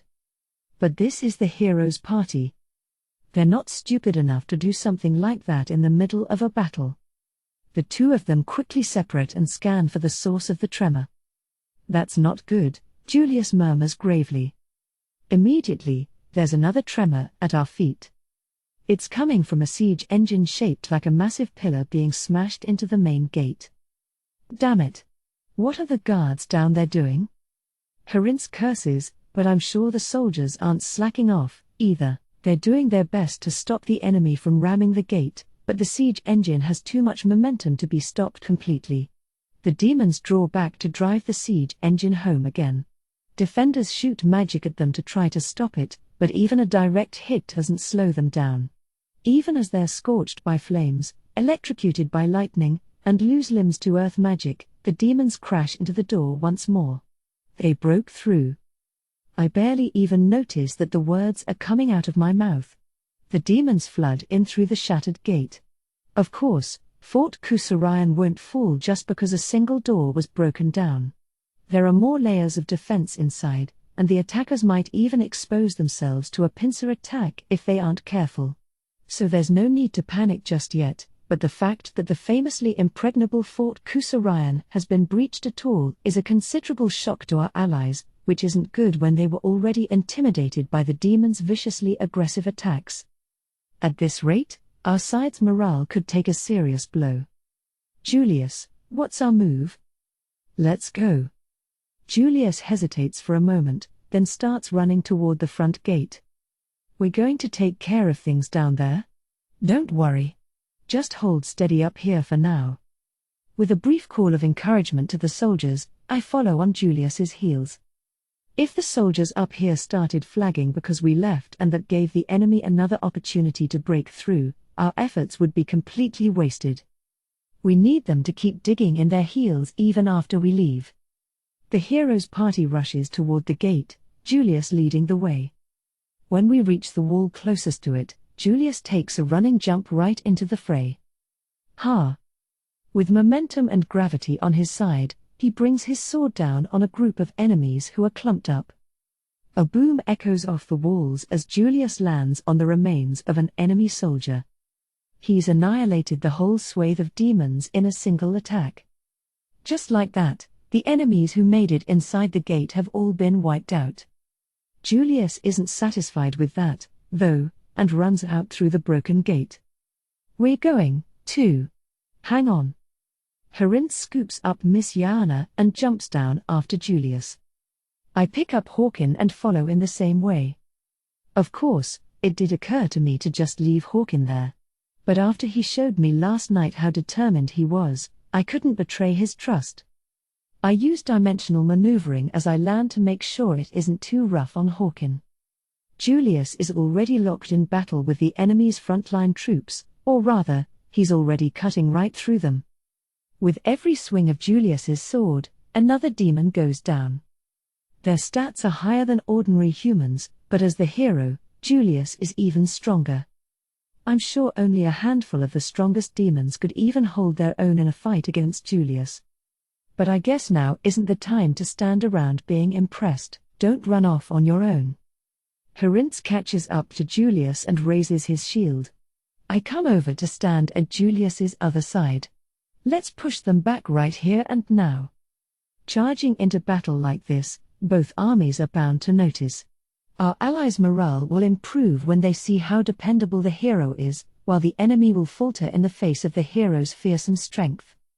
It's better to set Julius loose on solid ground where he can fight to the fullest than have him defend a tiny section of the wall.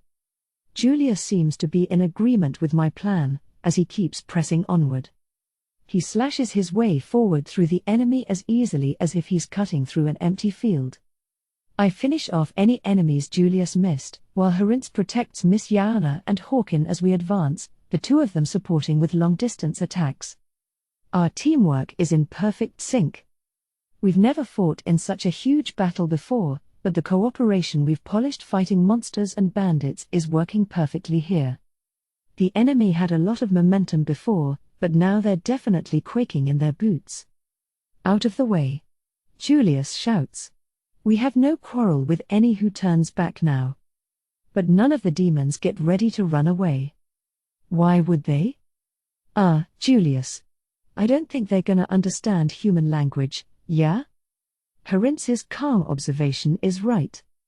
Demons speak their own language, after all. Julius turns a little red with embarrassment. An awkward silence ensues, even though we're smack dab in the middle of a battlefield. But it did work as a threat, Yana suggests encouragingly. Yeah, and your crazy strength is scaring them for sure. Hawkin is right, too, even if they didn't understand what Julius said, his power certainly requires no translation to be understood. It'd be great if they would take that as a cue to retreat. Julius makes a hopeful comment, but I'm sure he knows as well as the rest of us that's not going to happen. Even now, there's a commotion spreading from the back of the enemy's ranks. Julius, something's coming. I'm sure he realizes that, but I warn him anyway. The demons open up a path. And an enemy on horseback appears. Hero. Prepare yourself. The mounted warrior shouts in human language, albeit a little falteringly, and slashes down with his sword. Julius parries the blow head-on, but despite his attack failing, the fighter on horseback simply pulls his horse aside and gallops briefly away. This guy's strong. The fact that he wasn't defeated in that exchange with Julius is more than enough proof. Julius was able to defend himself but couldn't counterattack. Even if it was a sudden strike from a fighter on horseback, Julius is the hero, so the fact that he couldn't turn the tables instantly means that the enemy must be powerful. This has got to be one of the demon elites. Herinz. Above us.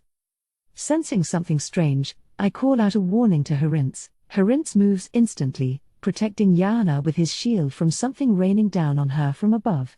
Ugh! He groans. There's the dull thud of a weapon crashing against the shield, but before the echoing dies down, the culprit has already escaped. The damn thing's fast.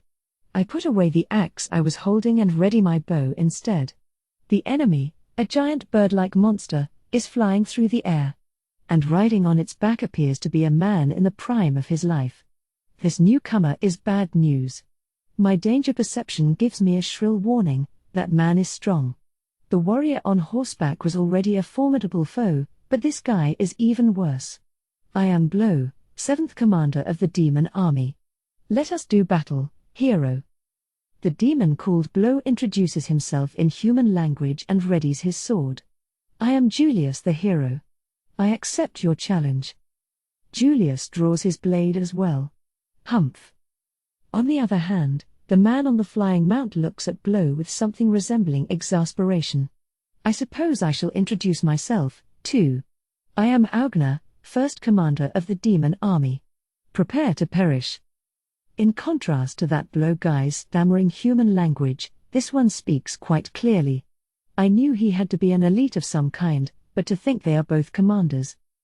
They must have been aiming for the hero's party, or specifically Julius the hero himself. If they can defeat the hero, it will be a huge blow to the human race. That must be their aim. But the reverse is true, too. If we can defeat two commanders in one battle, I'm sure it'll have a serious effect on the demons. Guess that means it's time for a showdown. Julius. You take that one. Right. I'm sure Julius can handle a commander on his own. The problem is the other one. Herinz. Protect Miss Yana and Hawkin. You know I will. Missy, Hawkin, you're on support duty. Of course. You got it. It'll be 4 against 1, but that might be our only chance. Okina starts weaving magic. I figured as much. The air is the perfect position to launch a long-distance attack. Our only options are to either counter with long-distance attacks of our own or figure out a way to bring him down. Whereas he can attack us however he wants. On top of that, he can dodge in any direction, including up or down. As long as he's in midair, we're at a disadvantage. We've got to take him out before he can finish his spell. I knock an arrow to my bow and loose it at once, but at that same moment, Okina finishes his spell and casts it. The arrow and spell crash into each other, and of course the magic wins out. I take a quick step back to avoid the spell, a black spear that pierces the earth. It must be the dark magic spell Dark Spear. What a troublesome opponent. Dark spells are the opposite of light-based spells and are seriously dangerous. They're stronger than other kinds of magic on a comparable level, and since they're made out of something as abstract as darkness, they're difficult to dodge. It's also impossible to cut them apart completely with any ordinary sword. The only option is to block them with a shield, and even then it won't work if the shield isn't powerful enough. Harins's shield should be able to handle it, but my only choice is to dodge. On top of that, he constructs spells incredibly fast. It takes him no longer to cast than it does for me to ready and loose an arrow, except his attack is inevitably stronger. On top of that, he's got the better position, since he's in midair. This really isn't good. I guess I might have to get a little reckless. Cover me, please, Missy. I give a nod to little Miss Yana, then shoot another arrow. Okina fires another spell, too, but this time instead of crashing into my arrow, it flies right toward me. So fast. But since I know it's coming, it's not so fast that I can't dodge. He must have timed it to match when I shot my arrow, but the arrow was actually a feint, it flies off in some random direction. If I had lined it up properly, the magic might have landed a direct hit, but I was just pretending to aim at him as I started my next move. I put all my strength into my legs, jump over the spell flying toward me, and then activate dimensional maneuvering. It's difficult to control, but as long as you maintain your focus, for a brief moment you can run in the air as if you're on the ground. Using the skill to make footholds beneath me, I sprint straight toward Okina. What? His spell construction is even faster than I realized. Dimensional maneuvering is too difficult to use for making precise movements. It's easy to dodge a spell if you know it's coming and start moving in advance, but otherwise it can be nigh impossible. He's got me. Bastard. That must not have been his top speed before. Was he testing me or just getting warmed up?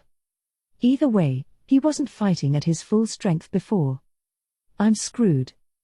The burst of dark magic flies toward me but crashes into a beam of light that comes flying from behind me, Miss Yana's light magic. I'm saved.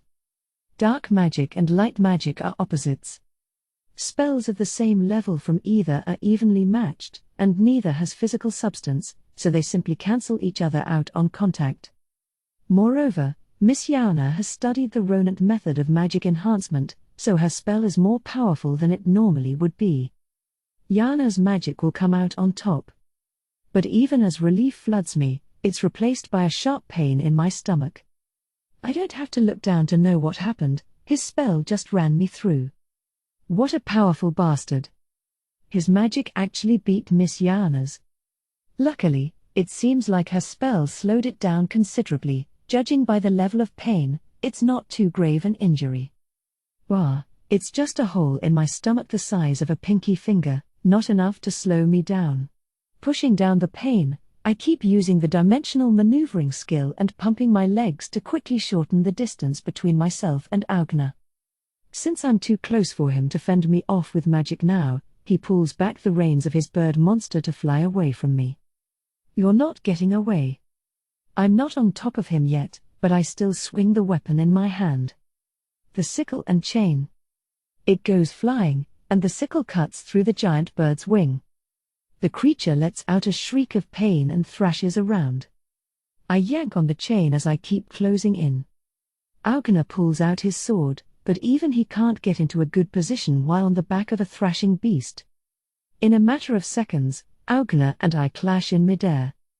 I yank hard on the sickle, taking off the bird's whole wing in the process. As retribution, Okina's sword bites deep into my shoulder. Seems like he was aiming for my neck, but the bird's wild movements made him miss. Luck was on my side. But this is still a serious wound. Okina and the bird both go crashing to the ground. Unable to control my dimensional maneuvering, I fall down not far behind. Oh! Right before I crash into the ground, Hirinz catches me in midair. Immediately, Miss Yana begins casting healing magic on me. If I gotta catch someone like this, I'd rather it be a cute girl than an older dude. Yeah. Hirinz jokes, but I pull myself out of his arms and stand. The battle's not over yet. He lost his flying mount, but Okina still landed on the ground unharmed. It was worth taking a risk to bring him down out of the sky, but the real fight's just getting started. Focus. He's strong, all right. At that, Hirinz and the others shift into battle mode. Facing off against us, Okina calmly readies himself. 17. Blow. Spurring on my horse, I dodge the hero's barrage of light missiles. If I stop moving, I'll get torched on the spot. My opponent is the hero, the mortal enemy of the Demon Lord. I knew it wasn't going to be easy, but I still gotta beat him.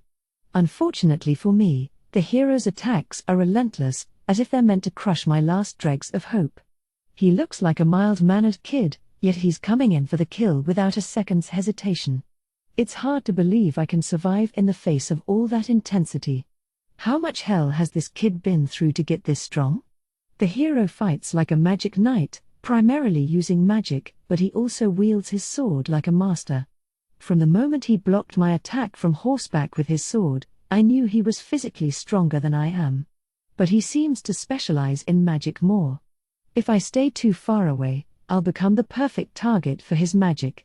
If I keep close, though, he's still got his sword. He has no openings. Usually, people have their own strengths and weaknesses. I kinda suck at magic, while Huey from the 6th is no good at close combat. The whole point of a one-on-one battle is to figure out where the enemy excels and where they come up short, keep the fight on your own terms, and prevent the enemy from using their best weapons. But the hero doesn't seem to have any weaknesses at all. His skill levels have all gotta be crazy high. Normally, that'd be impossible, but this is the hero we're talking about. Guess that means he plays by his own special set of rules, huh? You need tons of time to raise skill levels. When you try to raise all of them at once, most people end up just being half-assed at a bunch of random things. If you want to get strong, you're supposed to pick one and focus on it to raise its skill level. Even among us commanders, the only person who's got a wide balance of well-trained skills is Okina. And he's been fighting since the reign of the Demon Lord from 2 generations ago, you know? Being around so much longer than the rest of us, it's no wonder he's got more experience. But Okina is pretty much the only exception to the rule. It'd be ideal to raise all your skills to a high level evenly, but it sure ain't practical. But the hero is like that ideal come to life. Can I really win this? No, I can't wimp out now. I'm gonna win. I have to. With a flick of the reins, I change my horse's course. I'm better at close combat, especially when I rapidly string together powerful attacks. Kogu from the 3rd has me beat for heaviest single attack, and Darad from the 5th has more finesse than me for sure. But when we actually spar, I'm the one who comes out on top. In close combat without any magic, I'd wager I could hold my own even against Okina. I know how strong the hero is from that first exchange, whether I want to or not. But I won't stand a chance of winning if I let that scare me. Keeping my distance is just gonna get me killed by his magic. My only chance of victory is to force a close combat fight, where I excel the most. Ah! With a roaring battle cry, I charge at the hero. He readies his sword to meet me. The fight is on. And I'm gonna win. I have to. No matter what. In tomorrow's battle, the 7th Army will have to be sacrificial pawns. Okina bluntly told me this yesterday. He said my troops would act as bait to lure out the hero. Fort Kusarayan is particularly secure, even out of all the human forts. There's no way to bring it down by attacking it fair and square. So our strategy was to draw out humanity's strongest fighter, the hero, and destroy him to crush the humans' fighting spirit. It seemed like a risky move to me. Would we really be able to lure out the hero by putting the entire 7th Army at risk? And even if we did manage that, would we be able to defeat him? On top of that, if we were able to bring down the hero, would that be enough to destroy their will to fight? Would this really be enough to bring down Fort Kusarayan? Okina's plan seemed to be based on an awful lot of optimistic assumptions. To me, the whole thing sounded like a huge gamble. There was no way I could risk the lives of all my soldiers on such a dubious strategy. I told him so directly. I thought as much. But you're going to have to do it anyway. Gamble or not, it's the only chance we have for victory. Okina wore an uncharacteristically listless, self-deprecating smile. We've been put in a difficult position, you and me both. With that statement, Okina looked around. At the time, we'd cleared out all the men, so no one else was there. Could I ask you to step out for a minute? Why, this is just a trifling chat between two men. We're not going to make any foolish moves this late in the game. But for some reason, Okina spoke as if someone was standing right nearby listening in, and he addressed this invisible presence directly. My presence perception skill didn't pick anything up, but Okina seemed sure that someone else was there. Well, there's no telling whether that worked or not. Mr. Okina? What was that about? Don't worry about it. There's nothing you could do anyway. I felt a chill. It was like Okina was saying that someone was watching my every move, without my ever realizing. Is something like that possible even for the Demon Lord? Even now, I have a hard time believing she's as untouchable as my older brother claims. But in that moment, for the first time, I felt a certain indescribable fear. Even I can't tell whether our observer really left or not. But I wasn't going to say anything that would get us in trouble either way. Were we being watched by someone even Okina couldn't detect? Instinctively, I looked around, which made Okina chuckle drolly. But of course I couldn't sense anything, so I just turned back to Okina in puzzlement. In response, Okina's expression sobered, and he began to speak to me. Blow, you might feel like you're the only one who's been put in a predicament, but you'd be dead wrong. It isn't just you. It's the entire demon race that's in danger. Okina sounded exhausted as he spoke. He always seemed so calm and grimly determined, so this was the first time I'd ever seen him in that kind of state. We demons only have two options left. Defeat the humans and survive, or lose and be destroyed. That's all it comes down to. It's not really that simple, is it? No, I'm afraid it most certainly is. Win or lose. Survive or perish. All or nothing. I can't imagine our fate is anything so simple, but Okina insisted it was just that. The bigger the scale of a situation, the more complicated things get. But there are exceptions to every rule. This occasion is one such exception. Because the Demon Lord herself desires that simple outcome. The Demon Lord. Just thinking about that woman makes me scowl. Everything went off the rails when she showed up. Mr. Okina. Why do you serve such a... Don't say another word. I don't know why someone as powerful as Okina obeys the Demon Lord. If he rebelled against her, maybe things would have been different. Thinking about that, I started to say something bitter, but he cut me off. We cannot win. Or rather, I could not win. I was unable to win against the Demon Lord. That's your answer. Okina's simple response left me stunned. He couldn't win. I'd never heard Okina admit defeat before.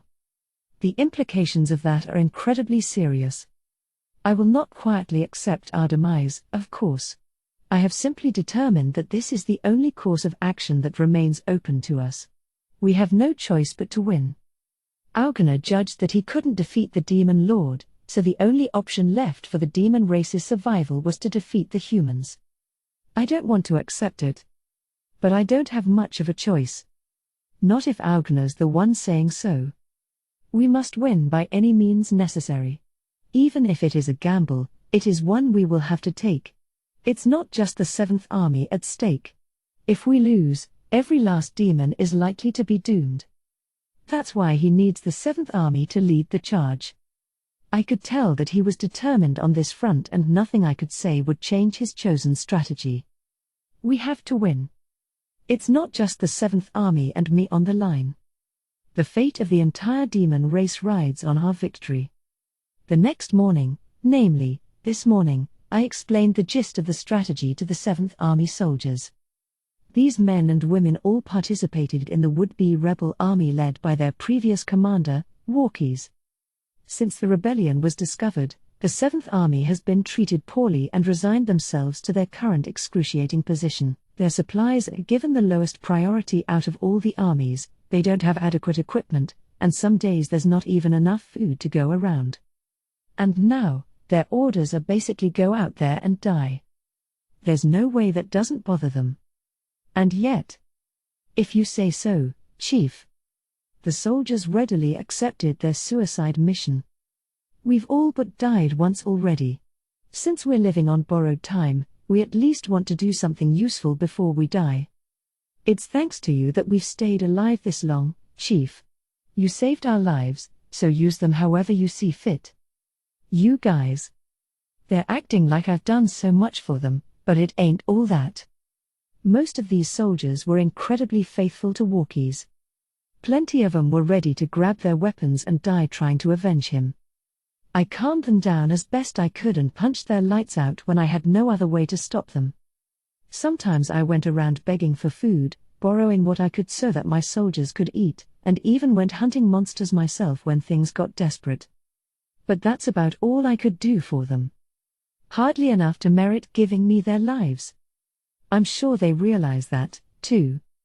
They're fully aware they were allowed to live, but not forgiven. All this means is that the time has finally come to pay the piper, so they're ready to die here. And all I can do is send them off to their deaths. So if I don't want to let their final moments go to waste, I gotta make sure I don't lose, so I can pay them back for trusting a shitty commander like me. I strike at the hero with everything I have. The momentum of my horse, the strength of my body, and most of all, the intensity of our feelings are all behind this blow. I have to win. But in spite of my immense resolve, the hero blocks my blow. TCH. A part of me was hoping this attack might do it, but I knew it wasn't gonna be that easy. But since he blocked my first attack the same way, I wasn't really expecting it to work. I'm just getting started. Take this. I swing down with my sword from atop my horse. The hero raises his own sword to parry the heavy strike coming from above. Our blades clash, and both get knocked away. Since I have a height advantage, the balance of power is tipped in my favor for the moment. A downward swing has the help of gravity, while the hero has to use that much more strength to raise his sword. And yet, we're still evenly matched. That just goes to show that the hero's stats are higher than mine. But I won't back down. I can't. Not physically, and not emotionally. If I back down here, we all lose. The momentum of my sword threatens to drag my body backward, but I forcibly resist. I hear a crack from the arm that's holding the sword in place, but I gnash my teeth and bear it, then swing down at the hero again. The hero pulls his sword back, too, matching it against mine. Damn it. My blade clashes against the hero's again. I'm not done yet. From there, I launch right into a barrage of attacks. It's just an artless onslaught of brute strength, technique be damned. But in a proper sword fight, I'd probably be the one to lose. I've got to push through with sheer strength. Our swords clash twice, then 3 times, but he isn't giving in. NNNGH. In fact, I'm the one who's having trouble keeping up with the hero's sword. Each time our blades meet, slowly but surely, my sword gets a little slower. If the duel keeps up like this, I'm in trouble. Disaster is bearing down on me. Hiya! Then, with a shout, the hero strikes hard enough to knock my sword aside. I swing it back too late and without enough strength. The hero doesn't miss that chance. He raises his sword and levels it at me while I'm still recovering. I don't have enough time to get my own blade back into position. Am I screwed? Suddenly, my horse flips around, shifting me over. Behind me, I hear a loud, dull sound. Huh? Losing my balance, I pitch forward off my horse. I manage to safely roll across the ground 2 or 3 times, then spring back up to my feet with the momentum and spin around. In front of me is my beloved horse, missing a back leg, collapsed on the ground. No. I can guess right away what happened. My dear companion protected me and willingly took the hero's blow.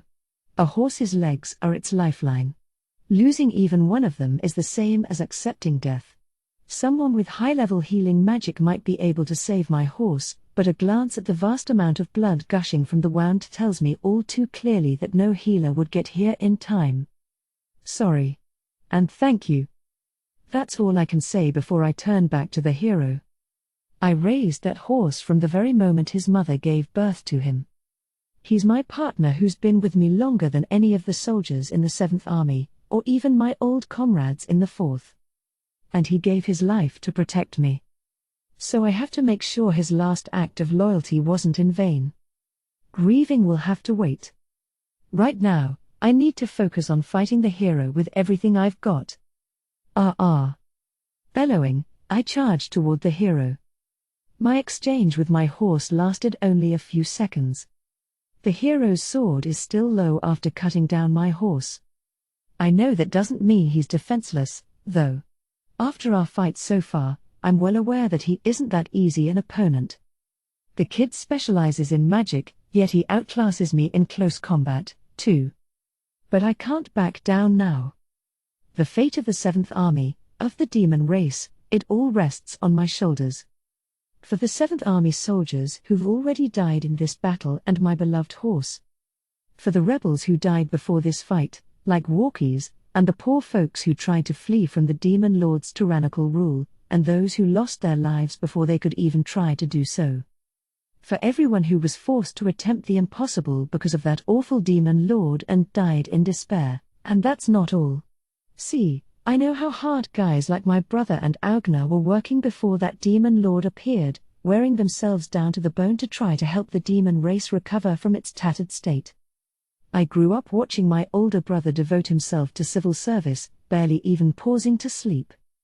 And after all that effort, here we are. I'm not gonna let my brother's efforts be for nothing. My brother, Okina, and then there's. In the back of my mind, I see white, always lurking behind that nasty demon lord. I can't lose, damn it. I just can't. Huff, arg. I take a deep breath, then let it all out with another full-body attack. The hero parries it easily, of course. I'm not done yet. Pulling back my sword, I change the angle and go in for another swing right away. He blocks and blocks again. Must go on. Can't stop. I won't let up until I've used every shred of strength in my body. Exclamation mark. Next thing I know, I'm holding my breath, and half my vision has gone cloudy.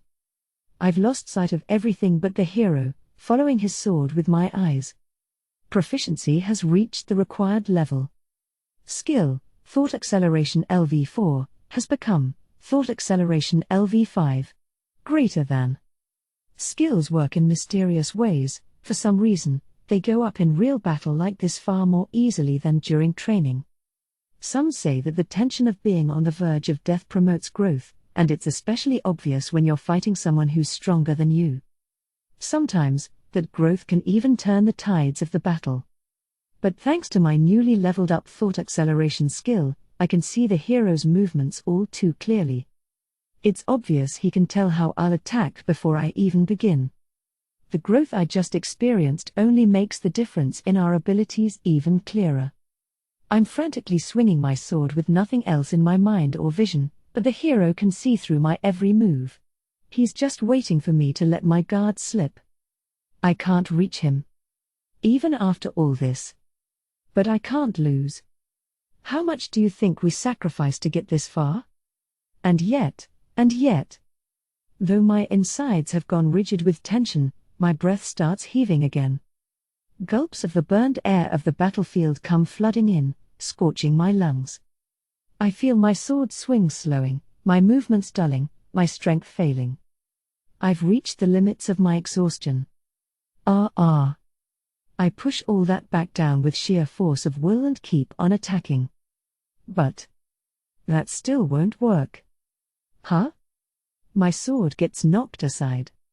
Unable to withstand the momentum, I stumble backward along with it.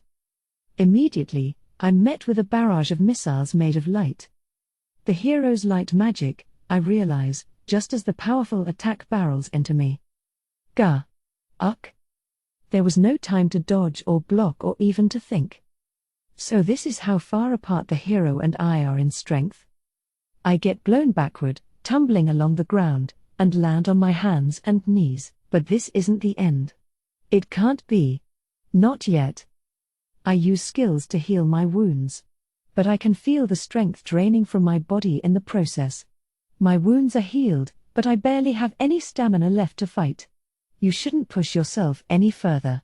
Surely, by now you see how much stronger I am. Seems like the hero can tell what state I'm in, too. I haven't lost yet, damn it. If I crawl home like this, I won't be able to face my brother. Not just him. I'd be failing the entire demon race. If you have siblings, isn't that all the more reason to survive? Withdraw your troops. We won't chase you down. This damn bastard. If it was that easy, there wouldn't be a problem. We can't withdraw, damn it. I stand up and charge again. The rational part of my brain is screaming that I can't win this battle. I know that. The hero is just too strong. But still, I've got to try and wear down at least a little of his magic and stamina. Even if I can't win, I've got to believe wearing him down might make enough of a difference for Okina to beat him. My sword gets battered aside easily, and another shot of light flies toward me. It's the same way I went down a minute ago. But knowing that doesn't mean I can do anything about it. I hit the ground again. Not yet. I try to stand up again, but the hero drives his sword into the earth right before my eyes. If it was just a little closer, it would have gone straight through my neck. Don't stand up again. He's not letting me move. The hero's words contained an obvious threat. If I try to get up, he's going to cut me down. You're not the only one with burdens to bear. Despite his youth, his words carry serious weight. This should be obvious, but just as we're fighting for the fate of the demon race, the hero is fighting for humanity. He's here carrying the same feelings and determination that I have. If we both have equally strong emotions, then this outcome is purely the result of the difference in our strengths. My feelings aren't enough to change things if the enemy's resolve is just as strong. Damn it all. My fingers dig into the dirt. I want to stand up, but I can't. Why can't I be stronger? Strong enough to beat the hero. To beat the demon lord. I don't know what's driving you to fight, of course. I'm sure you have reasons I can't begin to understand. But if you demons insist on disrupting the peace with humanity, then I will fight with the determination to protect my kind. The hero's hand grips his sword tightly. Why? An edge of anger creeps into his voice. Why did you have to start a war? Why do you keep forcing us to fight? At that, my own anger boils over. It's not like we're fighting because we want to, either. Because if we don't, we're all gonna get killed. Huh? The hero looks surprised by my answer, gaping at me with an expression that doesn't belong on the battlefield. Somehow, that just pisses me off even more. My rage takes over, and I start shouting. It's the demon lord. She says she's gonna wipe us all out if we don't fight the humans and win. The demon lord? Yeah, that's right, damn it. Everything's gone all wrong since she showed up. It's not like we wanna fight, either, you know. But if we don't, we'll all be killed. The demons will be done for. Damn it all. Why? Why's it gotta be like this? To hell with it all. Forgetting about the sword at my throat, I pound my fist against the ground. My vision blurs with tears. It's humiliating, but I'm sure I'm gonna die here anyway. A guy ought to be able to bawl his eyes out as much as he damn pleases in his final moments. So if the Demon Lord was defeated, this war would end? Hun? Yeah, if that were even possible. When I recklessly blurt out an answer to the hero's question, he pulls his sword from the ground. Well, I guess I'll go bring down the Demon Lord, then. I can't help but stare dumbly at the hero in response to that casual declaration. Huh? If the Demon Lord is the cause of the war, then all I have to do is defeat her. Besides. He pauses for a moment. It's the hero's duty to defeat the Demon Lord, isn't it? His tone is half joking, but his eyes look serious. The hero can say that so confidently only because he doesn't know how strong the Demon Lord is. But is that really the case, though? Truth is, I don't really know how strong she is, either. All I know is she's gotta be way, way stronger than I am. But the hero here is way stronger than I am, too. Does that mean he might be able to beat her? Really? 'Cause if so... Suddenly, the ground shakes. A chill runs down my spine. There's something in the air, something more staggering than I've ever felt before, something strong enough that it might actually crush me. What the hell? I can't stop my body from shaking. This can't be real. Even the hero widens his eyes and stares over my shoulder. I don't dare turn around. But I know I don't have any choice. As I slowly look over my shoulder, I see the answer to my question. It's an unbelievably giant monster. Its 8 legs bare deep into the ground, and 8 eyes leer down at us from far above. I know what this is. I've never seen one in person before, but everyone's heard of this walking natural disaster. It's the stuff of fairy tales and nightmares. And its name is the Queen Taratect. In terms of the danger rankings humans give to monsters, it's a legendary class monster, the sort of catastrophe that no amount of humans could ever hope to defeat. How did something like that just appear out of nowhere? In spite of my confusion, the Queen Taratect is already moving. It aims its mouth toward Fort Kusarayan, and the world suddenly turns sideways. At first, I can't tell what just happened. Or maybe I simply don't want to. Next thing I know, a whole chunk of Fort Kusarayan is just gone, along with all the 7th Army soldiers who were attacking it. A murmur of disbelief escapes my mouth. I'm too confused to think straight. But things are only getting faster. The Queen Taratect starts moving forward. It's headed straight toward Fort Kusarayan, or rather, what's left of it. But there are still plenty of humans left there. Most of them are standing atop the ruined fort, staring at the Queen Taratect in shock just like me. Run! Suddenly, a voice shouts from close by, echoing across the hushed battlefield. I'll buy some time. Run away. With that, the hero starts sprinting toward the Queen Taratect. Is he stupid or something? It should be obvious at a glance that nobody's gonna be able to beat that thing.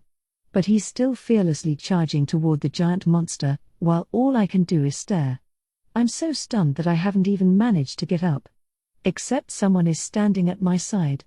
I notice the feet first, then look up to see White, the 10th Army commander. I barely know anything about her, her strength, or her abilities, aside from the fact that she's deeply connected to the Demon Lord, of course. But I do know one thing about her: she can use space magic.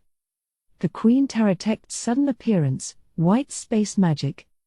The two click together in my mind. Don't tell me you summoned that thing? Shouting despite myself, I jump to my feet and move toward her. Looking startled by my attitude, she leans away. Space magic requires a huge amount of skill points to acquire, enough that you'd have to give up on learning anything else. Most space magic users don't have any other high-level skills, they rarely have any other skills at all, for that matter.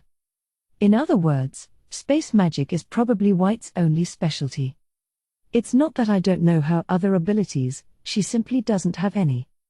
She's probably no stronger in battle than the average person. I'm guessing she was made a commander because space magic is so useful and valuable, but there's no way she should be on such a dangerous battlefield. Besides, White's 10th Army itself plays more of a supporting role. I don't know what they do or how they do it, but they're probably the Demon Lord's intelligence gathering force. White must use her space magic to send them to other areas to collect information. The 10th Army's assignments and where they've been deployed for this part of the war haven't been shared, which only further proves my theory, they only work behind the scenes. So why is the commander of a non-combat unit here all alone? Oh, I'll tell you why. Because she was forced to teleport that Queen Taratect here. On the Demon Lord's orders. She's gotta be out of her mind to send a powerless non-combatant like White to bring that beast here.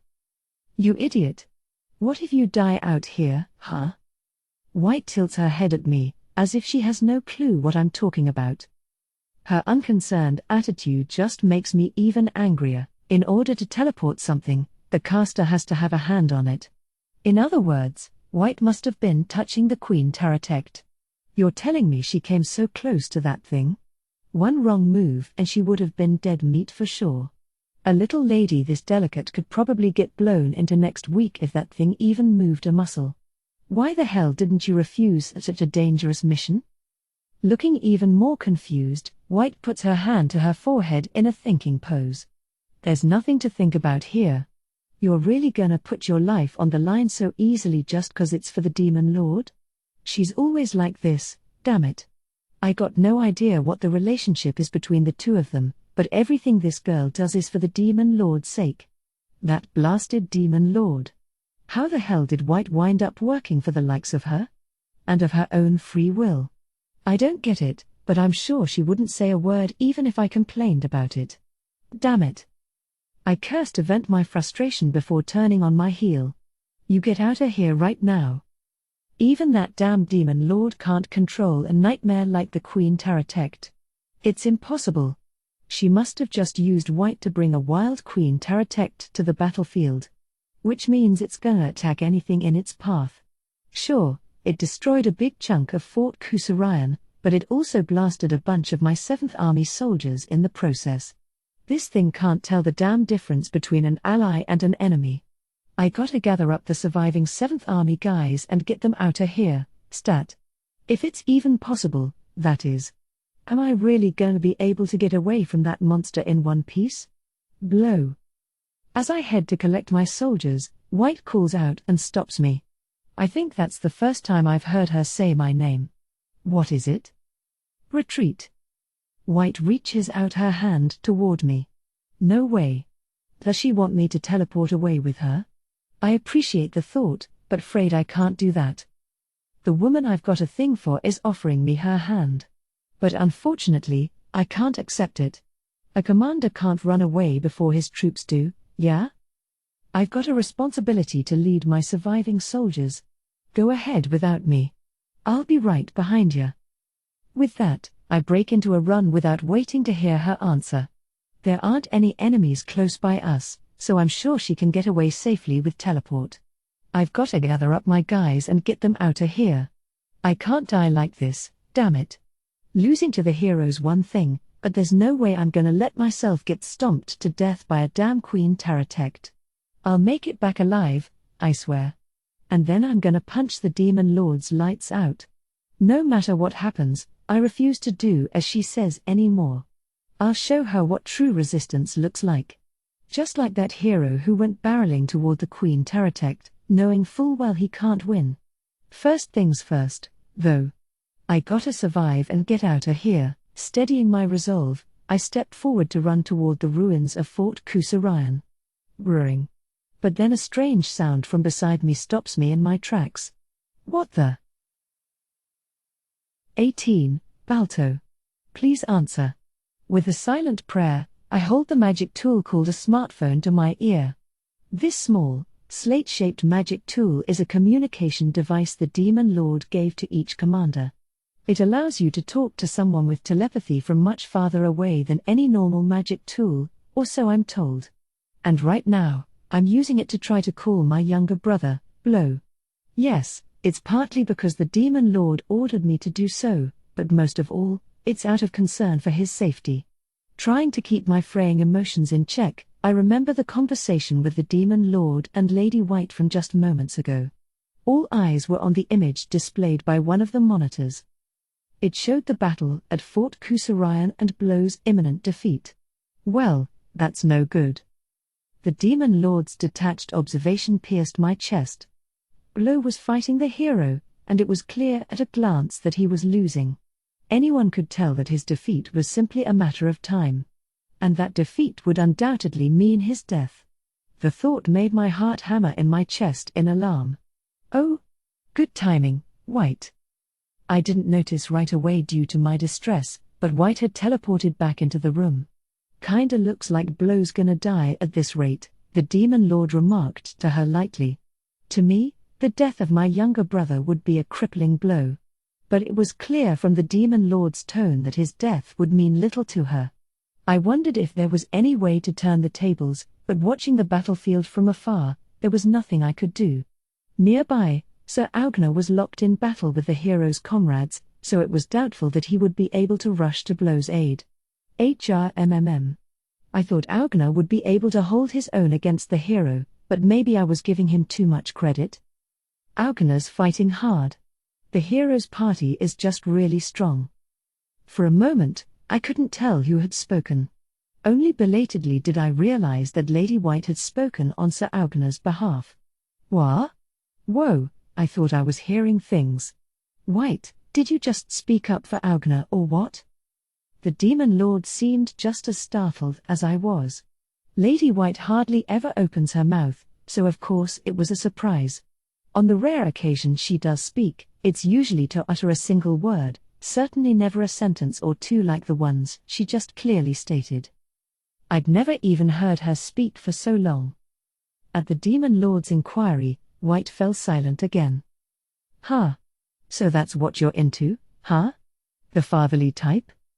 The Demon Lord's expression looked conflicted. White quickly shook her head, her hair whipping around violently. Evidently, that was not what she'd meant. I know. It was just a joke.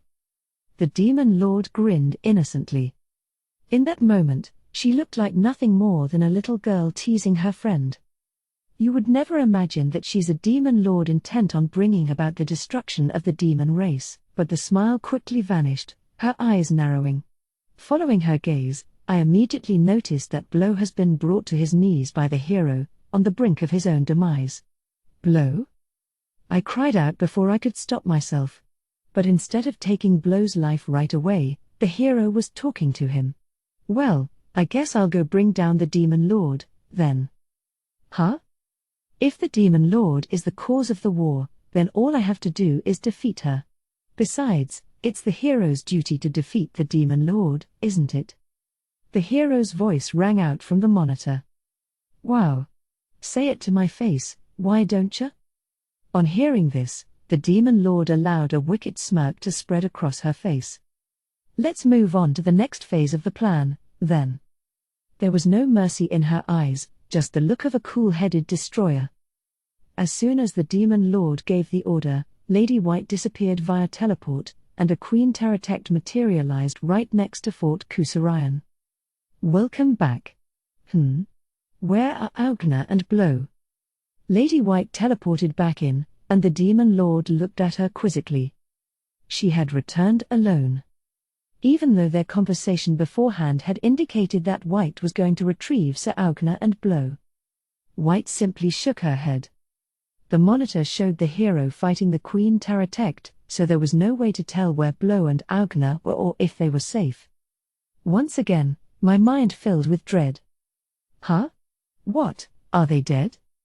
In response to the Demon Lord's question, Lady White shook her head again. I wished they wouldn't do things like that. It was a relief to know he was safe, but that exchange was bad for my heart. What's up, then? Okina's still fighting. First, White reported on Sir Okina's situation, although her report was only those 3 words. I didn't know the details, but I suppose that meant Sir Okina was still in the heat of battle, so she wasn't able to retrieve him. And Blow? Evacuating soldiers. Ah. I bet he told you he'd stay behind to make sure his troops get out safely, huh? A nod. That is exactly the sort of thing Blow would say, but as his older brother, I wished he had just escaped with Lady White. Ah, hoo boy, really? If those two get killed in this mess, what was the point of tagging in the Queen Taratect in the first place? The Demon Lord furrowed her brow in consternation. What exactly did she mean by that?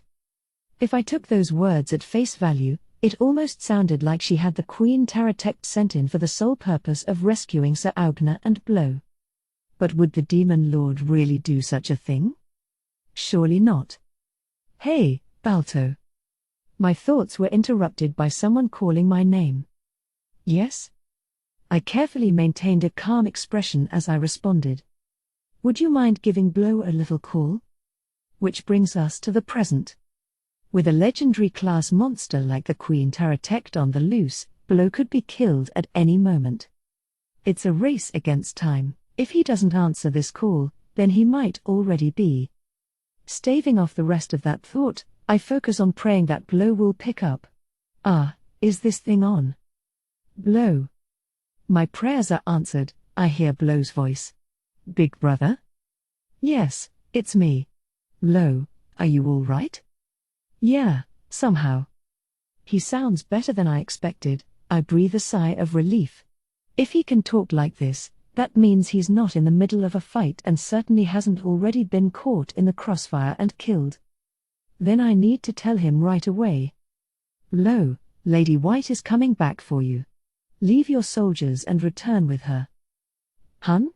Blow snaps, sounding infuriated. You're really telling me to just ditch my people and get out of here? That's right. In spite of his rage, I can't budge on this point. My one and only little brother's life is at stake. Sorry, brother. I'm not gonna do that, even if it's on your order. I thought you might say that. Blow's always been this way. He shows his compassion at the strangest times. That's why his subordinates respect him so much, but there's a time and a place for such things. Blow. The 7th Army soldiers are former rebels. You shouldn't worry about them. Former, yeah? But they're my soldiers now. That's a more than good enough reason to worry about them. Damn it. What about how I feel? Even so, Blow, please. You're far more important to me than any of them. Brother. My younger brother's life means much more to me than any soldiers whose faces and names I don't even know. Perhaps giving my relatives preferential treatment makes me a failure as a leader, but those are my honest feelings. I'm sorry. You really insist on staying there? We're not so distant that I can't figure out what Blow is apologizing for. I know exactly what he means, whether I want to or not. In the end, Blow can't abandon his soldiers. Yeah. I see. Then be careful not to get caught in the battle between the Queen Taratect and the hero. And make sure you come back alive. No amount of persuasion on my part will change Blow's mind. All I can do now is pray for his safety. Got it, brother. The hero's going to be killed by the Queen Taratect, I'm sure. Don't do anything as embarrassing as stumbling into the middle of that mess and getting yourself killed, all right? I try to keep my tone jocular. Listen, brother. And yet, Blow's voice sounds strangely serious. What is it? You seem pretty damn sure that the hero's gonna lose to that thing, huh? Well, of course. I have no idea what Blow is doubtful about. The Queen Taratect is the strongest monster among Her Majesty's spawn. Surely, even the hero cannot defeat it. It's, what? Blow exhales in disbelief. Blow? What's wrong? Her spawn? I see. So you didn't know? Yes, the Queen Taratect was created by the Demon Lord. I thought I had taught Blow just how terrifying the Demon Lord is, but evidently, I never mentioned that she rules over the entire monster race of Taratects. That explains why Blow seems so shocked. Brother. What is it? If it's her spawn, does that mean the Demon Lord herself is even stronger than the Queen Taratect? Of course, I respond instantly. With skills like creature training, it is possible to control a monster stronger than the user in certain cases. But kin control is different. In that case, the controller is always stronger than the spawn being controlled. The moment the kin becomes stronger than the controller, the effects of kin control no longer apply, so it's impossible that the Demon Lord's kin could be stronger than her. So that's how it is. I can tell from the note of despair in Blow's voice that he finally understands just how terrifying the Demon Lord is. You finally understand? Yeah, unfortunately. Damn it all. Blow roars in frustration. I'm glad to hear it. I really do mean that. If he finally sees how strong the Demon Lord is, then perhaps his attitude will improve a little. The hero said something about defeating the Demon Lord, but such a thing is impossible. Her Majesty's strength is far beyond comparison to even the Queen Taratect. I doubt the hero will even be able to beat that giant monster. Despite his bravado, he'll die before he ever even reaches the Demon Lord. So there's no choice but to obey the Demon Lord, huh? That is our only option. Which is why we're fighting now. This is the only path left to the demon race. Everything, including the fate of the demon race, rests on this battle. But right now, I'm more worried about Blow than the entire demon race combined. Blow. Just make sure getting yourself back alive is your top priority. Understood? Yeah. I'll give it my best shot. Something about that response fills me with anxiety. All right, I better get going. Wait. Blow? Blow. I try calling out his name, but I don't hear even a hint of Blow's voice in response. 19. Yana. There's a reason it's called falling in love. I see. So the Demon Lord is saying she has no more use for me, then. As I stare in shock at the Queen Taratect that suddenly appeared, I hear a quiet mutter come from Okina, the enemy commander we've been fighting. Okina is extremely powerful. He's skilled enough to cross blades with Jeskan while still keeping up a hail of magic aimed at Hawkin and me in the back. That forces Herinth to protect us, which leaves Jeskan on his own. Jeskan has managed to survive with help from my healing magic, but even if I can cure his wounds, I can't restore his stamina. He's slowly getting worn down, so Hawkin has been using various tools to try to keep Okina on his toes, but even that hasn't been enough to tip things in our favor. We don't have our main attacker, Julius, but it's still 4-on-1. Yet, somehow, we're barely a match for him. In fact, he's the one wearing us down. I've never fought anyone so strong before. I know some powerful people like Julius and his teacher, Elder Ronant, but we've never been on opposing sides. This is the first time I've ever been in a fight to the death with someone like that. And it's terrifying. Far worse than any fight with a monster. In those situations, I never lost heart because Julius was there. So if we held out long enough this time for Julius to come back, we could still win. That was the only thought that kept me going all this time. But now this. The Queen Taratect's breath attack lands a direct hit on Fort Kusarayan. Nothing remains in its wake. Nothing and no one. Not the sturdy outer wall, the fort itself behind it, the people who were defending it, or even the people who were attacking it. This can't be real. My own voice sounds distant, as if it belongs to someone else. I've never seen anything like this before. Whether we're fighting monsters or people, we always fight to win. No matter how hard the battle, we've always been able to see a path that leads to victory. But this time, I can't even envision us defeating that thing. If the enemy is that much more overwhelmingly powerful, it's not even a fight anymore. It's a slaughter. Certainly, I've seen many a slaughter before. Namely, at the hands of Julius himself. Monsters and people alike have been slaughtered by the hero. They did everything they could to resist, of course. But some things just aren't possible. There are opponents who simply can't be defeated. And it's all too painfully obvious that the Queen Taratect before my eyes is one such enemy who could never be defeated.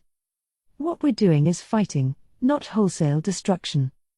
But in the face of such destructive power that can blow away an entire fort, no amount of humans could ever make a difference. I can heal the injured, but I can't revive someone who's been obliterated without even leaving a trace. Jeskan is talented with a multitude of weapons, but given their size, he wouldn't be able to leave anything more than a scratch on that giant creature. No matter how much money Hawkins spent on any number of items, he definitely couldn't destroy a fort. And Harins's shield would be annihilated along with Harins himself. So this is a legendary class monster. So this is despair. I'm amazed I'm still standing. Suddenly, I notice the dull sound of metal clashing nearby. Don't just stand there spacing out.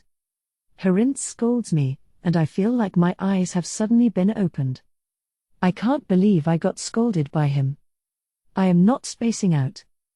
Get to work, then. I snap at him automatically, but he yells back in a strained voice. His tone tells me that things are even worse than I realized. That instinctual thrum of danger immediately brings me back to my senses. Then I realize that right nearby, Harins is locked shield to sword with Okina. What? They're still fighting in this situation? What? Oh dear. Jeskan is on the ground, covered in blood. Okina must have hit him while I was still in shock. Boos. Idiot. Stay back. Hawkins starts to run toward Jeskan, but Okina's eyes swivel over to him, away from Harins. If he jumps in now, he'll be killed. Hawkin, no. Hawkin doesn't heed our warnings and runs forward. Immediately, Okina leaps away from Harins and closes in on Hawkin. Gah? Hawkin has his knife ready, but if even Jeskan was barely able to keep up with Okina's swordsmanship, there's no way Hawkin will be able to block him. Harins chases after Okina, but he's not going to catch up in time. It's down to me. I weave light magic and shoot it toward Okina right away. But Okina apparently saw it coming, and he counters it with dark magic. The moment our spells are expended, Okina slashes down at Hawkin. Gwa? The sword cuts clean through the knife and bites deep into Hawkin. The knife splits apart like a stick, and a wide gash opens up on Hawkin's body. Gotcha. HNGH? White smoke billows out of Hawkin's gaping wound, straight toward Okina. Engulfed in the smoke, Okina closes his stinging eyes. There must have been blinding ash in Hawkin's armor. As Okina stumbles back, Harins catches up to him and strikes him hard with his shield. Harins's shield has high defense abilities, and it's incredibly heavy, so it makes a good blunt weapon, too. And across from Harins, Jeskan has dragged himself to his feet, despite his wounds, and run over with his axe. This wasn't planned, but since the blinding ash is working, it's a perfectly timed pincer attack. Surely, even Okina won't be able to dodge or defend against this. Gah! With a roar, Okina catches Harins's shield with his bare hand and Jeskan's with his sword. He blocked them both? But NGH? My light magic lands a direct hit on his back. His posture crumbles, and Harins and Jeskan both attack again without missing a beat, this time for sure. As soon as I think that, though, there's a burst of darkness. Huh? How is this possible? Okina set off dark magic on the spot, sending himself as well as Harins and Jeskan flying. Arg. Hawkin was nearby, so he gets knocked back, too, rolling across the ground. It looks like Harins managed to block with his shield just in time, but Jeskan was already gravely wounded, so he's crumpled on the ground after getting hit by the explosive force head-on. If I don't heal him right away, his life will be in danger. And yet, Okina is still standing. He was in the very heart of the explosion, so he took the brunt of the impact, yet he hasn't gone down. Okina sustained a fair amount of injuries himself in our fierce battle before the Queen Taratect appeared, and that's on top of his self-destructive spell just now. He must be terribly wounded, too. I can see from here that he is bleeding in several places. And yet, his wide-open eyes, despite being bloodshot from the smoke, are just as full of the will to fight as ever. Herinth immediately moves between Augna and me, sword and shield at the ready. I can't heal Jeskan unless we get through Augna somehow. What should I do? Then I see Hawkin moving out of the corner of my eye. He has a potion in his hand and is sneaking over to Jeskan so that Augna won't see him. I don't know if a potion will be enough to heal Jeskan's wounds, but right now I have no choice but to trust Hawkin. All I can do is keep Augna's attention over here. Why? Without thinking, I speak in a quavering voice. But it's not just an act, it's how I really feel. I don't understand why we have to do this right now. Doesn't he see the enormous thing behind us? It is a hero's job to defeat the Demon Lord, I'm told. Augna suddenly smiles. What? That is what the little hero proclaimed, at least. I'm confused. Is he talking about Julius? Does that mean that even while he was fighting the four of us, Augna was monitoring Julius, too? What an incredibly powerful man. And how humiliating, too. That means that he considered this fight with us nothing more than the opening act before a showdown with the hero. He fully intended to defeat us and then fight Julius, and he was so confident it would play out that way that he's been keeping an eye on Julius this whole time. During his battle with the four of us. What could possibly be more mortifying? Well, there is your answer. Heedless of my feelings, Augna continues, nodding toward the Queen Taratect. It's a statement from the Demon Lord. Go ahead and try, if you think you can. Hare. He sounds amused, and yet somehow, his smile is a little sad. The Queen Taratect is a message from the Demon Lord, telling Julius to go ahead and try to win? That almost makes it sound like the Queen Taratect is the Demon Lord. Are you saying that's the Demon Lord? Surely not, Augna replies dismissively. Of course it isn't, a monster like that could never be the Demon Lord. It's just one of her spawn. Huh? Naturally, the Demon Lord herself is far stronger. What?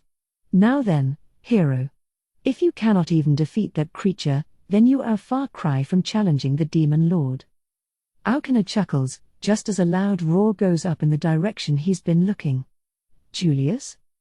That sound announced the start of the battle between the Queen Taratect and Julius. That idiot. Herinth shouts in a panic. I can't blame him. It's too reckless to try and take on a monster like that, even for Julius. So he intends to accept the challenge? I suppose that is the course of action befitting a hero. But I cannot say it is a wise decision. Augna's observation is exactly right. But I must admit, I respect his determination. For a moment, Augna wears a gentle smile unlike any expression I've seen on him thus far. Seconds later, though, that expression disappears, replaced with one of sympathy. But he cannot defeat the Demon Lord. No one can. His words almost sound like they're based on experience. I remember what he murmured earlier, so the Demon Lord is saying she is through with me, then. Could it be? Have you challenged the Demon Lord before? The Demon Lord is the strongest of all demons. That is all there is to it. Though he didn't directly answer the question, his bitter smile seems like a confession that he was once defeated by the Demon Lord in the past. So what did you mean when you said she has no more use for you? I blurt out the question before I can stop myself. Exactly what it sounds like. That thing appeared while we were still in the midst of battle. In other words, the Demon Lord has decided to bury you and me all at once. I didn't expect him to answer, but he readily explains his reasoning. Augna has been abandoned by the Demon Lord. Then why are you still fighting? If his leader is casting him aside, why would he bother to keep fighting us? He no longer has any reason to do such a thing. For the sake of the demon race, of course. But hasn't the Demon Lord abandoned you? Your point being? Huh? I don't understand Augna at all. I have dedicated my life to the Demon Lord because I determined that was the only way to help demonkind. To throw me aside or destroy me is the Demon Lord's prerogative. I cannot deny her that. That way of thinking and that unshakable resolve make me shudder. We're speaking the same language, but I still can't comprehend his words. It's impossible for me to imagine being so defeated that you'd allow your ruler to kill you. So that means Okina is willing to throw away his own life on this battlefield? I was ordered to conquer Fort Kusarayan and to defeat the hero. So I must not stop fighting until I accomplish those goals. Okina raises his sword again. Now, I believe I have let you by more than enough time. I gasp. Looking behind him, I see that Hawkin has reached Jeskan and used the potion on him. But Jeskan's still not in any state to fight. And I afforded myself enough time for my own wounds to heal, too. That makes me realize that, just as we were trying to buy time, he was going along with it to earn himself a respite as well. He must have an HP auto-recovery skill or something that healed his wounds. It was a temporary truce on the basis that it was mutually beneficial for both parties. Now that his wounds have healed, Okina's next move will be Hirints. I know. Hirints breaks into a run at the same time as Okina starts moving. He's going after Hawkin and Jeskan, who's still on the ground. Okina runs toward the two of them, intending to take them out once and for all. Hawkin and Jeskan are across from Hirints and me, with Okina between us. Which means that since Okina is running at them, his back is toward us. But I can't catch up. Hirints isn't fast enough to catch Okina. He's not slow, of course, but his stats are geared toward defense. Besides, Okina has the tactical advantage in terms of basic abilities anyway. We can see his unprotected back, but we can't catch up. In that case, I shoot a light magic spell at his back. We can't catch up physically, but my magic can. And yet, Okina dodges to one side without even a backward glance. Question mark. How does he keep doing that? Does he have eyes in the back of his head? Usually, magic is near impossible to avoid. Even a master of combat would have difficulty dodging something that moves faster than an arrow. But Okina does so with ease. It's not humanly possible, though I suppose he's not human. But he won't be able to dodge this next blow, I'm sure. Hirints swings his arm with all his might and hurls his shield. That shield is more than just plain defense, sometimes it's a blunt weapon, and at times like these, it becomes a heavy projectile. Of course, a shield bearer letting go of his shield is practically suicide, so Hirints rarely resorts to it. That's what makes it such an unexpected secret weapon. Just as Okina catches up to Hawkin, the shield flies straight toward his head. But right as it's about to hit, he leans to the side and deftly avoids it. How? By this point, I'm beginning to suspect Okina might really have a skill that allows him to see behind him. At the very least, it'd be best to assume that he has a skill that lets him keep track of everything going on around him. In other words, surprise attacks from behind won't work. RRTH? But even he wasn't quite able to react in time to a surprise attack from the front. Hawkin's knife plunges into Okina's leg. He dodged my magic and Hirints' shield, but he couldn't also avoid Hawkin's knife on top of that. Hawkin. But it comes at a price. Hawkin takes a direct hit from Okina's sword. Blood flies everywhere. It's not like last time, when he deliberately took a hit to release the blinding ash. This time, the sword cuts deep into Hawkin's body. Well played, sir. Hawkin collapses. Damn it. Hirints charges at Okina, but he's already raised his sword, ready to parry. Without his shield, I doubt Hirints can keep Okina occupied for long. Arg. But to my surprise, Hirints bears down on him and makes Okina stumble back. Still bleeding, Jeskan manages to drag himself to his feet and slash at the staggering Okina with his sword, too. Gah? His movements clearly losing their polish, Okina suffers a hit from Jeskan's flaming magic sword. But that seems to be the last of Jeskan's strength. He collapses back onto the ground. Hair. Not bad for a last-ditch effort, eh? Even as he falls, Jeskan manages one last grin. Lying next to him on the ground, Hawkin wears a similar grin. When I see the knife still gripped in Hawkin's hand, I realize why Okina's movements have suddenly failed him. It's a magic blade Julius received from Elder Ronant, imbued with paralysis and lightning attributes. That must be what's slowing Okina down. Finish it now.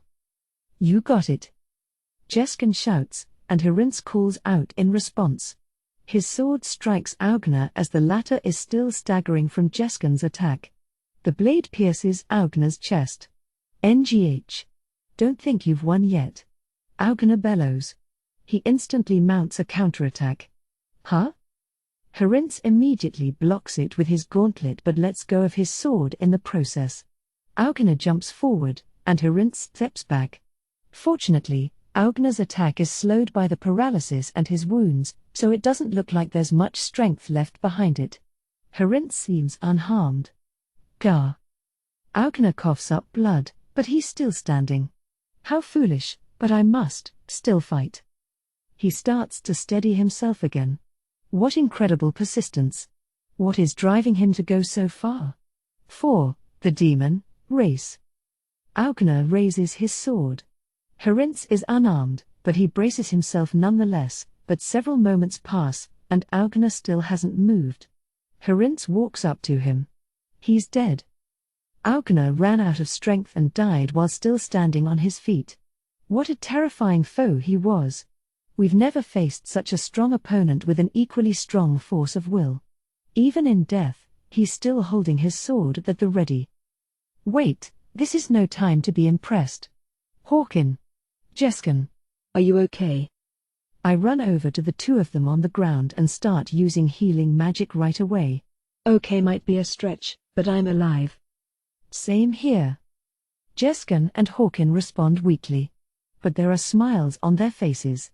Well, boss, did I come in handy? You sure did.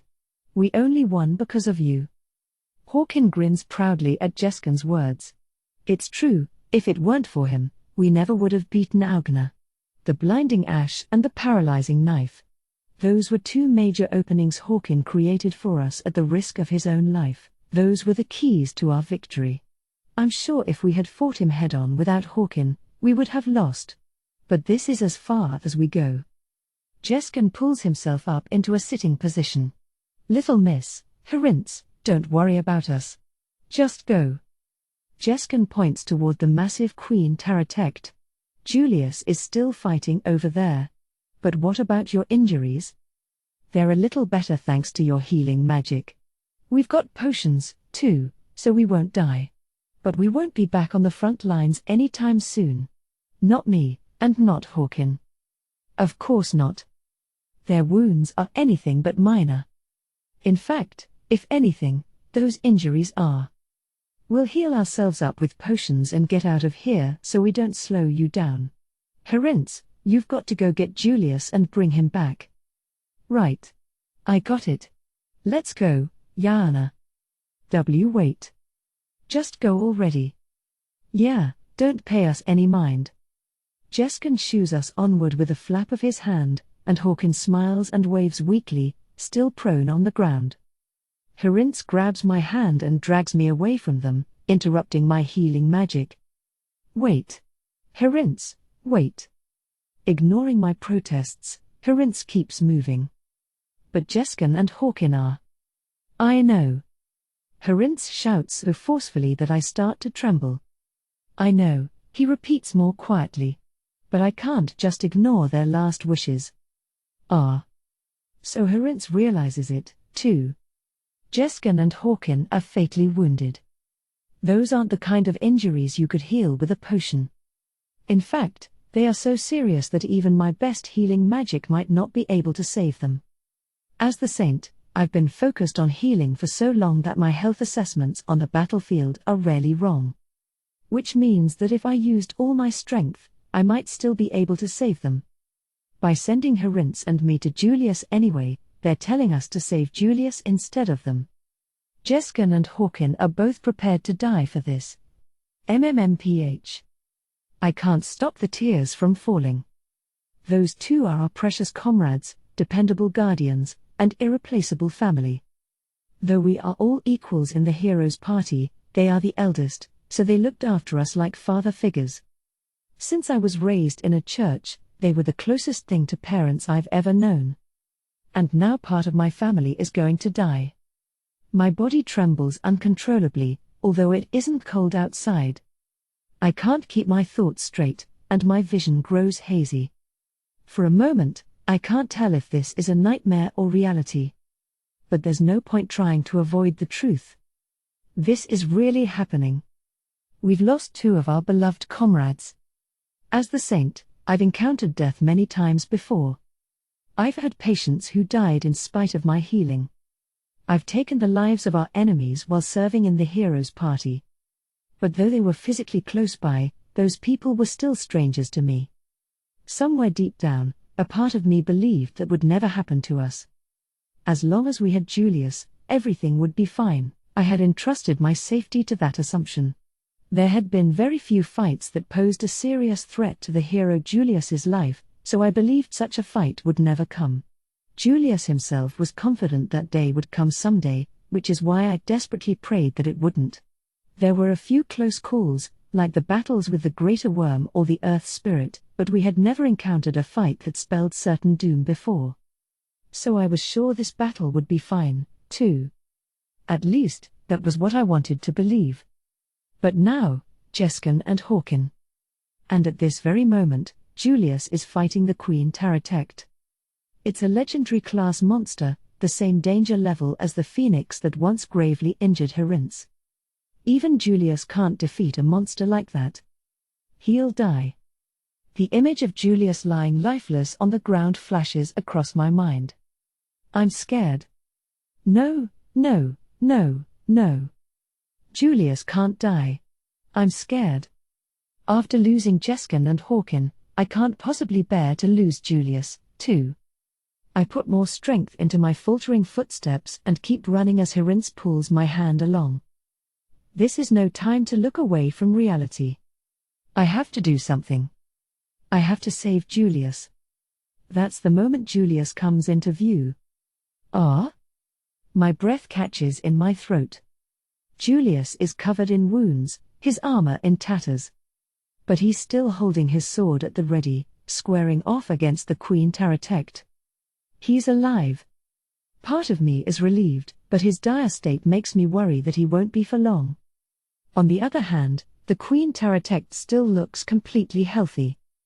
I can't spot a single serious scratch on it, and its massive form is just as terrifying as when it first appeared.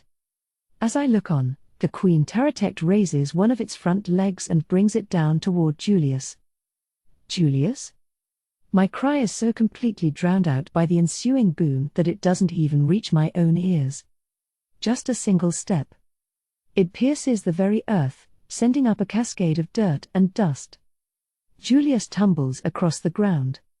It wasn't a direct hit, Julius dodged the Queen Taratect's leg. But the shock waves alone are enough to send a human flying.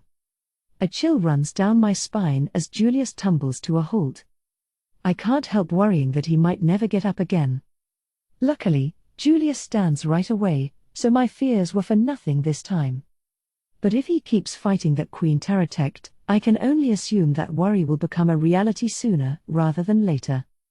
This isn't a fight, it's a slaughter. Julius doesn't have even the slightest chance of winning. The outcome was clear from the start. I have to find a way to change that. Julius. Get back. Herince? Yana?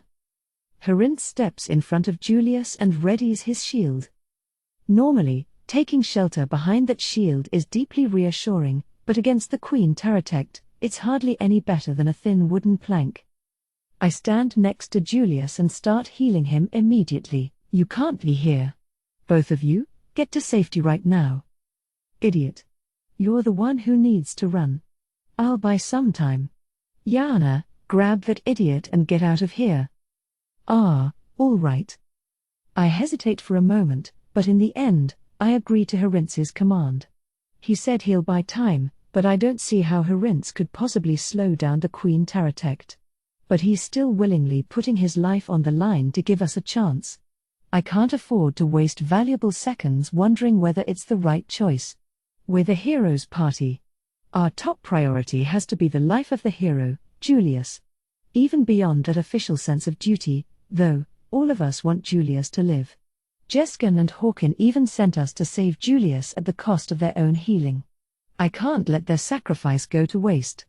And I have to do it for Herinz, too, as he's putting himself at risk right now to buy time. Julius. Let's go. I grab Julius's hand, but he doesn't move. I can't run away now. With that, he turns to face the Queen Taratect again. It's impossible. And insane. Anyone can see that there's no way to defeat that thing. It wouldn't even be a fight. Why would you knowingly run toward your death? That would be the same as dying in vain. Julius. You have to run. No. I'm the hero. I can't run away. It's because you're the hero that you have to run. You've got to survive. We don't have time to waste on this. Even as that thought flashes across my mind, Herinz disappears from before my eyes. Moments later, a gust of wind blasts toward us. I cover my face automatically. And when the wind dies down and I look forward again, the Queen Taratect is right in front of us. Where is Herinz? I don't know what happened. But the Queen Taratect must have done something, probably swatted him away with its leg.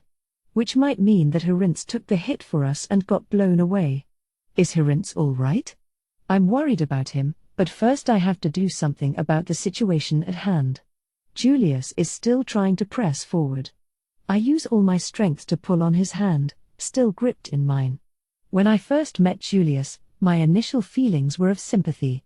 Almost like I was recognizing someone of my own kind. As a candidate for sainthood, I underwent training at the church from a young age. Did I have promise from the beginning? It's hard to say.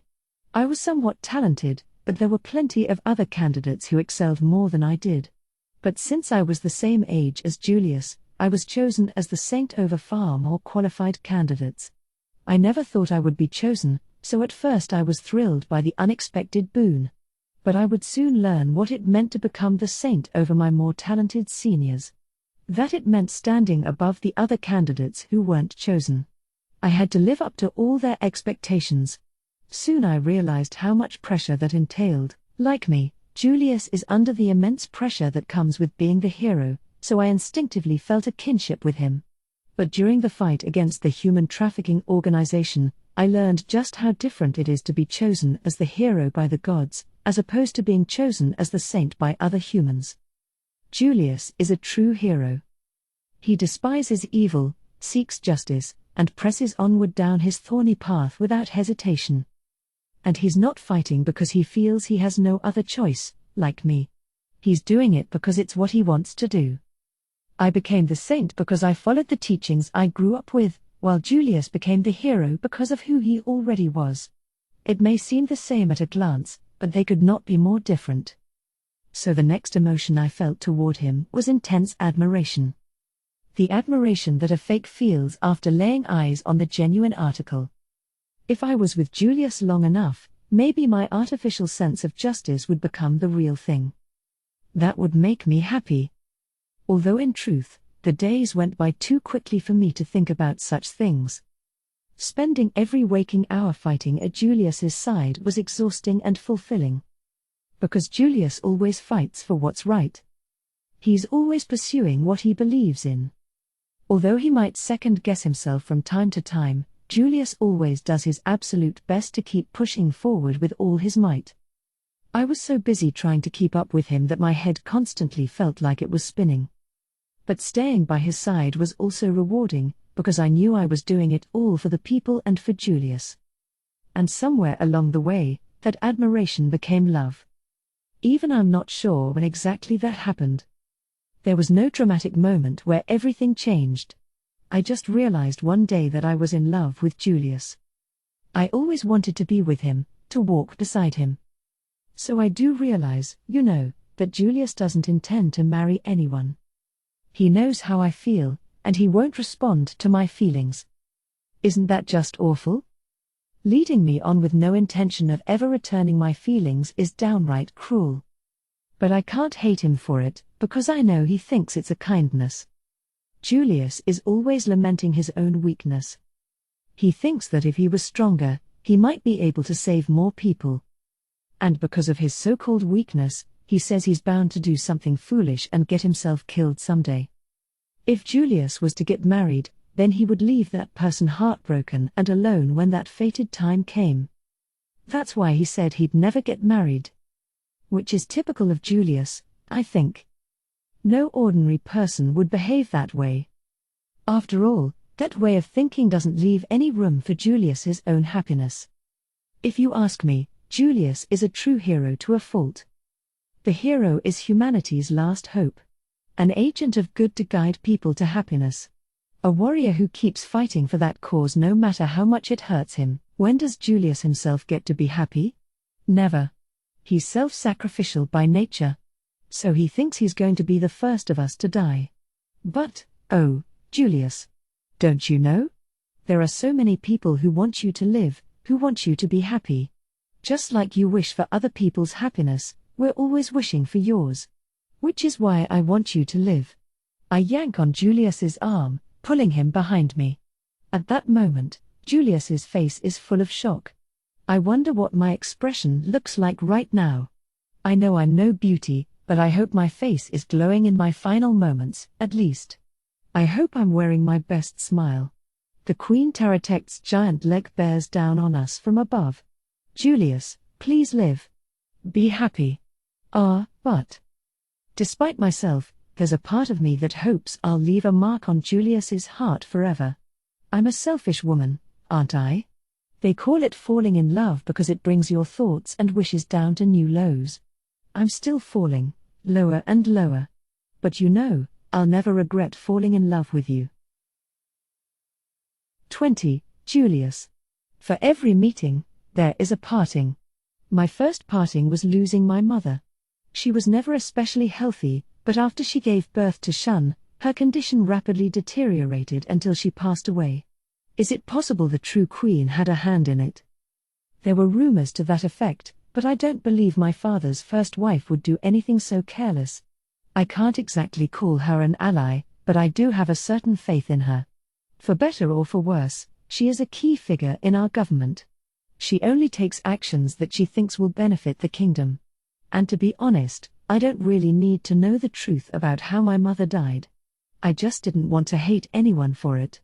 I was terribly sad about the loss of my mother, and I didn't want that sadness to turn into hatred for someone else.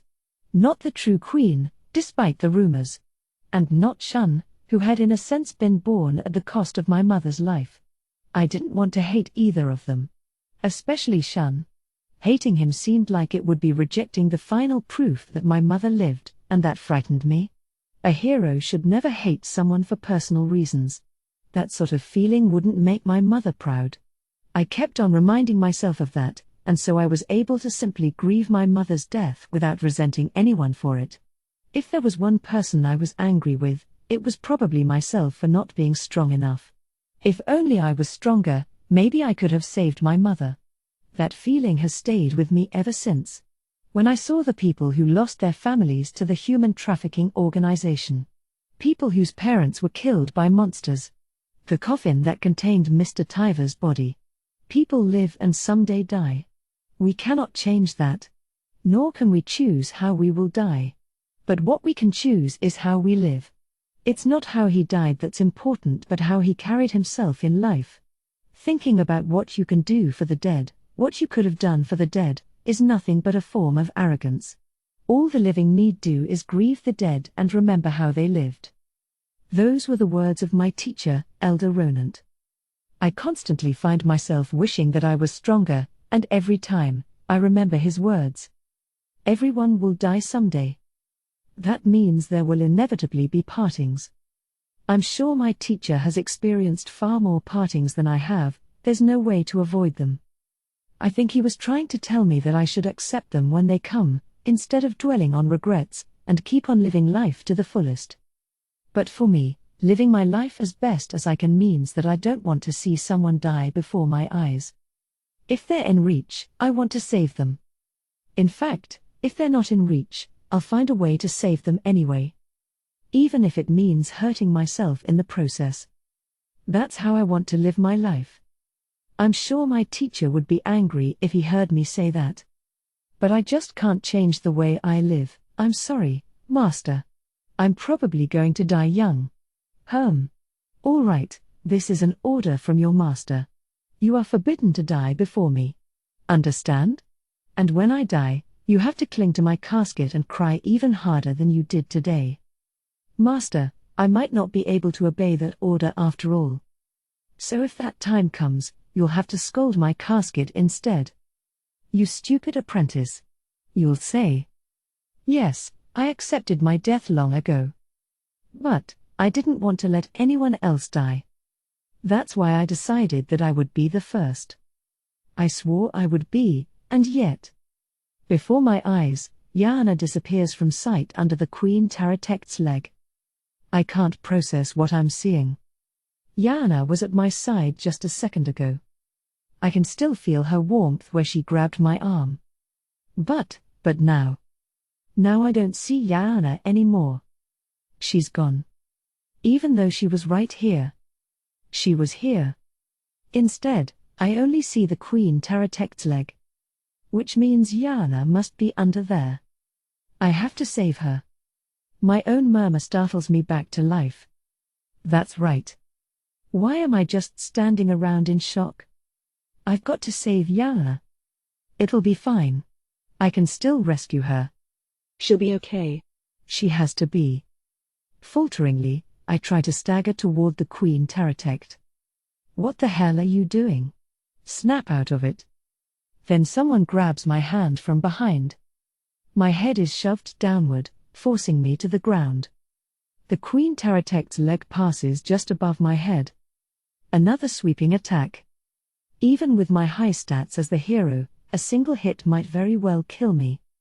Realizing I just narrowly escaped death, I finally start to regain my composure. Hirinz? Hey! You finally snapped out of it?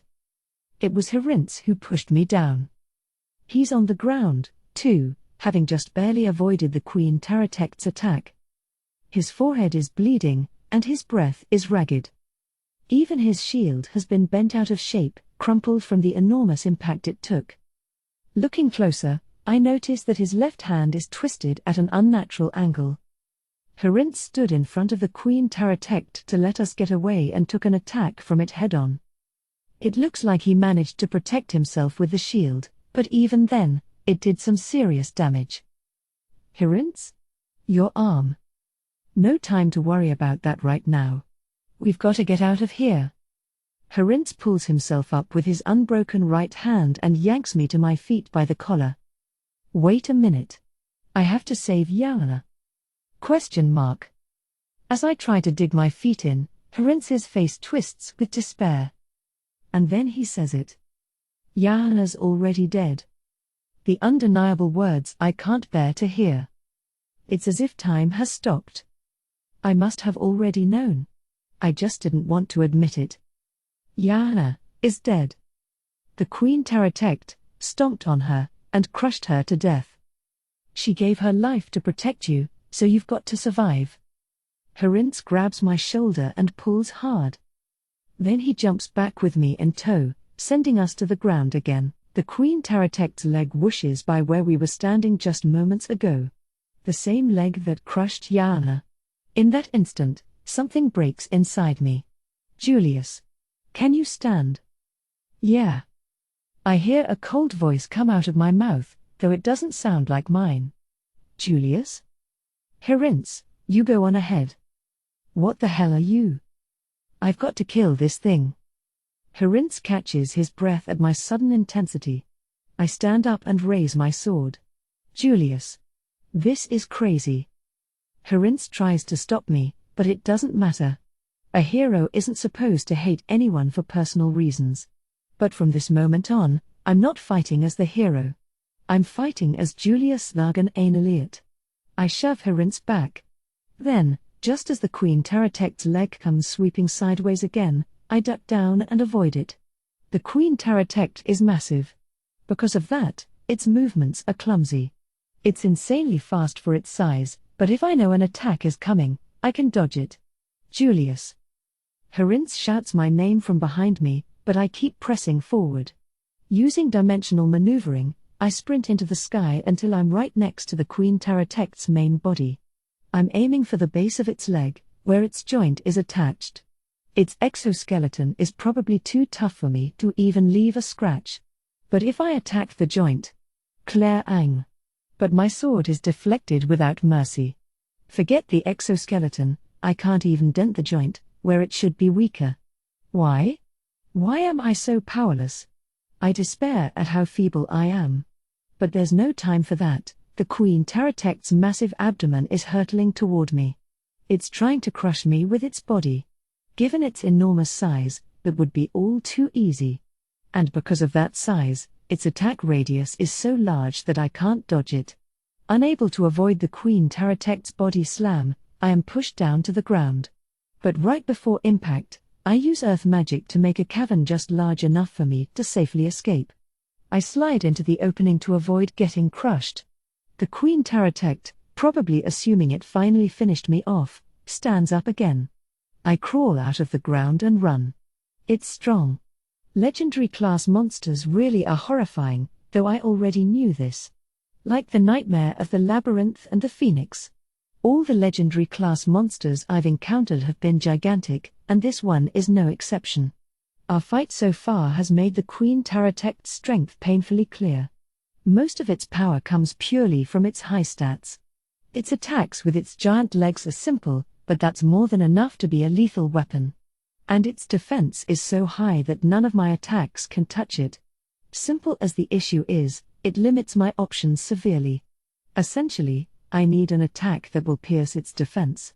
And since my attacks couldn't touch it, in spite of my status as the hero, it's painfully clear how impossible a task that will be. But I can't back down now.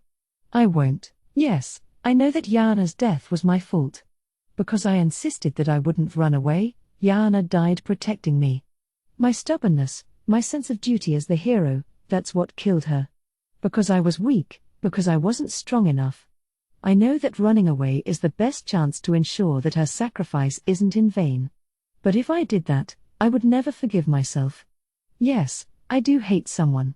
I hate myself for being helpless. And I hate this Queen Taratect for killing Yana. Do you want to use it? Just then, there's a voice directly in my head. Instinctively, my eyes flit to the other sword at my waist. The voice belongs to the light dragon Byaku, who lives within that sword. The sword of the hero. It's a weapon that only the hero can use, which can apparently defeat any opponent but can be used only once. Byaku is asking if I want to use that sword now. No. To be honest, I can't say it isn't a tempting offer. The Queen Taratect is a terrifying monster. It'd be incredibly difficult to fight it on my own and win, but if I use the sword of the hero, I might be able to defeat it instantly. When I acquired the sword of the hero, I vowed to Byaku that I wouldn't use it. At the time, I thought that using this sword to defeat one creature or one person, accomplishing that with a power that wasn't my own, would never be the path to true peace. That hasn't changed.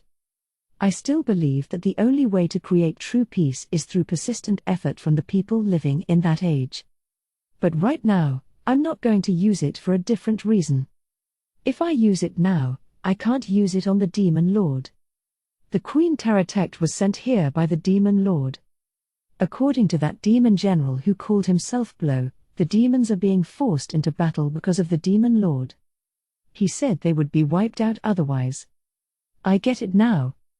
If she's strong enough to control a Queen Taratect, it's no wonder they would have to obey her. In other words, the Demon Lord is the cause of all this. I can't even imagine using the sword of the hero on anyone else. I know I was high and mighty about it before, but I will be using the sword of the hero after all. On the Demon Lord. It seems there is hatred in me. For my powerless self. For the Queen Taratect who killed Yana. And most of all, for the Demon Lord who sent the Queen Taratect here. The sword of the hero loses its power after a single use. If the Demon Lord can command the Queen Taratect, I'm sure I can't beat her. I'll need the power of the sword of the hero. I'm so weak. Too weak to accomplish anything on my own. I couldn't even protect the girl I loved. It's pathetic, But that's why I have to use any help I can get. When that time comes, please lend me your strength. Very well, if that is what you wish. Thank you. No need to thank me. But what do you plan to do about this, then? The Queen Taratect looms before me. I plan to win. Honestly, I have no idea how I'm going to make that happen. But even so, I have to win. If I lose, I'll apologize on my hands and knees to Yana on the other side. Maybe that would be all right, too. Win or lose, I won't have any regrets. With that decided, my mind clears up a bit. But I still have no intention of losing. I'll avenge Yana. Whether that's what she would have wanted or not. I'm fighting because that's what I want to do. Not as the hero but as Julius Slagan Elliot. Here we go. I start forming magic. A few cheap tricks aren't going to do the job. I need to use all the power I have. Holy Light Magic, Holy Light Beam. The Holy Light Beam hits the Queen Taratect head-on. Its massive body might be a giant weapon, but it's also a giant target. But its defense is too high for that to be a serious problem. Even a direct hit from my Holy Light Beam doesn't leave a mark. I knew that's how it would turn out, though. You won't see me getting discouraged that easily. The Queen Taratect's 8 eyes swivel toward me. Then one of its legs vanishes. It didn't really disappear, it just moved so fast that it was near impossible to follow. Ugh. I dive to the side just in time to avoid a direct hit. Even then, a shockwave erupts like a huge explosion went off right next to me, slamming into my body. But I have no time to worry about that. Another leg just vanished. Despite its massive size, it's unbelievably fast. Trusting my instincts, I move to one side. A gust of wind barrels past me. It must be because the Queen Taratect has swung its leg again. I move my own legs and keep running around, knowing I could be crushed if I move a second too late. But I have no way of winning if I just keep dodging.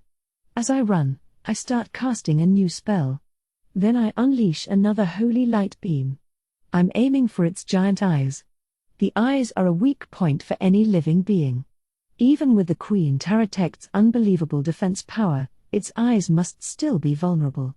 Sure enough, the Queen Taratect dodges for the first time, even though it's ignored all my other attacks thus far. It deftly avoided the Holy Light Beam that would have hit it right in the eyes. That must mean that if I can hit its eyes, I can damage the Queen Taratect. The time between the initial casting of Holy Light Beam and when it lands is incredibly short, so it usually doesn't miss. That said, it takes a while to construct, so it can be easy to anticipate when I'm preparing it. Just now, though, the Queen Taratect dodged my Holy Light Beam after it was fired. Which means the Queen Taratect is as fast as the Holy Light Beam or even faster. It's not that it wasn't able to avoid my attacks up until now. It simply didn't dodge them because it had no reason to bother. The only way I can damage the Queen Taratect is to stop its movement somehow and hit its eyes with all my might. Stop this massive thing from moving. Is that even possible? No, I can't get intimidated now. I knew going in that my chances of winning were slim. The Queen Taratect is a living creature, too. It's not invincible, nor is it immortal. That means I can beat it. I can, and I will. The Queen Taratect's 8 eyes fix on me.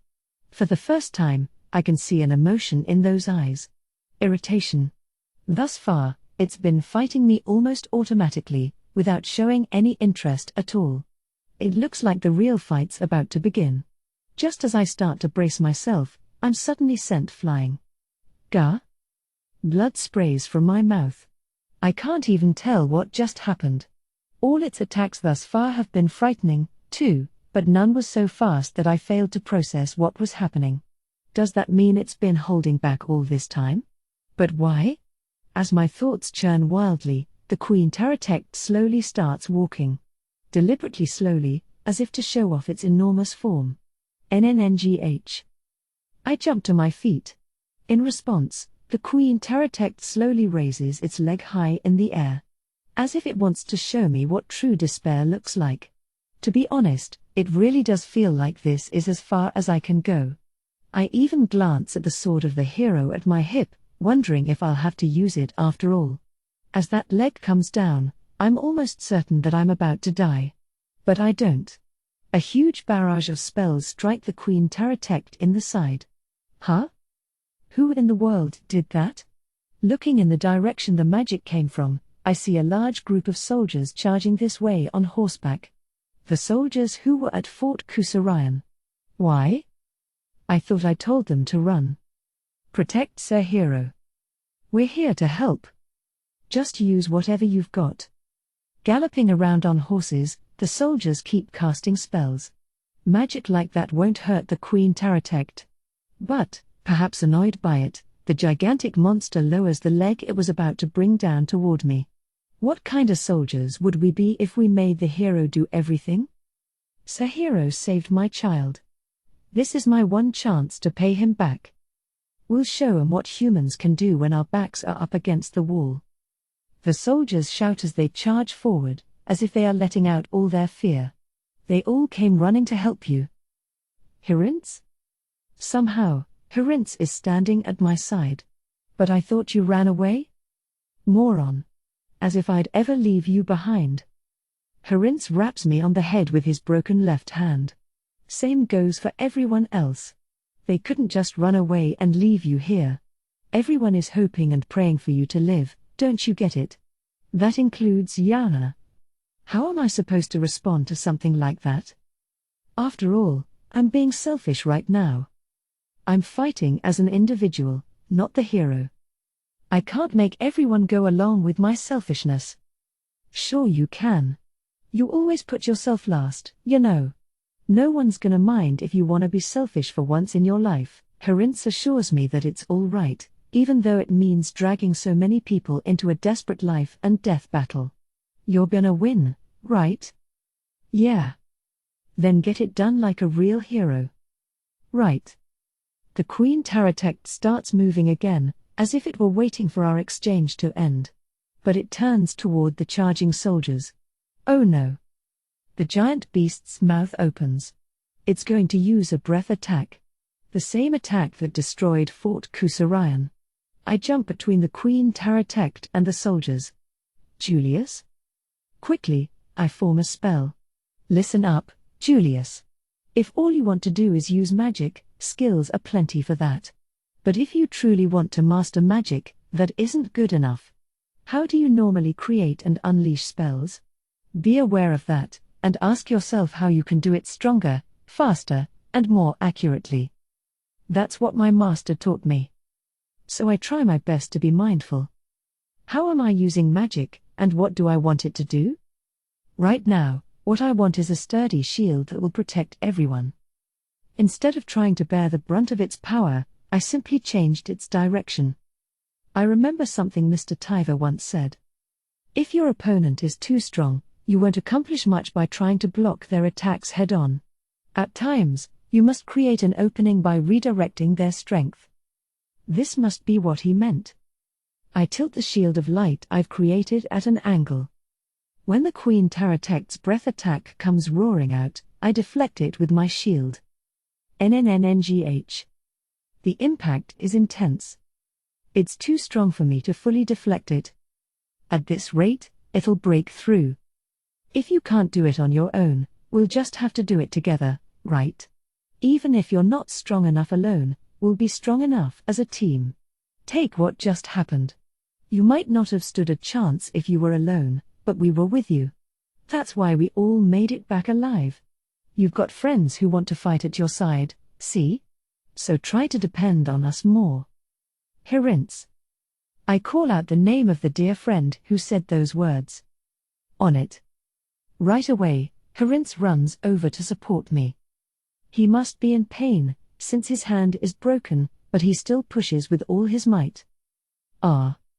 With Hirinz's help, I push back the breath until it changes direction and bounces off harmlessly into the sky. The Queen Taratect recoils, looking taken aback for the first time.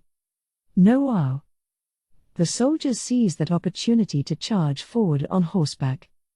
With the Queen Taratect's high defense, that probably wouldn't cause it any pain. But as the dozens of knights charge at once during the monster's brief moment of hesitation, even if it doesn't cause any damage, it's more than enough to knock those legs off balance. The Queen Taratect stumbles a couple of steps.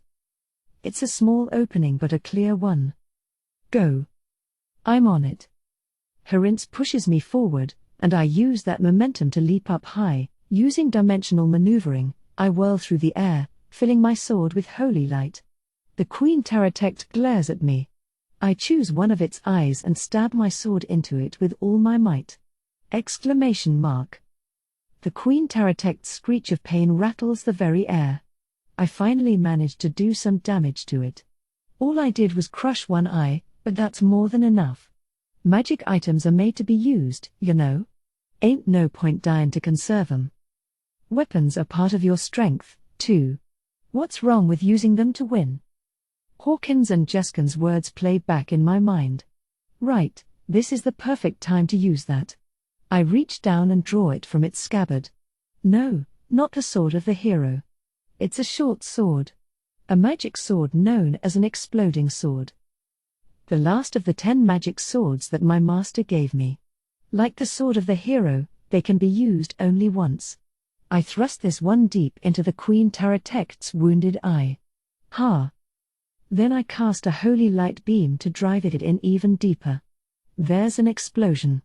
And then a moment of silence. It's coming down? The Queen Taratect's massive body slowly leans to the side. I hurriedly move away from it. Seconds later, the enormous monster crashes to the ground, creating huge tremors in the earth. Did we win? Herinz murmurs in disbelief. I slowly raise my sword to the sky. Why, yeah. One of the soldiers raises a cry of triumph. I keep holding my sword aloft, acknowledging the cheers. Don't cry yet. As long as people are watching, I have to keep being the hero. Later, when I'm alone, that's when I'll cry my eyes out. But I think I can at least be allowed a scream. Ah. I did it, Yana.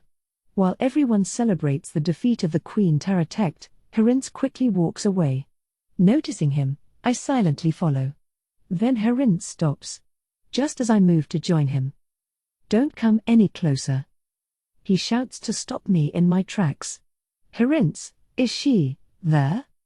Yeah. Then I. Don't. Julius, don't you dare come over here. She's right here. But Herinz won't let me see her. Please. I'm begging you, don't come over. Don't look. I'm sure Yana wouldn't want you to see her like this, either. Herinz's voice is choked with barely suppressed sobs. Yana is hidden behind him, his broad back blocking my view. But Herinz is begging me not to look. That alone is enough for me to imagine what sort of awful state she must be in. And I can't bring myself to ignore Herinz's words and go see for myself. I'm not brave enough to look. What kind of hero am I? How can I call myself a hero if I couldn't even protect the girl I loved? Tears start to well up in my eyes, but I force them down. Not yet. I can't cry just yet. Julius. Thanks to Herinz's warning cry, I just barely manage to block the blade that's coming toward me. Tisk. I hear someone click their tongue nearby and immediately swing my sword in that direction. There's the shrill clash of metal on metal as our weapons collide. It's none other than Blow, the demon general I was fighting before. He jumps back, his surprise attack ending in failure. You seriously still want to fight? The Queen Taratect is dead. That must have been the demon's big secret weapon. Since we defeated it, surely their morale is broken by now. So why does he still want to fight? Looking behind him, I realize the demons have gathered in this spot. And by the looks of it, they're still raring for a fight. Hearing the commotion, the human soldiers come over to gather behind me, too. Take your soldiers and leave. I don't want to fight anymore. I tell Blow to withdraw. He must have realized in our last fight that he couldn't beat me. Since his surprise attack failed, he has no way of winning. And the last thing I want right now is more battle. Please. Don't make me keep fighting on a grudge. If we fight right now, I'll take out my hatred on these demons. They might be victims of the Demon Lord, too. Which is why I don't want to fight them. We've got to fight now. Ignoring my earnest feelings, Blow readies his sword. Hero. You're crazy strong, I'll admit that. But it's still no use. If you had such a hard time against one of her spawn, you'll never beat the Demon Lord. Blow starts ranting in the language of demons, as if he can't keep forming sentences in human language anymore. You can't win, damn it. His voice is full of bitterness. I've got to kill you here and now for the sake of all demons. Then he charges toward me. I'm sure he has his own reasons for not giving up. But I do, too, you know. I can't let myself get killed now after Yana died to protect me. I knock Blow's sword aside and use the backswing to slash into his body. Blow collapses in a spray of blood. Damn it all. Why? His halting last words come out in demon language, but I can guess at their meaning. I can sense the anguished feelings behind them. But I can't show mercy to an enemy who's attacking me. Looking away from Blow's body, I turn toward the remaining demons. I'll say it one more time. Leave now. I give them a final warning. If they still insist on coming at me after that, then I'll have no choice. But then a single girl steps out from among the demons. A girl who's so pale white that it sends a shiver down my spine. Listen closely, Julius. Humans are weak. Incredibly weak. Most humans are even weaker than I am, which is why they look at me and say that I'm strong. But I'm only human, too. I'm strong by human standards, but that's all. Out of nowhere, I recall something my master once said to me.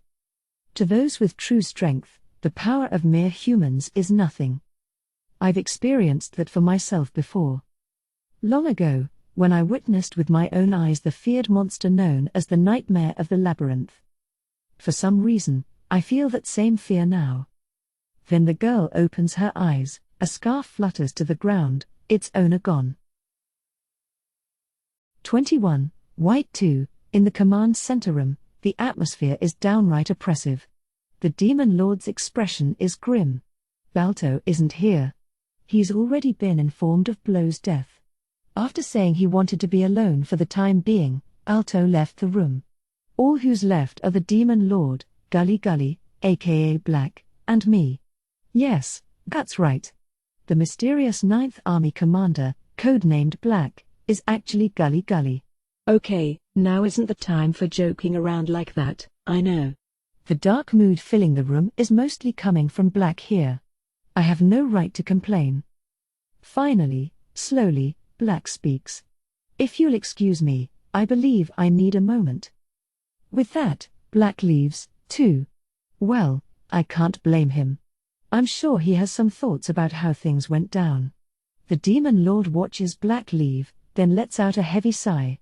Nothing ever goes to plan, you know. Frankly, this battle was a total failure. We had several important goals, and we accomplished almost none of them. So the commanders we lost are Huey, Blow, and Augna. The Demon Lord murmurs the names of the commanders who were killed in action. Of the three, I'm not too broken up about Shota aka Huey, but the loss of Augna is tough to swallow. He was a very capable man in many ways. And then there's Blow. He was annoying and all, but I didn't hate him. So, White. Why didn't you bring back Augna and Blow? The Demon Lord's doubts are understandable. If I really wanted to, I could have forcibly extracted those two and brought them back. Depending on your point of view, it might look like I let them die. Principle. Woo. On principle. Augna and Blow were fighting with their lives on the line. Ready to die. It didn't seem right to stop them. Augna and Blow both knew they would almost certainly die, but they still saw the battle through to the end. I couldn't bring myself to tarnish that conviction. Their intense determination reminded me of Araba's final moments. I didn't want to interfere. Gotcha. The Demon Lord doesn't press the matter any further. Huey's death was a minor accident, but we didn't plan to let Augna and Blow die, and we could have prevented it. But we didn't. Their deaths were a serious miscalculation. But there was an even bigger one. I never imagined the hero would manage to beat the queen. Yeah. The biggest unexpected disaster was the hero defeating the Queen Taratect. No, the fact that he won isn't a problem in itself. In fact, we sent it so the hero would defeat it, only after using the sword of the hero. I still can't believe he won without using the damn thing. Considering the differences in their stats and strength, was that a miracle or what? I can't blame her for complaining. There was no way the hero should have possibly been able to beat the queen. No matter how hard he tried, he would have to use the sword of the hero for any chance of surviving the battle, or so we thought. That sword is extremely dangerous. It's a divine sword that our old pal D left in this world that can kill even a god. It's one use only, but it wouldn't be safe to leave a dangerous weapon like that just lying around. So when I learned that it had fallen into the hands of the current hero, I decided to force him to waste it. That was the purpose of the queen, since it had been no problem if he defeated that one. The main goal was just to harvest the energy released by the sword of the hero. But somehow, he managed not to use it. Talk about a serious miscalculation. Well, we didn't lose anything major, so I guess it's fine, I say aloud. We can always make another queen. It was just a fake queen anyway. That thing wasn't a real Queen Taratect. It was one of my clones.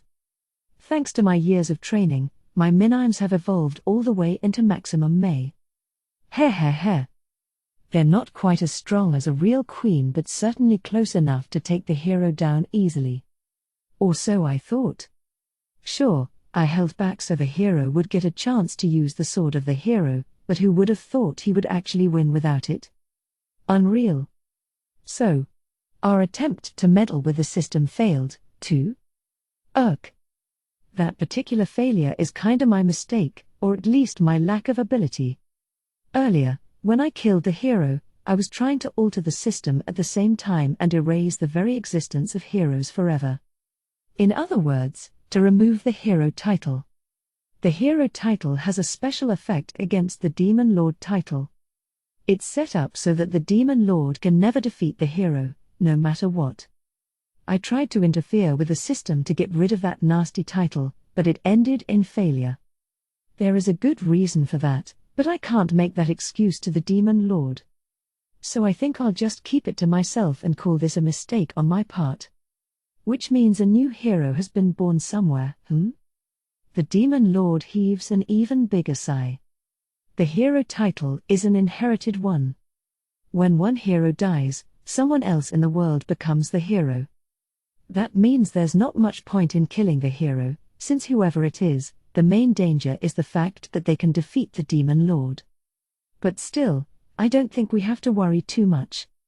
There's no way the next hero is gonna be like that one. For sure. At my firm statement, the Demon Lord just goes "Aha." What's with that iffy look she's giving me? White, you really admired that hero, huh? You weak to a pretty face or what? No. It's not like that, okay? Why do I feel like we just had a conversation like this recently? I'm kidding. But yeah.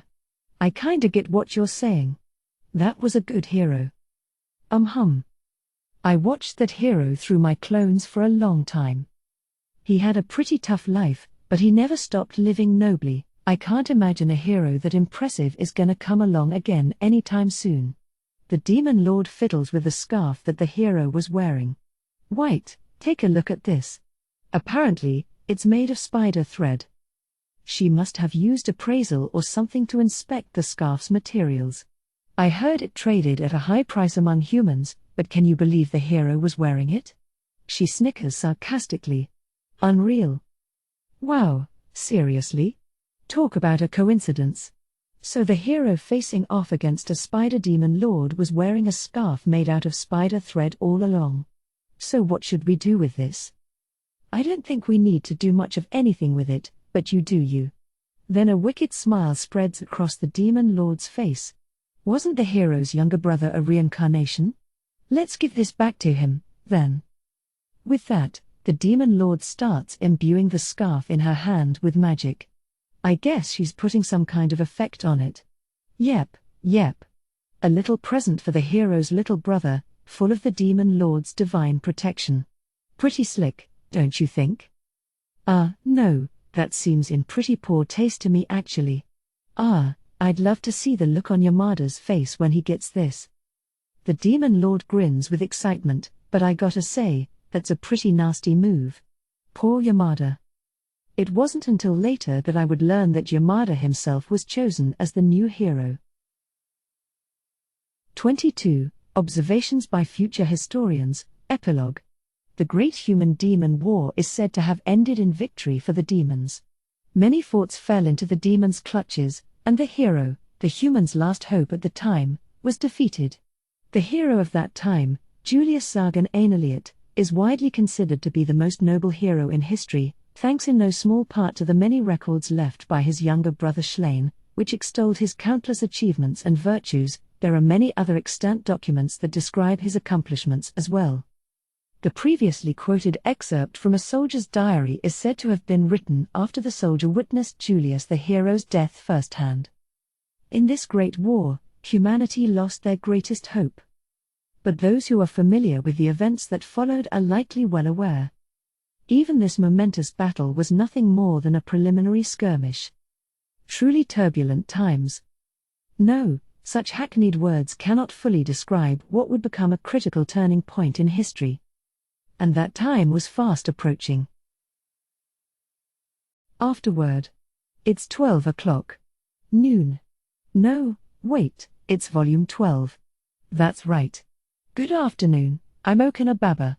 Or good evening, for those of you joining us at 12 o'clock at night. For some reason, the number 12 sort of evokes the sense of an ending. There are 12 hours on a clock and 12 months in a year. But have no fear. This series isn't over yet by any means. I don't know, I just felt like I should probably make that clear. Especially since several stories came to an end in this volume. I won't say too much so I don't spoil the story, but I wonder how you readers felt about how they lived their lives? How will those who survived carry on their will? That's the kind of volume this is. Although I guess it's not really a spoiler, since the outcome was already mentioned in much earlier volumes. In that way, I think this volume is the kind of story where you warmly watch over their final moments even while knowing how it's going to end. Sniffle. I hear there are some authors who cry while they're writing, and I think I sort of understand that feeling now. I didn't cry, though. Huh?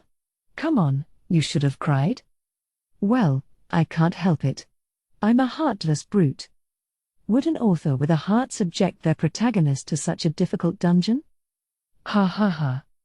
Although I did almost cry about something else. Yep. I almost cried because I was too busy. Why was I so busy, you ask? Well, I'll tell you right now. Ta-da! The So I'm a Spider, So What? Anime will be airing in 2020. Yah-ay. Clap clap clap clap. It's been a long wait, I know. But the anime's finally been scheduled to air in 2020. I've been hard at work on that, which is why I've been so busy. But thanks to all that, we've come this far at last. Woo! So the anime will start airing in 2020. The release has been delayed quite a bit, but it's finally happening.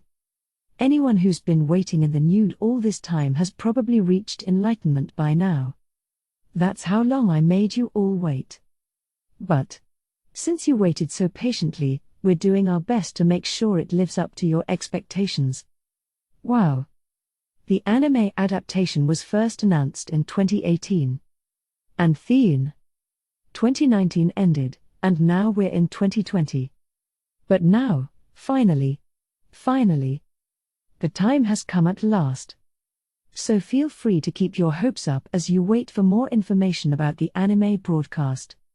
And to go along with the anime release, we're planning to publish a collection of reference materials in So I'm a Spider, So What? X. Like any reference book, it'll contain character profiles, as well as an explanation of the Great Elro Labyrinth and lots of other fun goodies. It'll also include some of the store-exclusive short stories from previous releases and a few brand new ones. Please feel free to use it to brush up before you watch the anime. Phew, that was a lot of announcements. 2020 will definitely be the year of the spider. Finally, let me say my usual thank yous to Tsukasa Kiryu for the wonderful illustrations as always. Really, thank you for all that you do. And sorry for making so many characters. I hardly ever describe the characters' appearances in the text, so that job always falls to Kiryu. Even for the anime character designs, my contribution was basically just saying, if Kiryu likes them, then it's fine with me. I really am sorry. But this heartless brute of an author plans to keep taking advantage of your kindness for as long as I can.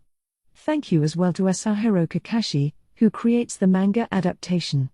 The manga wound up being used as a reference for the anime, too.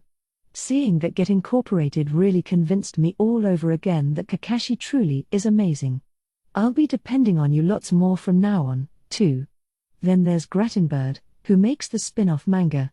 This bizarre story is already surreal enough with a spider protagonist, and now this artist is stuck with the work of turning 4 copies of the protagonist into an even more surreal gag manga.